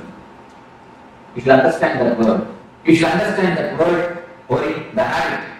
If you drop H, your bit will be there. If you drop A, bit will be there. If you drop B, it will be there. Only when you drop the I, it will die. The very word has got a beautiful meaning, habit. Drop H, your bit will be there. Drop A, bit will be there. Drop B, it will be there. Only when you drop I, it will die. The meaning can be understood by the word itself. A beautiful word. Worry becomes just an habit in your system. Worry has become part or a portion in your system. The feeling which makes you shrink and which gets continuously repeated by itself, whether you want it or not, whether you accept it or not, is what is called worry. Next, let us see what is depression. The circuit or the way how the depression is created. See, any, according to the people of the biology, the body of the animal and body of the man is one and the same, almost one and the same. Only mentally we are more, we are something higher than animals. And now they say that chimpanzees do 80% of all the activities what a man does. 80% can be simply done by chimpanzee. Only one thing, he doesn't have his own mind. In the plane of mind we differ, but in the plane of body, we are almost one and the same. If a chimpanzee gets angry, he will simply beat other man, other chimpanzee, or at least a cage. But if a man gets angry, he cannot beat somebody else. In the society, if you are angry against your boss, what can you do? You can give only a smile. Nothing else. If you are angry against your wife, what can you do? Nothing can be done. There you lose job, you will lose food. Nothing can be done. See, anyway, you can express your anger whenever you want. You cannot completely express it. But they say, the doctors, they say, whenever anger happens to you, poisonous chemicals are released in your system. Poisonous chemicals which disturbs your immune system is released in your body, in your system. What will happen to all those chemicals, all those acids? It's like an acid bath. It's like a bathtub filled with acid. You are taking acid bath every day, every time, whenever you enter into anger, and if you express it, at least you come out of it. The chemical is worked out. When it is not expressed, it is completely, totally suppressed, and just it gets deposited in Manipura center. Manipura is the energy center in which all these negative emotions are deposited. Any suppression, sexual suppression, or the violent suppression of the violent emotions, or the anger, or the vengeance, anything, if it is suppressed, it directly comes to the energy center of Manipura. Manipura is the center where all the suppression happens, all the suppressions are stored. If you suppress, what will happen? The suppressed acid only creates acidity. Nothing else. That is what directly happens. That is the reason the Manipura gets disturbed. The depression and the worry directly disturbs Manipura. Anything suppressed directly attacks Manipura. Manipura is the first chakra, first center which is disturbed by the suppressions and the system of suppressing. That is the reason children don't have any suppression. See, if you see the kids, you can see a grace in them, a beauty in them. You will not see any ugly child around the world. You can see the photographs of kids around the world. Indian kid, American kid, African kid, Sri Lankan kid. Any country, you can just see the photographs. You will not see a single kid who is ugly. Have you seen a single kid who is ugly? You must have seen in so many TVs. Even Ethiopia, they are living in poverty. Even there, kids you see, they have their own grace. They may live in poverty, they may be lean and thin, but the grace of the face will not be lost. Because they are nothing in the Manipura. They have not collected anything, they have not suppressed anything. Have you seen a single kid who is ugly? Have you seen a single grown-up man who is beautiful? The problem is Manipura. The depression and the worry takes the grace from a being. No depression or the worry is accumulated by the kid. Even if they accumulate, they have a beautiful technique to throw it out. Have you seen after feeding the kid, if you put him to rest, he will be just blabbering. Have you seen? Something like that, he will be blabbering. The blabbering is a beautiful technique to cleanse the Manipura. Kids do that. Whatever meditation you are doing in all these 2 days, all the kids they do. Because the system has got its own intelligence to do all the meditation. And the same way, any of you, if you know Yogasana, the major 12 asanas are there. All the 12 will be practiced by the kids from the age 1 to age 7. Without knowing, without you teaching them, they will be practicing. The Dharmasana and all the asanas, they will be practicing. Because the system itself, the body itself has got its own intelligence. In the so-called process of growing, we have lost all these things. And you can see the children spinning or whirling. Have you seen? If you have a small kid, you can understand. For no reason, he will just whirl. The spinning. But the spinning is the greatest meditation in Sufism. They say, when you spin or whirl, the energy is centered perfectly. The energy center, the centering of the energy happens. In Sufism, the whirling is a meditation technique. But when the child does, we beat him and make him sit. At least millions. I went to the Santa beach. I saw small kids. They are just entering the water and playing. The parents are also very relaxed and they just let the children go. And I can't see the scene in Bella Beach. In India, first thing they won't let. And even if they let, how so many rules and regulations they will put up. Child will hate the playing itself. Will drop the idea of play. Of course, anyhow. Whatever the kid does, we don't encourage, we don't allow it. The so-called process, the process of growing, we lose everything. Blocking is a beautiful technique. You may ask how. How can it be a technique? See, whatever you say as a mind is nothing but the languages which you know. You can tell me what are the languages you know? English and Tamil, that's all. Not even 2-3 words in other languages. Bhavana, Kuchundi. No. 2-3 words in Telugu. Huh? No, Malayalam. I can understand. I can understand. I see, if you know even a few words, add in the list. Okay. I can understand you. Karavata. Putila. I can few words. And then Hindi. Thoda thoda. And then Hindi. Any other language? That's all. You see, if suddenly something happens and you forget all these 5 languages, can you say you have something else called mind? No. Even acting out happens only with the seed of language. The verbalization may not be by language. You see the man who doesn't know any language and he acts out. You can see he has got his own language. But as far as you concern, only these 4-5 languages. You are not developed your own language.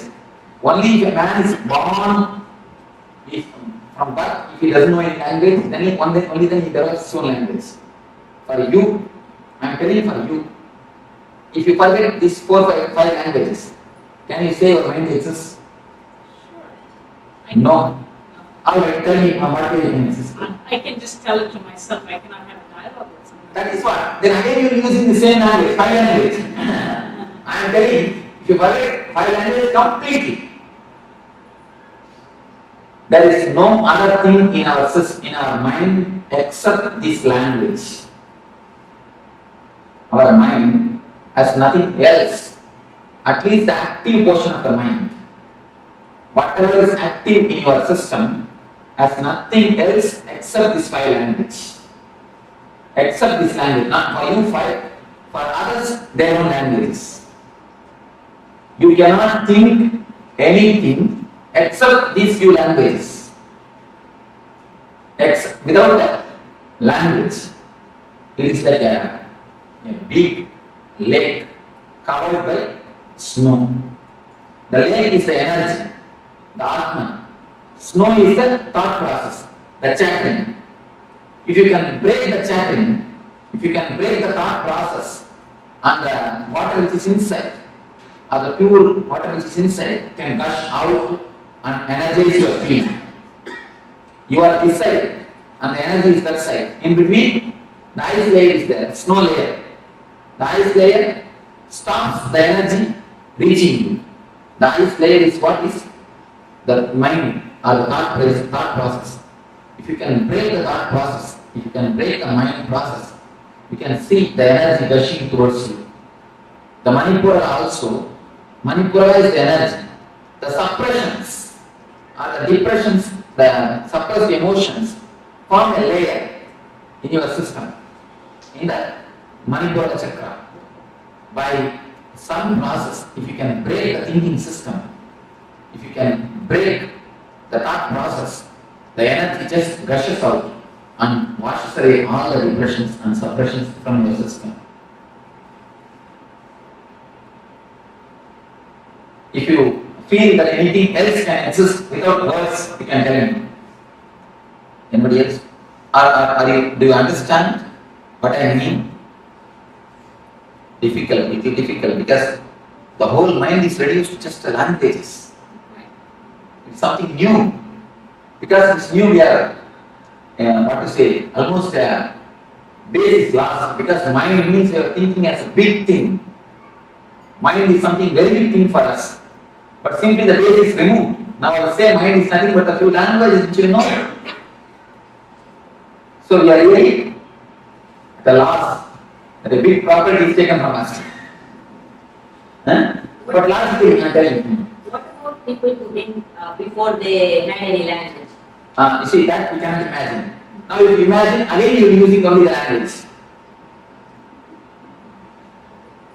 Then you try to imagine, they had their own language.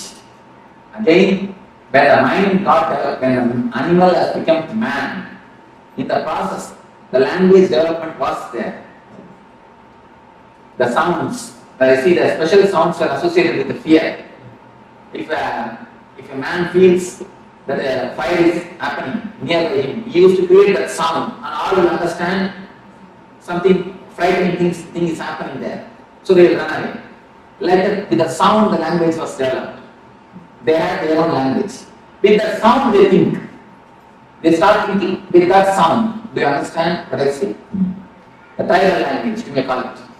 I guess we have always assumed that language is a way of expressing what is in our mind. But now you're saying language is simply the mind. Because anything in your mind you cannot have without language, without word, without verbalizing. The verbalizing process, the verbalizing process is the process which is the uppermost layer of your energy system. You are above the verbalizing process and your energy is below the verbalizing process. That is the reason the connection between you and the energy never happens. So any logical thinking is lost without language.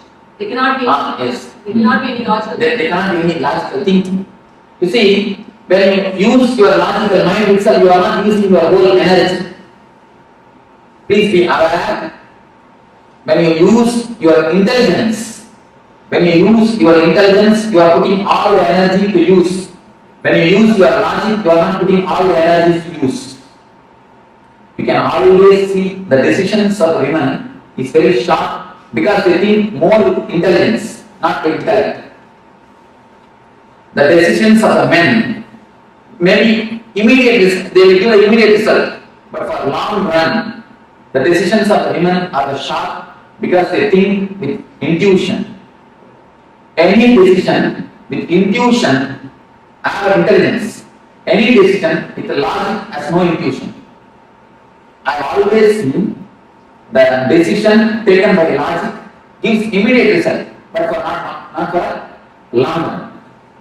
Decision which is taken with intelligence and the intuition, which may not be directly, you cannot directly give a reason, but you will see, for a long run, for the whole life, it will give a tremendous effort. Swami, I have to thank you for telling this to all the men over here. I'm sorry to give me some examples.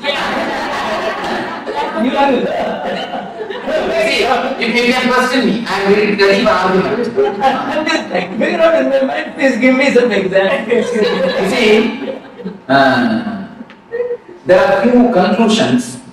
I will not be able to give you directly example because of whom I have seen, in what the place I have seen, all those whole examples I may not be able to give.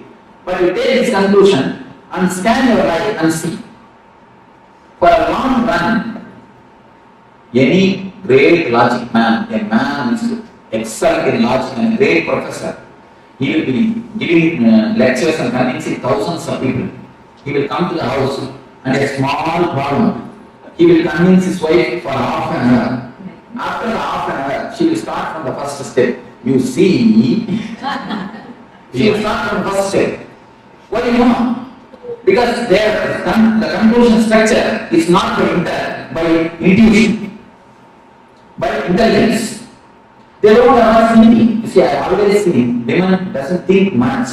They get proper results. Because most of the energy is stored in the seed form itself. Whenever it is necessary, it gives out the result. In the ancient India, women are more treated like counselors. Any problem, in the evening, man will come and tell the problems. She will give the counseling, and tomorrow morning it will be executed. More they are treated as counselors, and not only that, the techniques to keep the intuition alive is practiced by women. The dart itself is a technique to keep the intuition alive. Tomorrow will be using the technique with the dart, with the etc. The techniques to keep the intuition alive is always practiced by women, but you cannot see any women logically. How much you try to convince by logic, nothing like that. Is it that they think through the heart more? No, they think through Manipura. They think through Manipura, not through heart, but through. Are they more emotional? No. They think through intuition. The Manipura is the center. You see, Manipura is the center, very active in women. That is the reason only women could give birth. And not only that, Manipura is active in women. One more reason, they need to give birth. They need to give whole body to one more life. For that, by nature, Manipura is strong for women. They need to give a full structure. Practically, the work of Brahman needs to be done in that energy center. So the Manipura of the women is more strong. That is the reason. And this, I have seen the intuition counselors. They are in that also. Women are more successful. Even in India, the Ayurveda Swaran, have you heard of this? Intuition counsel. Even in that field, women are more successful because the Manipura is very strong for women. The intuition or the conclusions will be more strong because the layer will be very thick. The thinking layer is not deep in women. Only the conclusion layer, the energy layer is high and strong for the women. Just the proportion between men and women here says we are smarter. That cannot be the reason. Maybe the publicity. No, that cannot be the solid reason. I want a solid reason. No, we have the intuition that we are going to be enriched in our power by attending your course.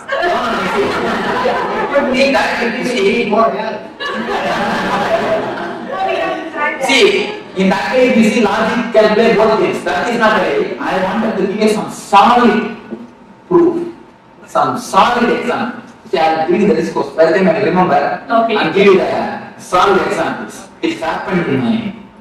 And even if you give one example, that will not be enough. This is the concept. If you scan your life, you will understand. This is the idea. If you just go through your thing, you will understand. Whenever a woman decides it's for long run, it's always good for a long run. Because she doesn't have much of energy wasted in aggressive immediate. No, not only that. The aggressive joys. You see, any joy which comes to you by aggressiveness, but outgoing things, she doesn't have. Our system itself, the joy of passiveness. The very system is more passive. Energy is wasted only in aggressiveness. Okay. The very system is a passive. Women being nurturing, because they nurture, they have to use a lot more common sense and intuition rather than logic. That is something. Why it happens, how it happens, they ask. I am trying to give them some visible examples. Still now I am giving only the reasons. Reasons from all the energy sources or the books. Only I am giving the reasons. I will give you an example and I remember. Manipura is, you see, this basic understanding. The Manipura is the master of intuition, the master of the energy, master of the energy source. This chakra has to be powerful for you because you need to give birth. You need to supply tremendous energy to the other life. That is the basic logic. Why the Manipura of the women is more strong.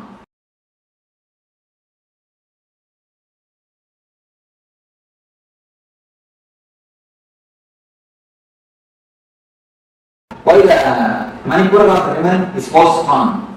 Now I have to give you some practical example. I will give you. So whenever you suppress or you put the desires into the system, that goes and gets settled in Manipura like a layer, like a one ice layer. Here is a small meditation. As I told you, mind as a layer is nothing but a language. If you can break the language, you can break the layer. The whole layer is nothing but a language. If you can break the layer, you can break the ice layer. You can allow the energy or the water to come up or to gush to the higher zones, to your being. The breaking of the ice layer, the technique to break the ice layer is called what is called blabbering. This is a very powerful technique to cleanse the Manipura, to break the inner chanting, to break the thickest layer of depression. Now, let me explain the technique to you. First, you will concentrate on Manipura. Concentrating means you will just relax and sit feeling this place. See, as soon as you feel Manipura, you will see your worries and your depression start coming out. Because they are already there. Only we are putting a big, thick asana or a chair on it and we are sitting on it. They are all just there, bubbling out like a volcano. But we have big seat cushion on that and above that we sit and we feel we are comfortable. We are comfortable. As soon as you start thinking, you will see the depressions or the worries coming up. So just throw them out by any sound, that's all, nothing else. Make any sound, you will feel or make any sound, just feel that you are throwing them out. That's not, you understand? Just make any sound, which should not be a word, kind word. You see the kids, they make sound, just like any sound. At first 2-3 minutes you will feel Swami is making us mad. Please be very clear. I am not making you mad. I am just saying. I am not making you insane. I am bringing out the insanity from your inside. I am bringing out the insanity which is inside you. You understand? Something you commented. Can I hear it now? We are going to be happy of hearing this. That is nice. See, when you create sounds which has no words and which has no meaning, the mind breaks. Only one thing, don't allow any thoughts to, any words flow, or eternal chanting. Any thought comes, just create a sound and throw them out. Just continuously create sound. Only one condition, for this 20 minutes, you should not stop. No gap. You see, if you do gap, the mind will start activating. Mind will start speaking. So, don't allow any thought to come. Create continuously some sound. When you repeat the same sound, That is not a problem. That is not a problem. You see, if you don't get any sound, one thing, you should not allow your mind to think. Then only the system will break. You see, 21 minutes is one energy circle. The 21 minutes, don't allow any thought. Try your best and create only sounds. And within 2-3 minutes, you will see automatically you will remember the man who cheated you. Who is your enemy? The intimate enemy. The intimate enemies and enemies, all these things you will remember it yourself. And all those tears will come up, all these things will happen. You see, tears will come, or the depressed feelings will come, anger will come. Allow everything by words, by some sounds, not the words, some sounds. Then how does the worry come? Automatically it will come up, you will see. It will come like a figure, a small words, a broken way. Automatically it will come and just throw them out by the word, by the sound, not by the word, by the sound. You will see automatically it is coming up. All your enemies will come up, you will kill all your enemies, throw all your anger, everything will come up. You see, this is called, 1 minute.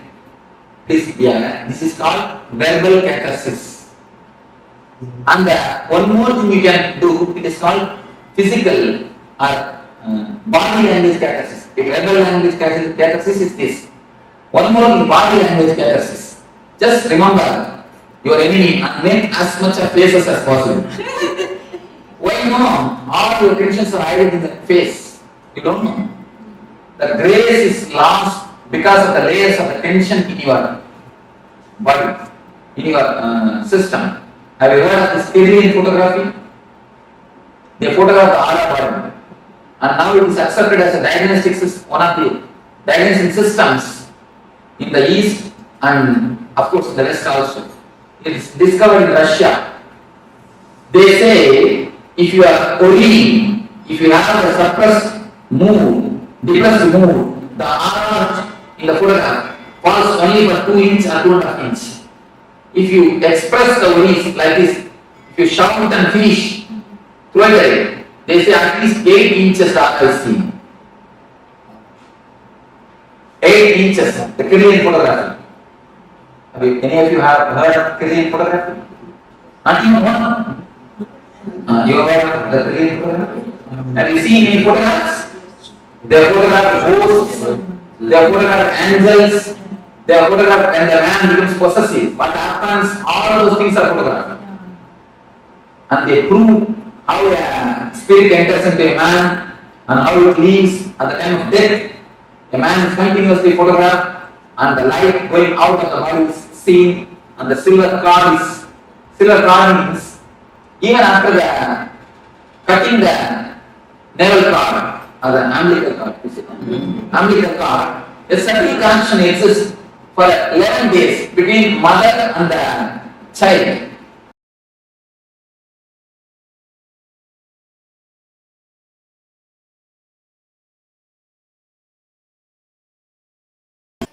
You feel you are something special, you are attended, you are cared, you also told the right word, you are cared.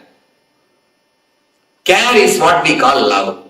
If somebody gives his attention to you, you say he loves you. If you give your attention to somebody, you say you love him. That's all. Giving attention or having attention is what is love. When you give your attention, you say you love him. When you receive attention from somebody, you say he loves you. Am I right? Any question? May has not understood. Well, a lot of times sometimes you hear people say, I care for you, but I don't love you. Yeah. Especially in American society. Caring and not loving, I don't think there can be caring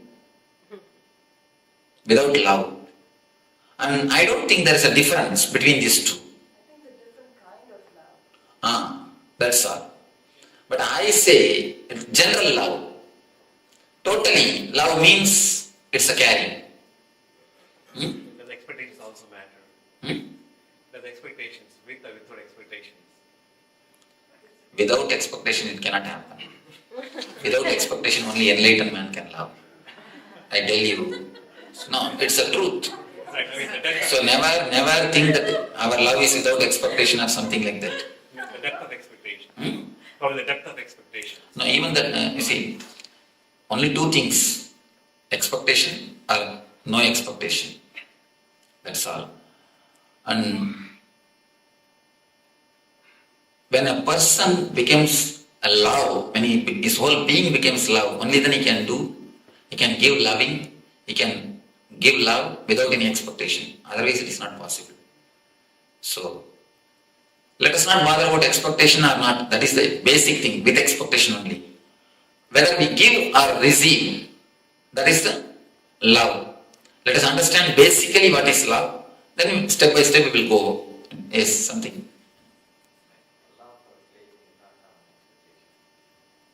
Love for a place. How do you say you want to be there? Then you don't have love. You see, the very love, you imagine that about the place continuously. How can you say, I love the place, I don't want to be there? It is simply your feeling to want to be there, only is the love for the place. You see, if you love some place, naturally you want to be there. You would like to stay there. That is the love. Otherwise, how will you say that you are loving that place? When you remember, you feel like you are pulled, you are called. That is what is love. Even place, the love for a place is nothing but with expectation.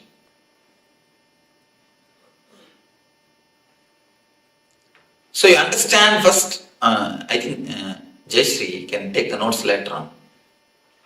How many of this type of courses you attended earlier? Not even one. First course. That is why you are not yet experienced. How many of you have attended any other courses like this? Please, you can raise your hands. And how many of you have taken notes at the time? Raise the hands. And how many of you went back to the house and started seeing once more? I didn't.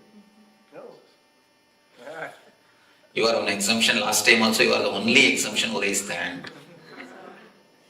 Nobody else. 90%. You say 99, I suspect you. I don't believe you. Even if you say that I go and revise it, I don't believe. She does. She tells me. Maybe rarely. Thank you. I think she has no other work. I have not seen a single person who takes the notes and goes back to the house and sees it back. No. Most of the time, when we go back to the house, we just put that in some cupboard. When you shift your house, you just come upon that notebook and say, oh, that Swami from Bangalore came. Yes, that course notebook. With respect, put it in the dustbin. So, don't go for notes. Understand. If you take notes, instead of understanding now, you will postpone the understanding. You will think, I'll go and study in the house. So instead of that, at least understand, you will have notes in your heart. And once you understand, you don't need to remember it. The idea will remember you. People ask me, Swamiji, should we practice all these teachings in the house? I tell them, no. Don't practice. If you have to remember and practice, then what you have understood? If you really understand, you don't need to practice. You don't need to remember them. The teachings will remember you. They will just come up whenever it is necessary. I always tell people, try to forget everything. If it is really worth in your life, you will not be able to forget. Do you forget your name? No. You don't forget your basic details or basic things about your life. Same way, if it is a basic need, if understanding is a basic thing, you will not be able to forget. If you don't understand, only then you need to remember. Once this becomes an understanding, you don't need to remember it. The understanding will remember you. I again and again tell the people, if you really understood, if you really grasp what I say, if you really interact, that is more than enough. Whenever you take something, swallow something without understanding, only then you need to again and again remember. You understand what I say now? Just, if you understand, that's more than enough. You don't need to remember the teachings. Teachings will remember you.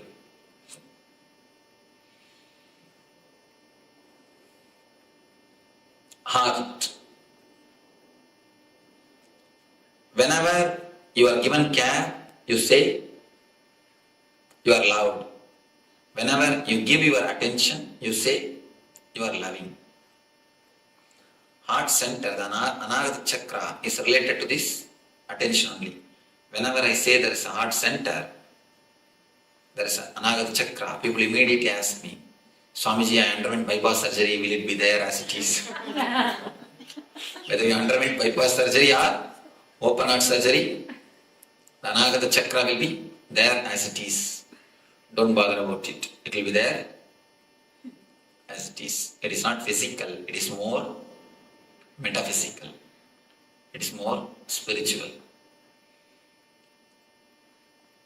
The key for the Anagata chakra is whenever you give your attention, the energy center opens.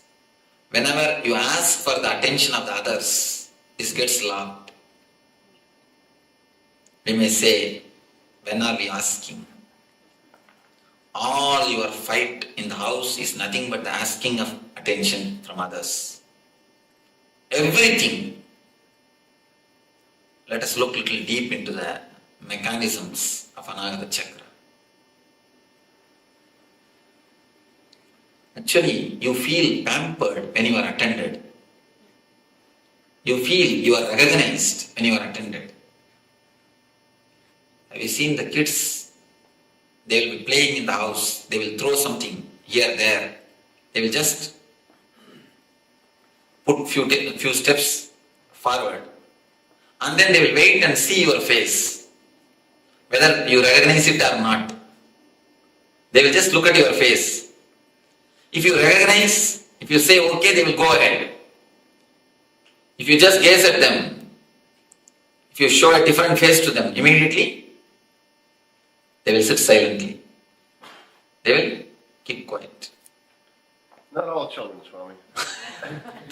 Of course, some they start crying and weeping or anyhow, they just sit or they just wait for your attention, for your recognition. Same way, you also continuously wait for others' recognition.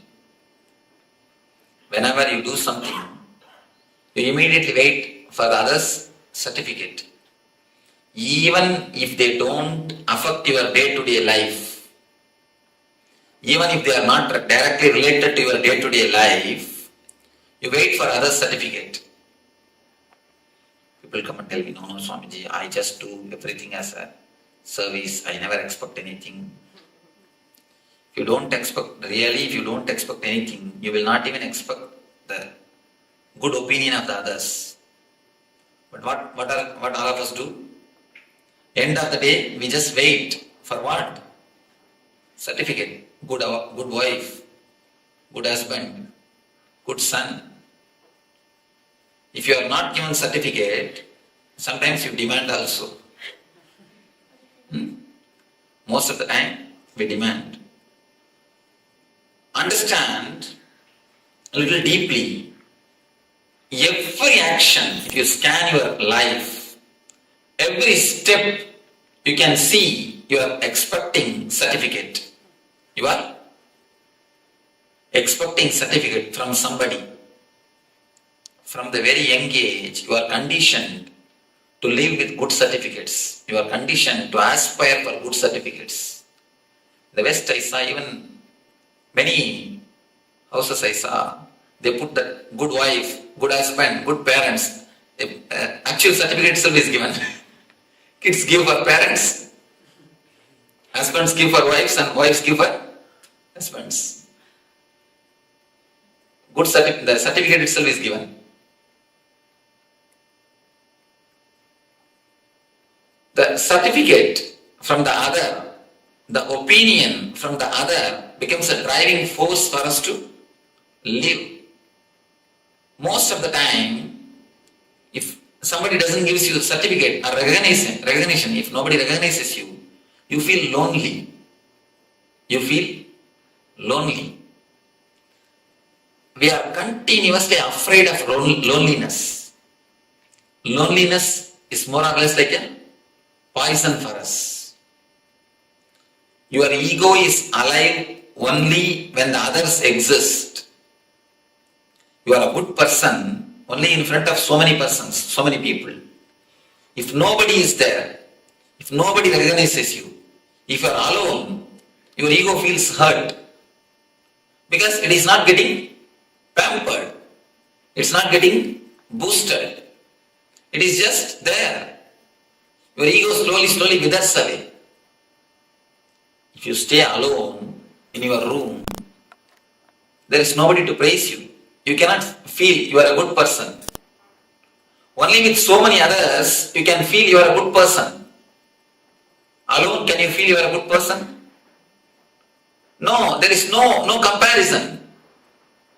Your ego doesn't have a base to say you are a good person. Your ego does not have any support. Only in the relationship ego flourishes. Whether good or bad, it flourishes only in the relationship. In aloneness, ego never flourishes. That is why aloneness is very killing. We are always afraid of aloneness.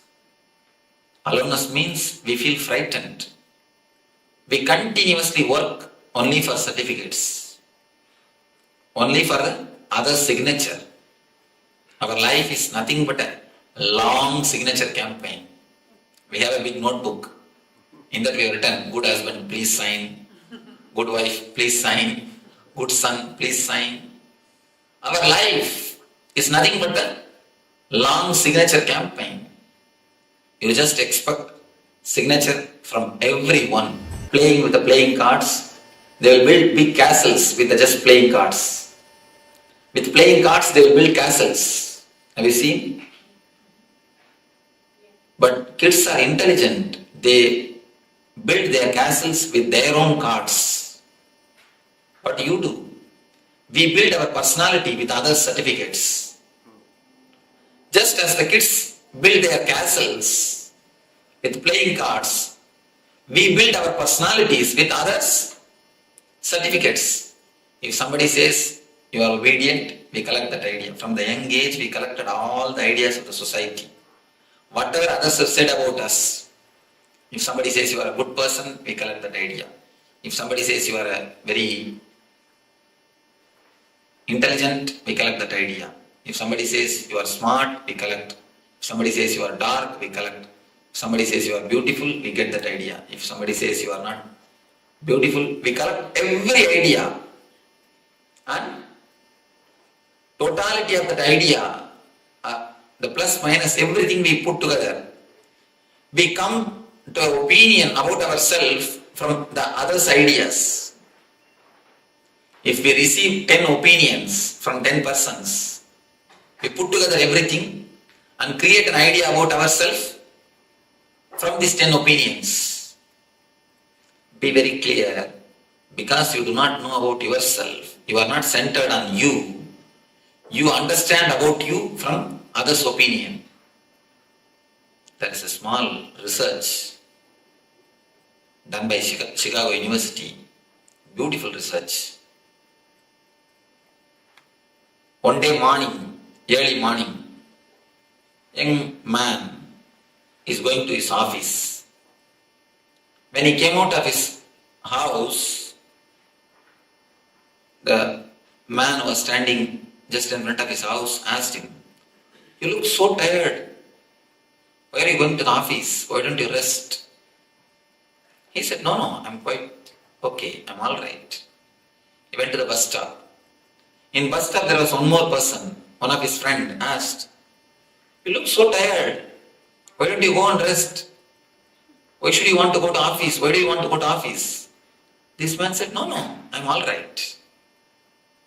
In the bus again, one more his friend, other friend said, "This is totally arranged." Actually, they arranged. One more person asked, "Hey, your face shows you are tired. Why don't you go and rest? Why do you go for a job?" Again he said, No, I'm all right. He went to the office. In the office, ground floor itself, somebody said, receptionist. She said, "Why don't you have a leave and rest? Why don't you get your leave and rest? You look so tired." As soon as he went inside the office, boss called and told, You could have had your leave. You feel so sick. By seeing you, I can understand. You are tired. Are you sick? Why don't you go and rest? The man really started thinking. And not only he started thinking, he applied for leave and went to the house, went and is rested. That day evening, he had a temperature. Not only temperature, really is sick. When many people continuously tell you something, you immediately start believing. Not once or twice, 15 times they did this experiment. All the 15 times, all the 15% fell sick. All the 15% fell sick. They just arrange some 10 people here there casually to tell, "It seems you are not feeling well." The test proves how much others' opinions play on our mind. How much you live based on others' opinions. It's just like the castle built by other certificates. As the kids build their playing cards castle, you build your personality with the others' opinion, with the other certificates. How long you can have other certificate? Tell me. As long as you dance according to their tune, you will have. They will let their certificate to be with you. How long you can dance according to everyone's tune? Imagine. One side, your husband is playing Kathakali music. You go there and do few Kathakali steps. On the other side, daughter is playing pop music. You jump there and do few steps of pop. And back side, your son is doing Bharatanatyam music. Then you do few Bharatanatyam steps. This side, somebody else is doing rock music. You jump there and do few rock steps. This side to that side to this side, this corner to that corner, here, there. If you continuously run around, what will be your dance? It will be nothing but mess. That is what now we are doing. Everybody has got their own tune. How long you can run, you can dance for everybody's tune. If you know 6-7 type of dances, at least you may manage. Even then I don't think you will be able to manage. Because you need to change the tune. How long you can manage? If you dance according to everybody's tune, then they will let their certificate to be with you. If you don't dance according to everyone's tune, what will happen? They will take away their certificate. If somebody takes away their certificate, what happens to your personality? That's what I call depression. Continuously it happens. It's like you are a centipede. Centipede means you understand with 100 legs. You have 100 legs.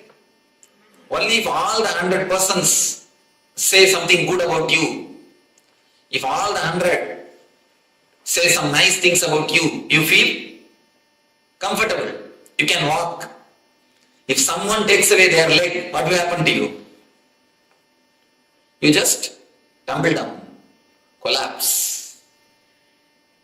I tell you, this is a homework which you need to do. Make a list of the people who can depress you. No, really. Now this will give you the new understanding in your life. See, most of the time, we do not even know our problem. That is the problem. Once you know your problem, 90% of things gets dissolved. Once the problem is brought to the consciousness, you will see that it disappears. Find out who all can depress you, for whose opinions you wait. How many persons' opinions you give weight for them? How many persons' opinions you give respect? Who all can depress you? Make a list who all can depress you. Be very clear. You are slave of all of them. That's all. Understand very clearly. Just by one word they can put you into depression. You are slave of them. You see, psychological slavery is the worst thing any man can have. You are actually psychologically handicapped. Without them all, you cannot move your life. That is what it means. Make a list who all can depress you. Have it in your bedroom itself, so that every day you remember, I am slave of all these persons. At least let you be aware. As of now, what is there in your life? Same thing. Let you be aware that you are slave of all of them. Once your being is aware that you are slave of them all, naturally you will come out of it. I tell you, very naturally you will come out of it. The being is such, your nature is freedom. It will never allow you to be slave of somebody. It will never let you be slave of somebody. So the very understanding, just make this list. You may think, oh, this all looks impractical. What type of solution this Swami is giving? But once you make this list and continuously see, at least for 10 days, every day when you see, you will automatically turn your maturity, or your mind will turn towards the maturity. You will never invest your energy on so many persons. Now you do not even know on how many persons you have invested your energy. It's like a bank. You have 100% energy, but you invested all your energy on so many persons. Only 10% you have, 10% of the energy you have. That is why you always feel low. You expect their attention to just boost you. You expect their pampering to bring you up. You always feel without them you cannot move. Unfortunately, when somebody removes their attention, the tendency is to work harder to get it back. No. Then again, you are working in the line of slavery. I tell you, by making this list, you will integrate yourself. And one more thing, you will be able to give love to others only if you are integrated. Till your integration, whatever you give is not love. It is just bargaining. You give your attention, I will give my attention. It's a contract, business.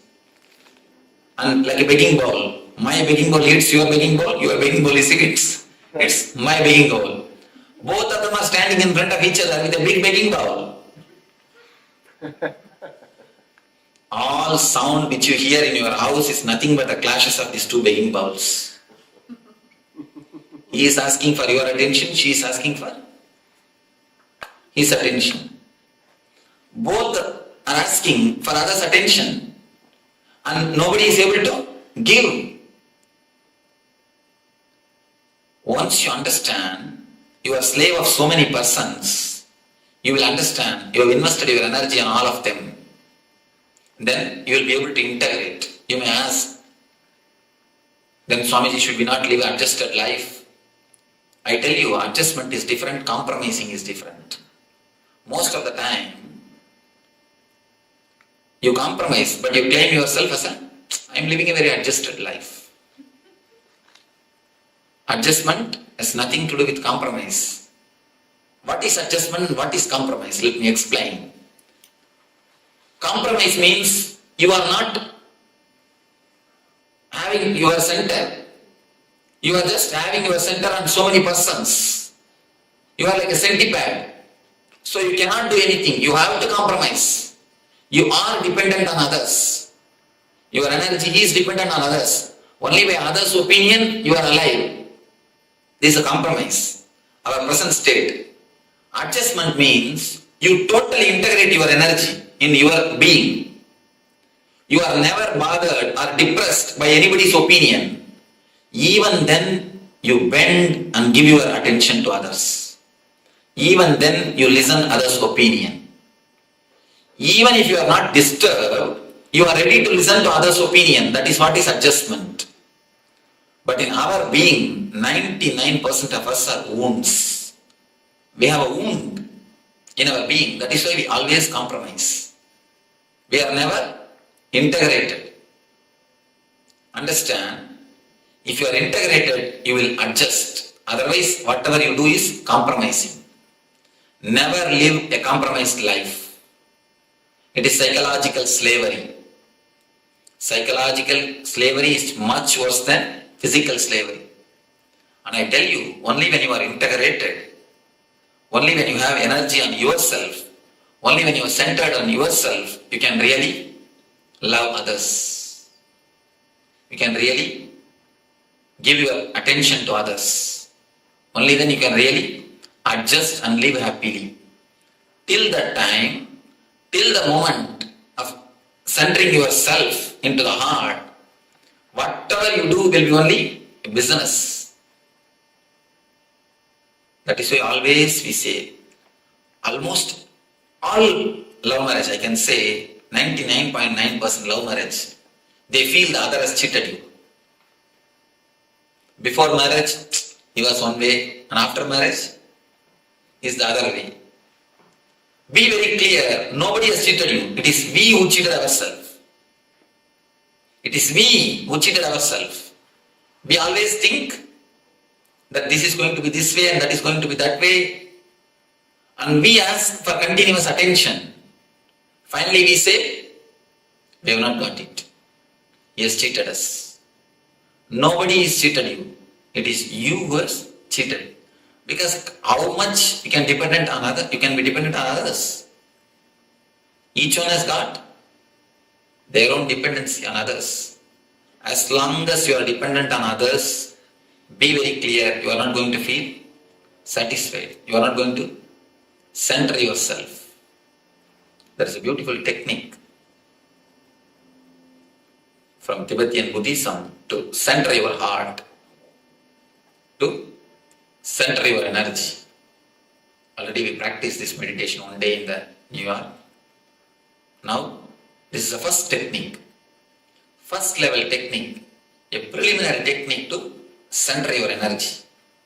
Then step by step, we will go into the next energy centers and work. Now, let us enter into the first level technique to center your heart, to center your energy. Before entering into the meditation, I want to spend a few minutes. Do you have any question about what we spoke now, what we discussed? I don't think every one of you understood everything, because I myself have not understood totally. Yes. My question is, there are moments when we feel love without having an expectation. How is that different, or is it different? The moments of meditation, you see, the moments of a deep spiritual level, the moments